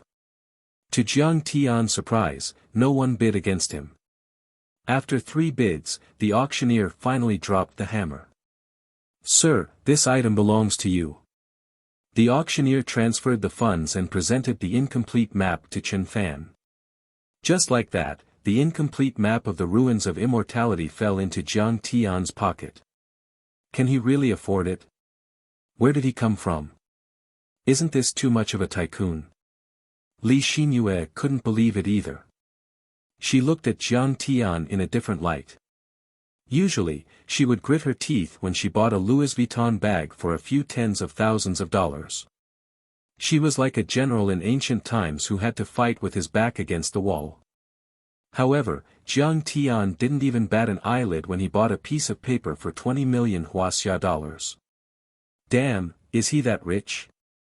Yang Wenlun was also confused. He couldn't figure out Jiang Tian's background. "Xinyue, hurry up and contact your friends in Jinling City. Help me find out what's going on with Jiang Tian. Maybe he's just an agent of those cultivators." Yang Wenlun said anxiously. Before Li Xinyue finished her call, Yang Wenlun was once again shocked by Jiang Tian's rich behavior. Here comes the main event. The last item tonight. On the stage, the auctioneer was a little excited. This is a scented sachet from the Ming dynasty of Huaxiao. It has been appraised and is a Dharma artifact. It has the effect of refreshing the mind, calming the mind and prolonging life.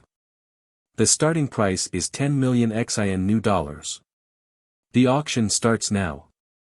Jiang Tian didn't pay much attention at first, but suddenly, his divine sense sensed an abundant amount of spirit qi. The seed of Winqin grass. Jiang Tian's divine sense penetrated the seed and suddenly exclaimed in his mind. Winqin grass, also known as spirit-devouring grass, had the reputation of plant array in the cultivation world. It could absorb the spirit qi of heaven and earth and grow extremely quickly. It was the most important cultivation resource in the late stage of qi refinement. It could be used to make an excellent essence enhancement pill. After consuming it, one's true origin would automatically grow and circulate, strengthening one's physical body and expanding one's meridians. It could be said that the value of a mature Winqin grass was no less than that of a super formation like the dragon subduing formation. As for the spirit gathering formation in No. 1 King's Mansion, it was far inferior. 10 million XIN new dollars. Jiang Tian raised his paddle.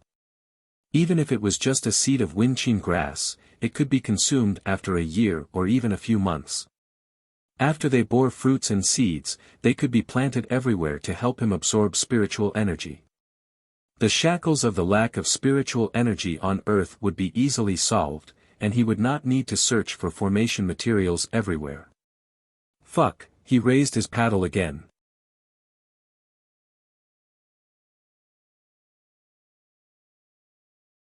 This time, it's 40 million Huaxia yuan. He really doesn't care about money. Yang Wenlun seemed to have been hit by a stick. His eyes were lifeless as he looked at Jiang Tian in a daze. 15 million XIN new dollars. However, it was different this time. Immediately after, a young man in luxurious clothes in the front row raised his sign. Young Master Gua is making a move. Gua Chongsheng. Gua Chongsheng. That's the descendant of the Gua family, the No. 1 Chinese family in Singapore. He's Gua Juanfeng's nephew. Yeah, I heard that he opened the Desheng Jewelry Company with assets of more than 10 billion XIN new dollars. As soon as he raised his paddle, everyone in the room was shocked. They whispered to each other and discussed among themselves. Gua Chongsheng was in her early 30s. She was dressed fashionably and looked handsome. She was wearing a pair of custom-made leather shoes from a famous Italian designer. They were inlaid with many rhinestones, which were extremely gaudy and shiny. She was sitting with her legs crossed. Beside her, a tall and charming female secretary was bidding for her.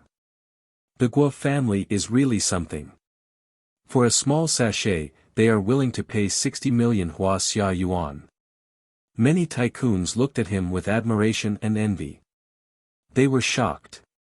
His sudden increase of 5 million made many competitors hesitate. On the one hand, he was rich. On the other hand, the Guo family was too powerful in Singapore.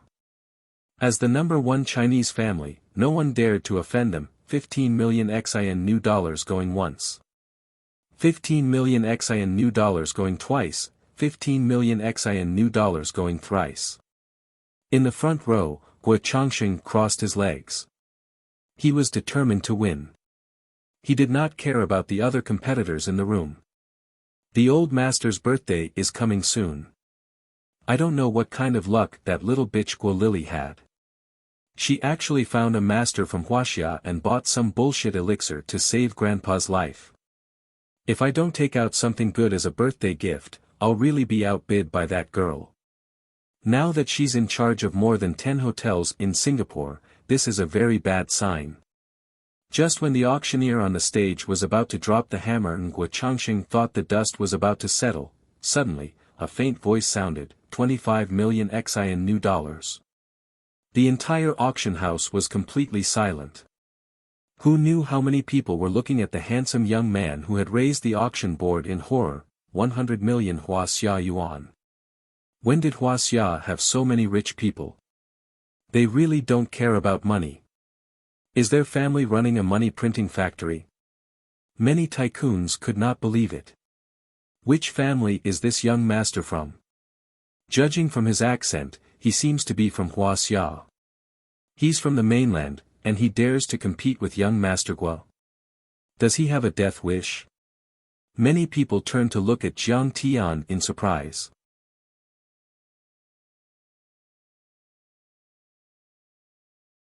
Jiang Tian. Yang Wenlun and Li Xinyue were stunned by Jiang Tian's fierce combination of punches. Their eyes were wide open.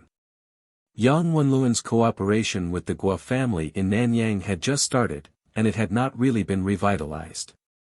His family only had 1 billion in assets. He had just spent a few million to buy a thumb ring, and he was actually very distressed. But what about Jiang Tian now? A random perfume sachet had cost his family a year's profit. But in fact, for Jiang Tian, his price was 200 million Wuxia yuan. For cultivators, money was easy to get, but cultivation resources were something that could only be found by chance. Guo Changxing also suddenly turned his head and looked deeply at Jiang Tian, but immediately smiled disdainfully and said, 30 million XIN new dollars. He was the young master of the Guo family with a reputation. If he was scared by a bumpkin from the mainland, wouldn't he be laughed at? At this time, Jiang Tian no longer raised his card, but the corner of his mouth outlined a mocking smile. The Guo family? Then I won't compete with them. Anyway, I'm going to do it tonight. When the time comes, if I ask him to hand it over, he will obediently hand it over. Seeing Jiang Tian put down his card, Guo Changxing suddenly smiled coldly and shook his head disdainfully. A bumpkin from the mainland dares to compete with me, he's simply courting death. The auctioneer on the stage called out the price 3 times as usual, and then was about to drop the hammer. Just when Guo Changxing thought that the perfume sachet would fall into his hands, suddenly, a faint voice sounded again, 35 million XIN new dollars. Everyone looked back and saw a woman in a black low-cut evening dress with a hot and enchanting figure, like an evil and charming black swan, raising her card. The heiress of the Hilton Foundation, an international socialite, Paris Hilton. Fine, you win. Guo Changxing scolded resentfully, lit a cigar, bit it in his mouth, and took a big puff, then gave up bidding. 35 million going once. 35 million going twice, 35 million going thrice. The auctioneer was so excited that his face turned red. After shouting out the price, he dropped the hammer heavily. Congratulations, Ms. Paris Hilton, this perfume sachet belongs to you. When the mallet fell, the audience was in an uproar. The Hilton family was indeed rich. This was equivalent to 150 million Wuxia dollars. But it was just for a perfume sachet. But the shocking thing was still to come. When everyone got up, Paris Hilton walked to Jiang Tian, handed the perfume sachet, and smiled sweetly. "Mr. Jiang, this small item is for you." "What?" "She spent a lot of money to buy this perfume sachet, and she just gave it to someone else." Everyone was stunned, and their faces were full of disbelief. He actually knows the socialite Paris. And she even gave him the perfume sachet that she bought with a lot of money?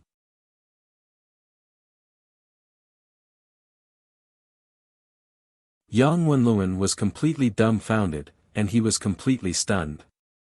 That was a world-class socialite, Jiang Tian. How could a playboy like him know her? Hee, you're very smart. Jiang Tian took the perfume sachet and left with everyone. Yesterday, the Hilton sisters were actually staying in the same hotel as Jiang Tian. In the middle of the night, a large number of poisonous snakes sneaked in, but they were all killed by the protective talismans given by Jiang Tian. Moreover, the snake exorcist in the park hundreds of meters away suffered a backlash from the spell and was bitten to death by the venomous snake he controlled. The next day, the related news was about to be released. Actually, when Jiang Tian saw the news, he realized that this snake exorcism sorcerer was actually an old acquaintance. He was Elder Blue of the Five Poison sect, who was also Guo Lily's follower. Back when she went to White Ape Valley, he had accompanied her. The Hilton sisters who also saw the news immediately knew that Jiang Tian was an expert who saved their lives. This was also the reason why the sisters returned the favor. Since the other party was returning the favor, Jiang Tian would not say thank you, and would only say that she was smart. "Paris, who is that Wuxia country bumpkin? You gave it to him?" Guo Changsheng shook his head as he walked over and asked with a smile. "Oh, he's a magician, and his magic tricks are very exciting." Paris looked at him sympathetically before leaving the auction house with her head held high. "Your Guo family is in trouble." "What magician, do you think I'm stupid?" Guo Changsheng spat angrily. "Have you found the news?" Yang Wenlun saw Li Xinyue's phone fall to the ground and her face become as pale as paper. He couldn't help but light a cigarette and ask curiously. "Do you know about the Medicine King Group?" Li Xinyue said with a dull look. "Who doesn't know?" Yang Wenlun said with deep yearning, "Today, Huaxia's #1 pharmaceutical company, with a market value of hundreds of billions, and Fersky Laboratory even produced a Nobel Prize winner in medicine. Jinling's Nia family, Sun family, and several large listed companies like Shanghai Real Estate were all defeated by them. Not to mention Yang Wenlun, even his black-bellied father who worked hard in the business world for many years was full of praise for the Medicine King Group. Under the influence of the global financial crisis, the Medicine King Group rose against the trend, like a legend. The Medicine King Group belongs to the Jinling's Jiang family, and Jiang Tian is the eldest son of the Jinling's Jiang family. The chairman of the Medicine King Group, Zhang Wanqing, is Jiang Tian's biological mother. Li Xinyue's voice trembled with mixed feelings.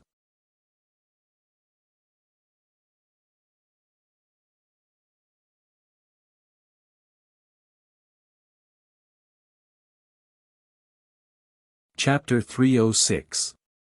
At this moment, she felt a deep sense of regret. When Jiang Tian had pursued her, she had thought that Jiang Tian was just a good-for-nothing rich kid, so she had not taken him seriously. But now, even if Jiang Tian was just a good-for-nothing rich kid, with the halo of being the crown prince of the Jiang family, he was definitely someone she could only look up to. He was simply the nation's husband. Gah! What? He's the crown prince of the Jiang family. Yang Wenlun was shocked. His eyes widened, his mouth instantly became round, and his cigarette fell to the ground. Yang Wenlun's sense of superiority, which he had just regained, was blown to pieces by this explosive news. He could not even pick them up. His family's assets were only a little more than 1 billion yuan, yet he had flaunted his wealth and ability in front of Jiang Tian. He was probably just a clown in his eyes. What a joke. A sense of shame surged in Yang Wenluan's heart, and his face instantly flushed red. Yeah, I heard from a friend that the Fersky laboratory was built by Jiang Tian. He now has a high status in the Medicine King group and can even directly influence the management's decisions. It's said that the business war against the Nye, Sun, and Chen families was planned by Jiang Tian. No wonder some time ago, the Jinling Pharmaceutical University asked many students to collect photos of Jiang Tian's life in university. It turns out that they regarded him as a famous alumni and even built a memorial hall for him. Li Xinyue recalled the thrilling financial war that the Medicine King group had started half a year ago and felt her scalp tingle and her heart tremble. Was this still the good-for-nothing young master who knew nothing but picking up girls and fighting? His progress was too fast. It was like a myth. Humph, he's the crown prince of the Medicine King group, but I don't believe that he has any real ability. At this moment, Yang Wenluan shook his head and said, "It's just that the family has made some achievements and put them on his head to suppress those old entrepreneurs so that he can inherit the family business in the future." The two were chatting when suddenly, Guo Changsheng's seductive female secretary came over and said with a smile, "Young Master Yang, young Master Guo invited you over to ask you something." "What? Young Master Guo invited me?" Yang Wenluan was overwhelmed by the unexpected favor. He hurriedly said, "Then I'll have to trouble you to lead the way." The female secretary brought Guo Changsheng to a luxurious presidential private room. Yang Wenluan hurriedly stepped forward and bowed respectfully like a little brother meeting his big brother, and said, "Young Master Guo, you called for me?" There were fragrant Cuban cigars on the coffee table, and a bottle of red wine from Latterberg worth at least 300,000 Wuxia dollars was opened. Guo Changsheng was drinking wine and chatting with a few wealthy young masters from Singapore.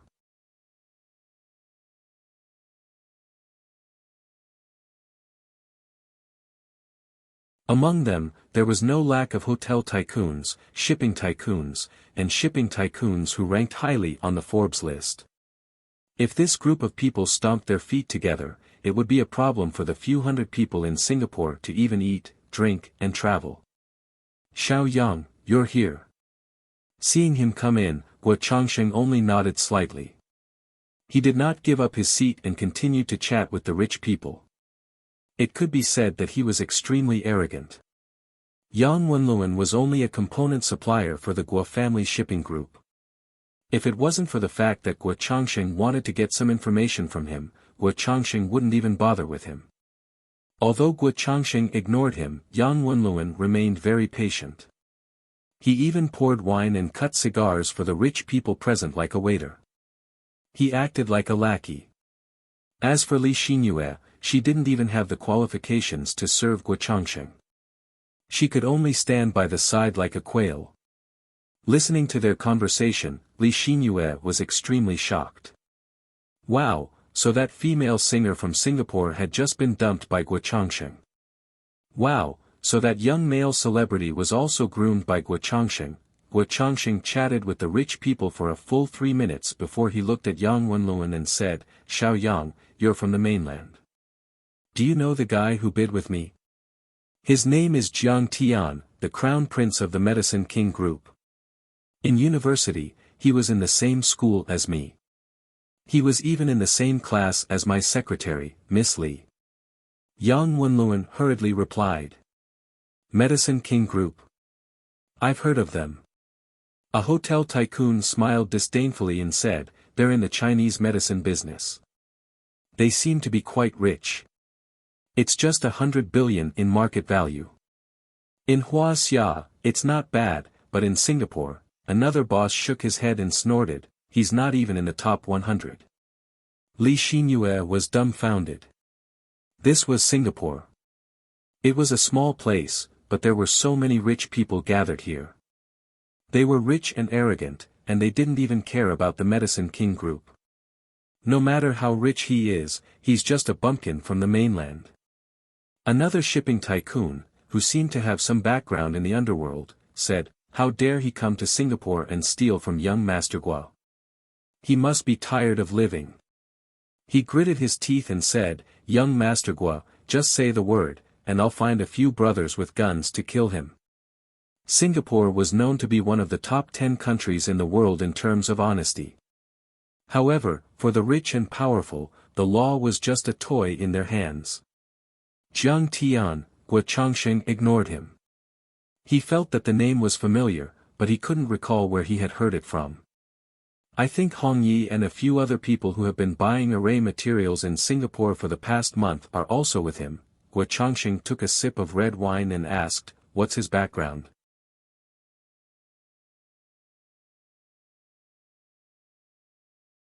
This background was referring to his political background. The Guo family had many collaborations in the Wuxia market.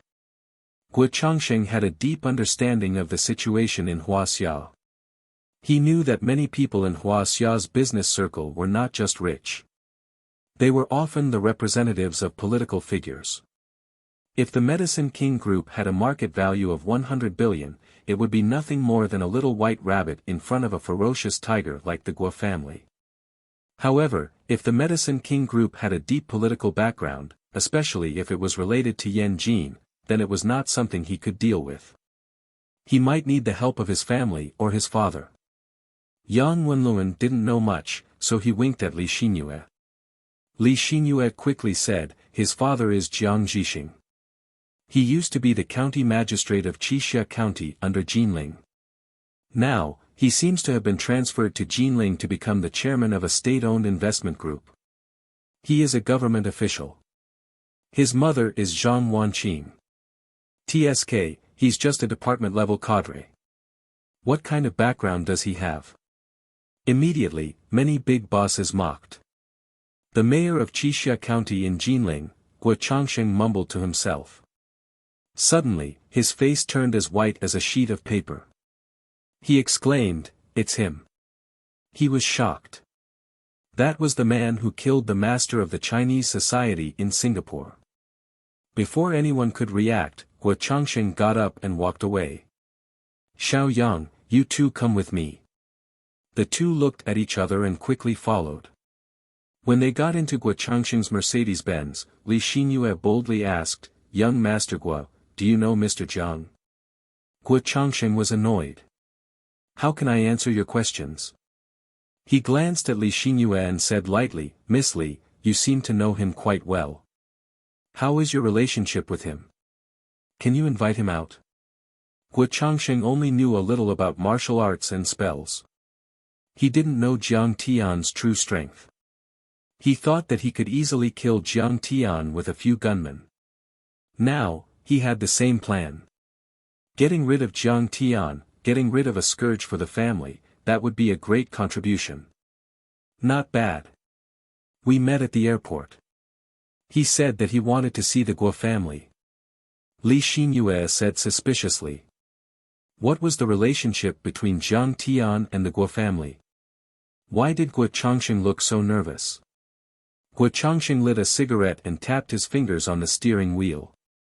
After thinking for 3 minutes, he said firmly, how about this? Invite him to the Guo family's banquet tonight and report his every move to me. This time, he's dead. He wanted to get rid of Jiang Tian. Li Xinyue was shocked when she heard that. She had always heard Yang Wenlun bragging about Guo Changsheng's abilities. She knew that this man was a cold-blooded demon. Li Xinyue said awkwardly, young Master Guo, how did Jiang Tian offend you? I apologize on his behalf. Please let him go.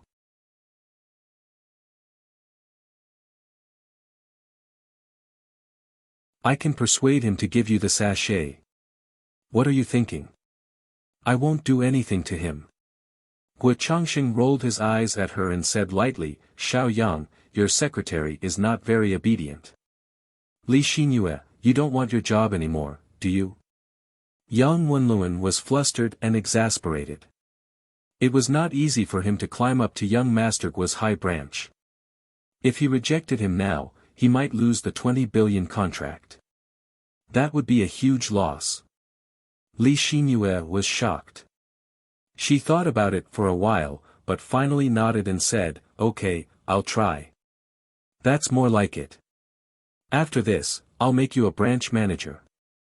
Yang Wenlun squinted his eyes. Jiang Tian, oh Jiang Tian. You're a big shot in Jinling, but this is Singapore. If you offend young Master Guo, you'll be played to death. Jiang Tian left the Millennium Hotel and went to a few auction houses with Hong Yi, Su Wenjie, Tao Fengshi, and the others. He only returned to the Hilton Hotel in the evening. Do you know where Wang Chongyan is? In fact, Singapore was not big. Jiang Tian went around Singapore in a day and scanned the entire place with his divine sense. However, he did not find Wang Chongyan's place. Reporting to Grandmaster Jiang, in fact, we have been secretly inquiring about Wang Chongyan's seclusion location for the past few days. But, it's a pity that no one knows about it. Adept Hongyi had an apologetic expression on his face. Master Kong, why are you looking for Wang Chongyan? Su Wenjie bowed and asked. I killed so many people from the Chinese society on Mount Everest. Wang Chongyan is also a fierce and ruthless person. How can he let me go so easily? Jiang Tian sipped his tea and said lightly, the first move is to attack first. The one who strikes first gains the advantage, and the one who strikes later suffers. If I don't go looking for him, should I wait for him to find me and kill me? This time, I'm going to kill Wang Chongyang and wipe out the Chinese society. Everyone was shocked when they heard this. Everyone was dumbfounded. They could not believe what they were hearing. That was Wang Chongyang of the Chinese society. He was famous throughout Southeast Asia. He was like the Emperor of Singapore. Grandmaster Jiang actually wanted to make a move on him, and even wanted to flatten the entire Star Continent gathering. How domineering was this?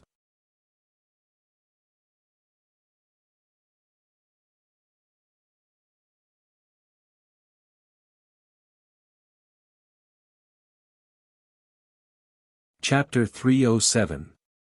Master Kong, this battle is very dangerous. You have to be careful. Hong Yi the Enlightened was very worried. If Grandmaster Jiang wins this battle, you'll be able to shake Southeast Asia and bring glory to Huaxia's spell community. However, most of them were rubbing their hands together in excitement. Wang Chongyan, that old tortoise, is really good at hiding. Looks like I have to go to the Guo family and kill a few people to lure him out. Jiang Tian sneered. The Guo family of Nanyang? I'll send Master Kong over. Yeah, we have to witness this earth-shattering battle together. Su Wenjie and the rest said excitedly. At this moment, Jiang Tian's phone suddenly rang. He picked up the phone and said a few words before hanging up. He smiled and said, forget it, I don't need you to send me. They're going to pick me up.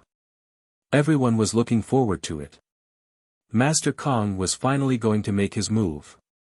I'm afraid they have already figured out your real identity. Could it be that Wang Chongyan is setting a trap? Someone said nervously. So what? In front of Grandmaster Zhang's monstrous strength, all schemes and machinations are nothing but trash. There were also people who were extremely confident. As the saying goes, the mantis stalks the cicada, unaware of the oriole behind. However, who was the oriole this time? Jiang Tian sat in Li Xinyue's car and said with a smile, interesting. Didn't you and Mr. Yang think that I'm not worthy of attending the Guo family's birthday banquet? How come now? Hee, how are you not qualified? You're the prince of the Medicine King group. Li Xinyue said with a stiff smile. I've stolen young Master Guo's favorite. He's not going to harm me, is he? Jiang Tian said meaningfully. Li Xinyue was shocked, but she acted as if nothing had happened. She smiled faintly and said, Jiang Tian, are you kidding me? The Guo family is a legal business family. Why would they harm anyone? Old Master Guo was called Guo Shihai.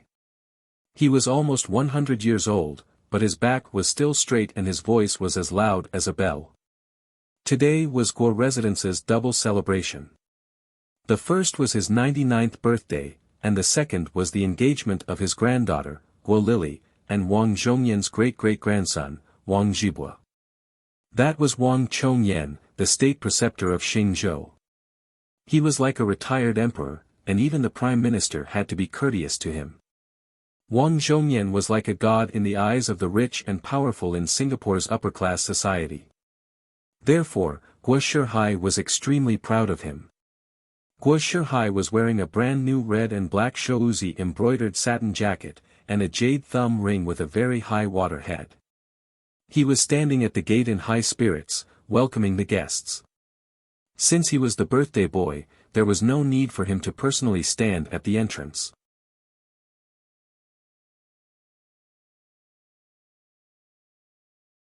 However, the person who came back this time was Lao Wu's superior, deputy director Li of the Xingzhou police station.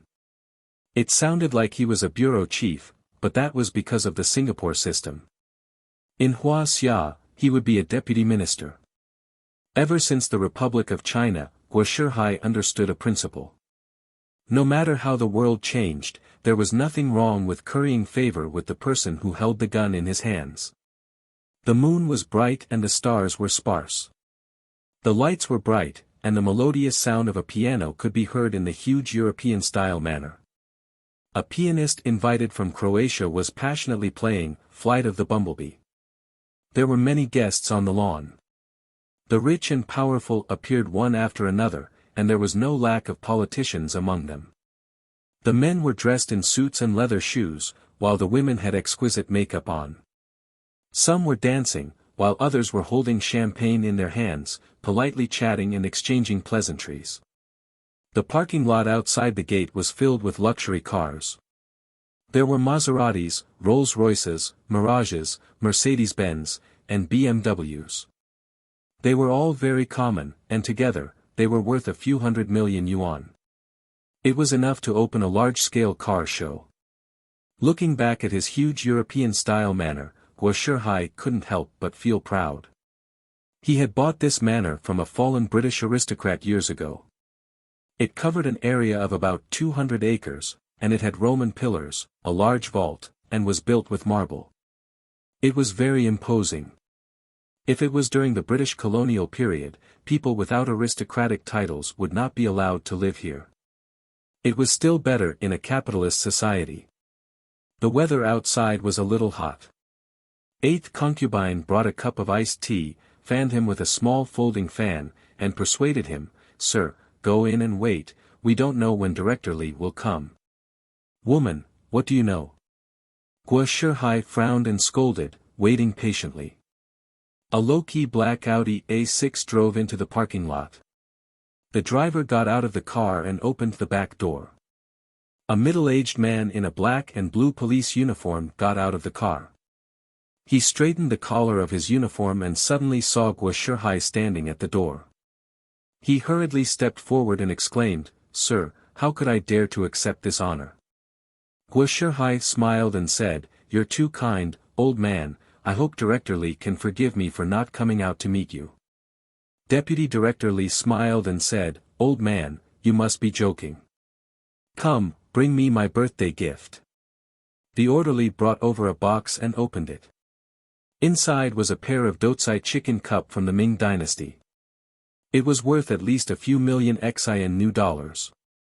"Director Li, you've come to my humble abode. This old man is already very grateful. How can I accept such a generous gift?" Of course, of course. Fifth brother and I are good brothers, so you're my elder."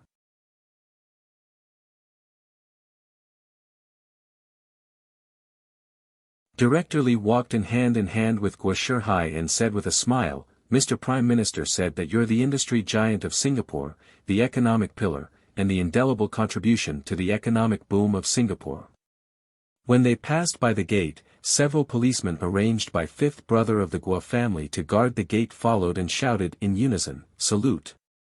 Director Li's arrival could be said to have pushed the birthday banquet to a new climax. There were all sorts of people in the courtyard, including the rich, high-ranking officials, the big brothers of society, cultural celebrities, and models. The huge lawn was full of guests, eating Western pastries and drinking champagne. From time to time, there would be a ballroom dance. The courtyard was filled with people, music, chatter, and laughter. Director Li was invited into the banquet hall. The banquet here was different from the Western buffet outside. It was the Manchu Han Imperial banquet set by the Millennium Hotel. The old man was fond of such things, and a table of dishes cost more than 100,000 RMB.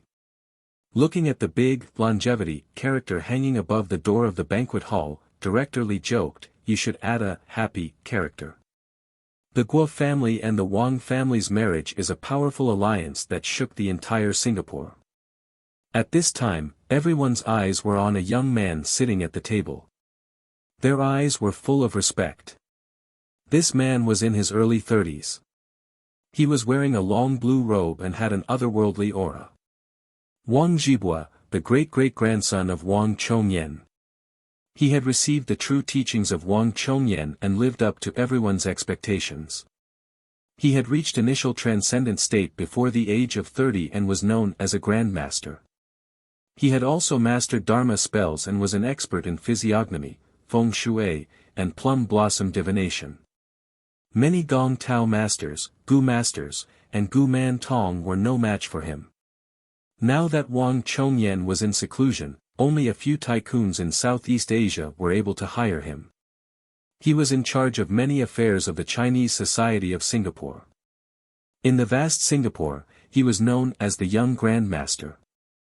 He smiled humbly and cupped his fists. "My name is Wang Zhibua, it is an honor to meet you, Director Li. So this is Lin, from the Wang family.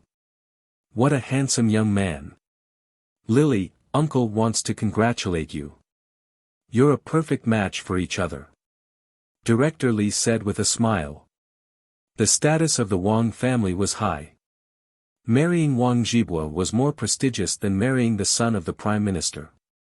Beside him, Guo Lily was wearing a red backless evening gown and a pair of slender high heels. She was tall and slender, and her full breasts were bulging like a little princess. She smiled shyly and said, "Thank you, Uncle Li. Let's try to have a baby soon." Director Li laughed heartily. "Indeed, Zhibua Lily, you have to do your best."